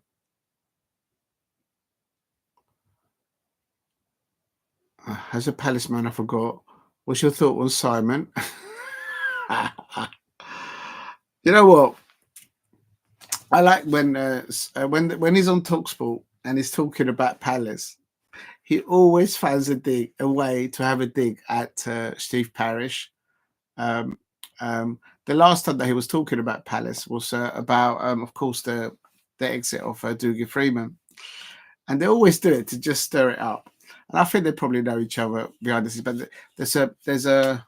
I don't think they exchange Easter eggs or Christmas cards in that respect, but I think it's he's letting it know to him. He said two things that was poignant. Simon Jordan said on TalkSport that Steve Parish, respect what he's done and all this, and what Dougie Freeman and how he's turned it around and all that jazz. But the thing that I took from it, he said how Steve Parish inherited what Simon Jordan started, because that's how he went. He went from there to the lawyers, and then he went to Steve Parish and the new structure and all that jazz. So Simon Jordan pulled that in that interview there with TalkSport, or not interview because he works there, I suppose, or he does work there. I don't know. I don't think he's an employee. He does his thing there anyway. And he goes two things. He said, Steve Parish has only got what he's successful at. What he's done there is because of what Simon Jordan, what himself, gifted him on a silver platter sort of thing. Not his exact words. I can't articulate like Simon Jordan. If I could, I'd be a lot better at this. And then the second thing is he had a pop at Steve Parish. He goes, oh, and his dancing partner, Marc Bright. And I thought, oh, Oh, you're having a dig at him. You're taking the P. You're taking the B and the bubble. He's always having a pop. But the word on the street is, and Simon Jordan has publicly said on many a times on TalkSport and in other forums, he knows very well Daniel Levy, and I've heard the meltdowns of Tottenham Hotspurs on TalkSport, and it's just like, but yes, it's I don't get into the bid. Look, at the moment we've got Steve Parish and the other co-owners at Crystal Palace, and I always say, as long as the proprietors, the people in charge of the club, take the club at one level and they help progress all areas of the football club and enhance it.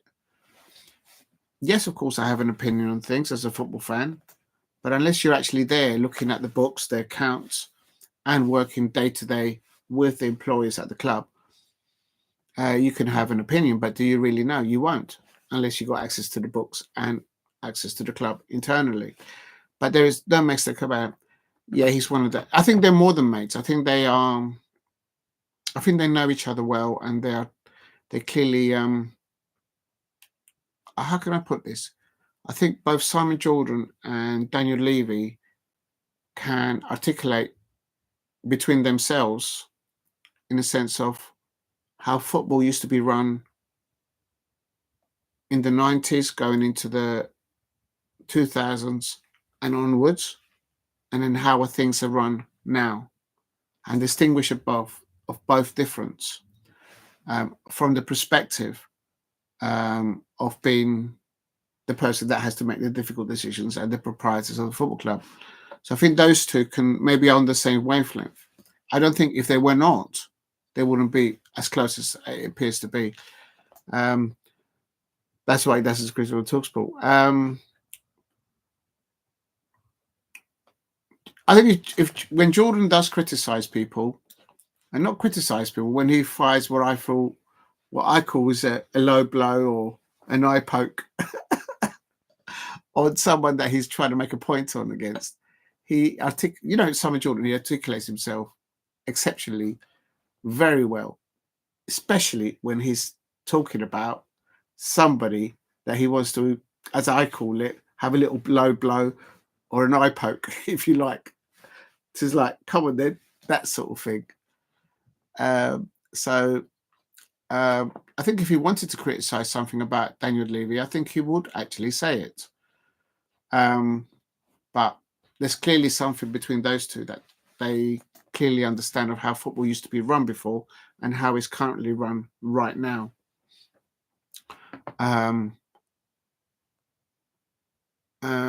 He always goes by Daniel on Daniel, never says Levy. Yeah, it's first names, yeah. Yeah, I'll go with that, Daniel. Yeah, it's a first name thing. Yeah.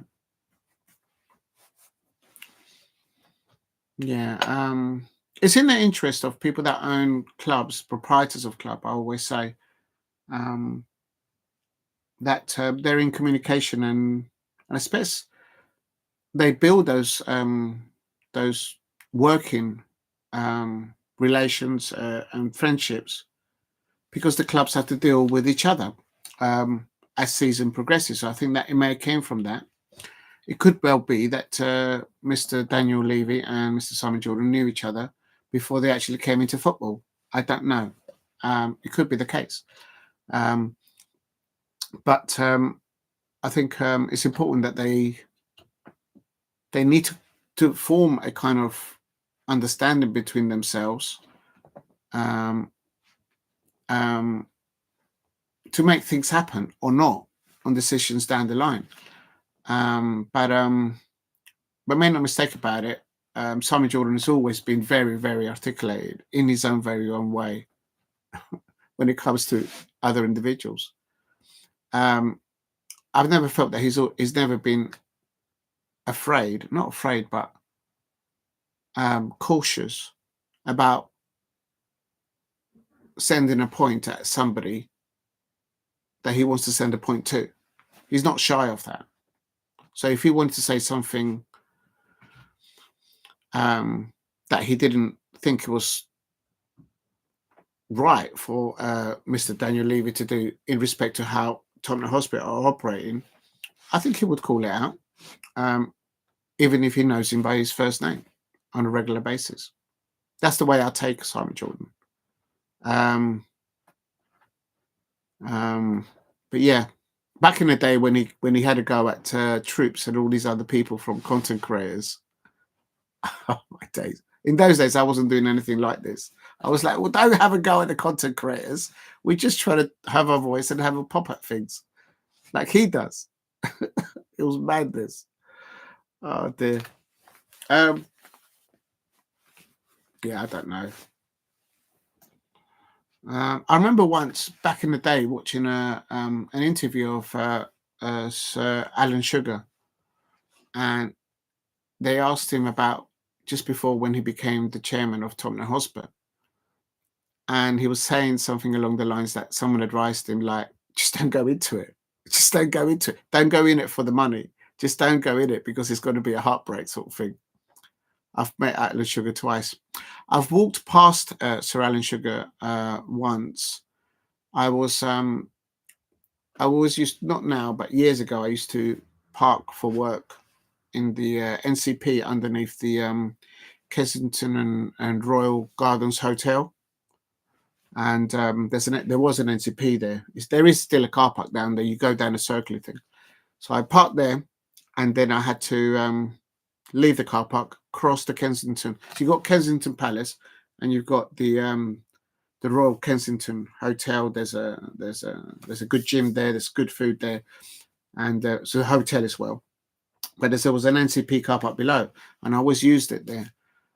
And came up, and I've seen back in the day, I saw Roman Abramovich twice in front of that hotel and car park. And then when you cross the roads in front, there is World Foods. It's a supermarket called World Foods. And Sir Alan Sugar was actually not in front of it, but to the right. There's a little road that goes down there in front of the Royal Kensington Hotel. And I had to go down there because one of my clients was down there. And I walked past him, and I nearly double backed to go back to get to just introduce myself. But he was just standing there on his own. And then as I thought about turning around, then a car came along and just picked him up. So I have seen him, but I've never spoken to him. I was going to be late for the meeting that I had. So I was like, so I have seen him, but I've not spoken to him. When I was a mascot at Tottenham. Yeah, I think you told me that you was a mascot then. He came down from reception and took me to the VIP. Oh, that's nice. Also met him when I go to the train. Oh, be careful about. Oh no, he probably doesn't take the train. I know he's a very keen cyclist. He probably doesn't go very. I think he only goes cycling in the States. Can you imagine that? So Lord Sugar going around in a Santander bike. No, I know he's a very. I don't know if he cycles a lot these days. I met him when I went to train the players at Tottenham Hotspur training ground. That's another example, right? Okay, you're mentioning Sir Lord Alan Sugar in respect to youngsters and being not more than hands on, but going actually to watch the youngsters. I can categorically tell you, I lost count the amount of times that I saw Simon Jordan watching the youngsters at Dulwich Hamlet, where the unders used to play. Him and his brother would always sit with the fans. Not many fans, because it's out of the way from South London. But Simon Jordan would always, well, not always, but definitely nearly every time that I went there, he was always there, plunked with his brother, and they would rabbit. So it was good. I thought it was good to see when Mr. Jordan came into Crystal Palace, to see him active there, watching the youngsters and seeing the development of the players, but also aspect of the structure, what they were trying to build, himself and his brother at Crystal Palace. So it was good to see that at Tottenham Hotspur training ground. I was one of the very first junior members of the Tottenham Hotspur Football Club, so I got to train to the players of the training. So you got the you got an insight there of the club. I think what happens sometimes is when you have, well, you probably still have individuals that do that, get close to the players, to the training ground, and when people that that work in that environment within the football clubs, they get a sense, they get a feel when there is a discord between management, coaching staff, medical team, the chef, the translator, all that. When there's a discord within that structure around the main manager and the coaching staff around him, and the results are not coming, things get out. And it's you can't keep anything inside a can and seal it because of the amount of people that actually are involved in the structure of a first team, I expect.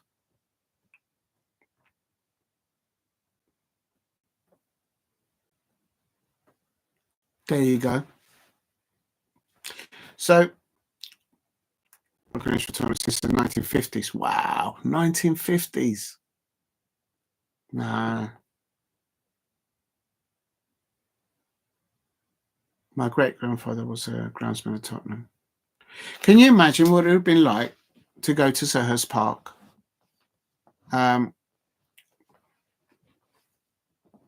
before the end of the Second World War and then after? I've always wondered when I've thought things like that, because there is sometimes you get information at Crystal Palace on the webpage, and there have been some stuff written about it, and what the fans used to experience. What type of jobs did they have? Were they part of what part of what service did they do for king and country? In those days it was king and country. So all the way back to the 50s in the Second World War, and then into the aftermath after that. Imagine.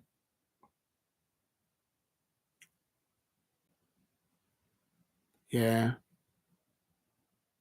You see, when you're mentioning this information, I don't think sometimes Premier League football players that come to football clubs, they should, but they should register that there are football fans like yourself and football fans at Crystal Palace that go, and they've served not only for the club, but for the community, and most of them could be ex-veterans and stuff like that. And I don't think some Premier League players even think to absorb that. And I think it's important that they should do that, because they should try and identify themselves as professional football players with the identity, the fabric of what the club that they are earning a living from. And sometimes I think current Premier League players that go from club to club, they don't look to absorb that or understand that. And that really does my head in. It really does my head in. So when you mentioned earlier on, Daniel, that if Romero is not showing, not appreciation, but an actual respect for the fabric and the identity of your own football club with your family's heritage in respect, just get rid of him. Get rid of Romero. If he's not showing respect to your football club, just get rid of the lad. Get rid of him. You don't need people like that at your football club. Get rid of him. My granddad's boss was playing for Tottenham. Oh, my days. Oh, my days. There you go. I was at the first match. It's funny how it's like a full circle, not in very well. But I was in the first match in the WSL this season was Crystal Palace women. They travelled to Leyton Orient, where the Tottenham Hotspur women play their home matches. It's where they recently played against Manchester City, and they nearly got them. But anyway, so the first WSL ever fixture for the Crystal Palace women, and Laura Kaminsky. I had to go there. I travelled like a long distance to get there because I was away at the time, but I came for that, and it was Tottenham Hotspur women versus Crystal Palace women. And my point of the story is that when the match started, so proud to see the Crystal Palace women for the first time in the WSL. I was conscious that the Tottenham Hotspur women's team, the season before, with the new manager, they reached the heights of the FA Cup final against Manchester United, although they lost in the FA Cup final against the Manchester United team. But I was conscious that they would have a very good squad in there. And next to me, there was a gentleman with a family member, but the gentleman next to me was of a senior age. And as you do, you get talking about football, and we were talking about the footballing decisions. And he used to be a professional football player, professional, or he used to be a professional referee. And you get, when you get talking to someone, you think. I said to him,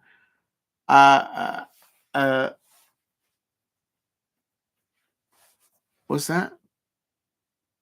I'm the only one in my family who's not born in London. Wow. But then even with that, Daniel, be careful. You say too much personal information. Remember, this is a very open. I don't want you to get because people, there's some horrible people out there. So be careful about what you say about your family here. Yeah, because people can use stuff against you. But yeah, big up to you. So anyway, this elderly gentleman, he was there with a family member who was supporting the Crystal Palace women team. But as you get talking to somebody, I realised that he wasn't really a Crystal Palace fan with a family member that he brought, and but he was an ex-referee, because every time I'm no expert in refereeing, but I could see a bad decision, but I don't sometimes understand why the referee is giving a bad decision. But he totally understood it because he used to be a professional referee back in the day. He's a Tottenham Hotspur fan, isn't he? In the Tottenham Hotspur fan, but he brought along a family member that wanted to support the Crystal Palace women. So it was brilliant. I had a wonderful day. We lost 4-0, but I was so proud of Laura Kaminsky and Amy Everett, the Crystal Palace women captain, leading the Crystal Palace women team up against the Tottenham Hotspur women team. It was a brilliant day. I had a lovely day. We lost 4-0, but I met a Tottenham Hotspur fan who had a young person that was there to watch the Crystal Palace women team, and he used to be a referee back in the day. No doubt he probably might even come across your neck of the woods back in the day. It would have surprised me. But it's important that the Premier League players right now understand the fabric and the identity of the clubs that they represent, because it's not just the badge, it's not just the shirt, it's the generations after generations that have been going to Crystal Palace, or in your instance for Tottenham Hotspur, all the way back, as you pointed out, from the 1950s and probably beyond that. I came to love Crystal Palace the moment that I first went in there in '89. I don't really follow the Tottenham team. Previously, they're my team, but I don't really watch it often. It's getting the time to do it. The only reason I got involved with it was because obviously I was starting to do all this stuff, and it was practical from what I was doing. Not this year, the year before, and then I got the sense of what they were trying to do. So to see them go out this year for the first match against the Tottenham Hotspur team, I was so proud of them, absolutely so proud, and I was just, that's up there, because that's history in the making of Crystal Palace in the women's game, and they did well. But the experience and the squad in depth that the Tottenham Hotspur women had. And we've had, last year we had a young lady loaned to us from Tottenham Hotspur, Araya Dennis. She's absolutely brilliant, and I was so gutted we didn't renew the loan from Tottenham Hotspur for her. But she went back to Tottenham. I don't know where she is right now. think she moved somewhere else. She's not with Tottenham now, but she was brilliant for us. And without her help, we wouldn't have got promoted into the WSL. It's Araya Dennis. She's absolutely brilliant. She has played. She is playing, I think, for the England under 21s. Definitely, it's yeah. But I don't think she's playing for Tottenham now. I think she's left Tottenham now. So that's how I sort of came to know a little bit more about the Tottenham Hotspur team, because we had a loan knee from Tottenham, and then you do your background check on it.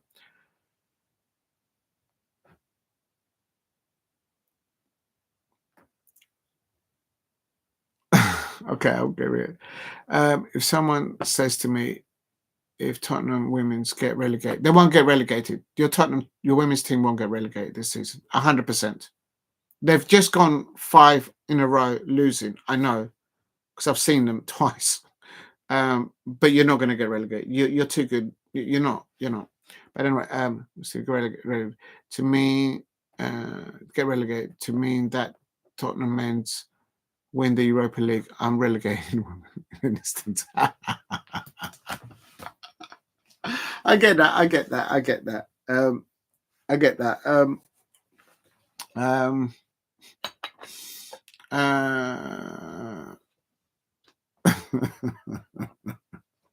Look, I don't know. Maybe I'm a bit. Maybe I think it's easy for me to say because I'm out of the box from your team. And I've said it before, and I think you've heard me say it before. If your manager gets the injured players back, not for 60 minutes, but for a good 90 minutes at least, it looks like some of the players that you've mentioned, 2 of them, they won't be playing at all this season because of injury. I know what you're saying. I understand it. I get it. Well, if you haven't seen them play, you can have a thought, you can have an opinion, but as I say, I've seen the team play, and you've got a very good team over there. But at the moment, the women's team in the Tottenham Hotspur, they're going through. I mean, if we're having it bad at Crystal Palace, they're having it. I think they've definitely gone 4 on a bounce, losing, and they're not used to that. So they're going to have to pull themselves together and recover that. But they won't be relegated. They won't. They've got too many points now, in my opinion. Why do they keep losing if they're good? Okay, now I'm going to say something that you're going to understand very well. January transfer window. And now that I'm hearing that you've got so much money in the bank, earning interest on the money that you've got in the bank at Tottenham Hotspur, hello, spend a bit more in the investment of the women's structure. Is the transfer window. The transfer windows, just as it is as important in the men's games, it's also important in the women's WSL. To the extent now that they are considering seriously in removing relegation away, because the top end, the Chelsea's, Manchester City, I would say the top 2. Then it's Manchester United, Liverpool. Then you get Tottenham Hotspur in what they spend in transfer windows, transfers. It's just it's up there in the cloud in compared to what we can spend at Crystal Palace. And so the reason why I think is because it's your transfer window. You haven't done enough on the transfer window to be ruthless enough to get rid of players at a cost and bring in players that can bring you up into the top 3. In the WSL, it's the top 3 clubs that qualify for Champions League football and the money, the inward revenue that they get. So Becky England, You've got a player from what's her name? You've got a player from I think it's from Finland.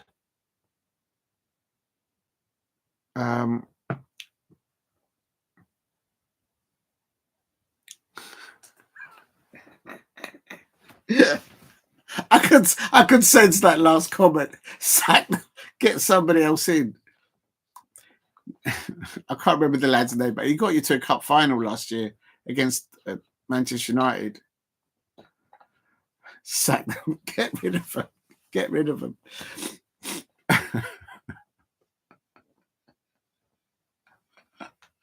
Oh my days. P45 for age. All right. Listen, it's 1 o'clock. I'm going to knock it on the head. Do you know what? You'll say P45 for age, and I know we're joking about it. It's 1 o'clock in the morning. I get it. I get it. I get it.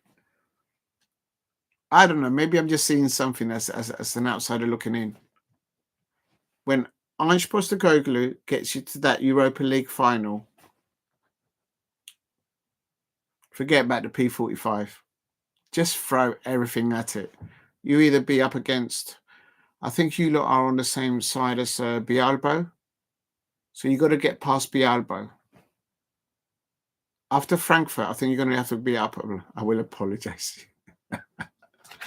It's written down as a receipt. I just got a feeling. I'm being a bit selfish here because I'm thinking on my viewing figures and on my channel, because I'm thinking I would like to see Tottenham Hotspur versus Manchester United in the Europa League final. I would just love to do a watch along to that and see the meltdown and the emergency meetings before, during, and after of the fan base of Manchester United fans and Tottenham Hotspur, should you both be at that Europa League final. It might be even bigger than the Champions League final. Real talk. Can you imagine the banter between both of those two fan bases? Oh my days. That's what I'm thinking. I'm just thinking ahead. I'm thinking I want to see those two. And also because I want you lot to be preoccupied with the Europa League final and my Crystal Palace, when we meet you in May, the 8th or whatever it is, you guys will field out a less strong team and we'll get 3 points off you lot at the London Stadium. Bring it on. No matter what.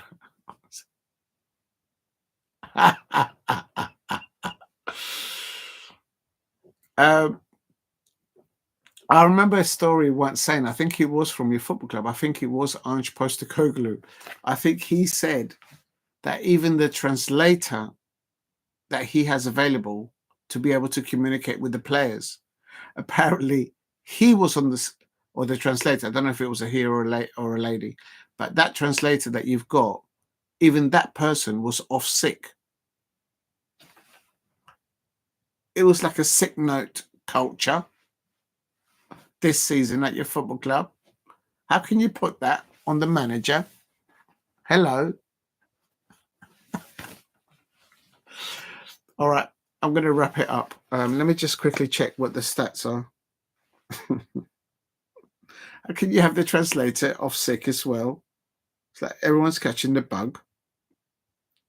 Thank you very much for the 12 or 13 likes that I've got. Oh, it could be 14. I don't even know how I've got. If you are watching new. Oh, so it is true. I heard a rumor. You know, you hear rumors. So it was true. It was an interview. Arch Postecoglou says, I'm even the translators out injured or called in sick. You got to fix it up. Oh, jeez, you can't make it up. Right, I'm gonna end it there. I'm just gonna quickly check that everything is live and it sounds okay.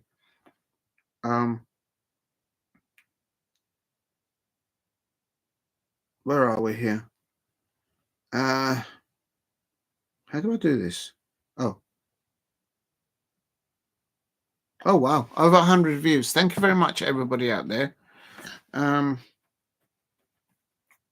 Yeah, that's a lot for me. Over 100 views. So that's a lot. Even the translators had enough at Tottenham Hotspur. Now, listen, forget before you get rid of your manager, get rid of the medical department. They're clearly not doing, they're not getting your players back from injury back available. Get out of my pub situation. Right. A massive thank you to Daniel90. It's 1 o'clock in the morning. I can go on forever. I can go on talking about Crystal Palace 24 hours. Talking about Tottenham Hotspur. Could do it as well now. I know. A massive thank you to Daniel90 for all the amazing comments. And yeah, you'll get to that final. I think you will. We'll see. Massive thank you to Daniel90 in the comments. Also to I saw somebody else there. I'm going to leave that. Your comments, Daniel90, hashtag bring Poch home. Yeah, big up. Take care. Thank you very much, Daniel90. Thank you. And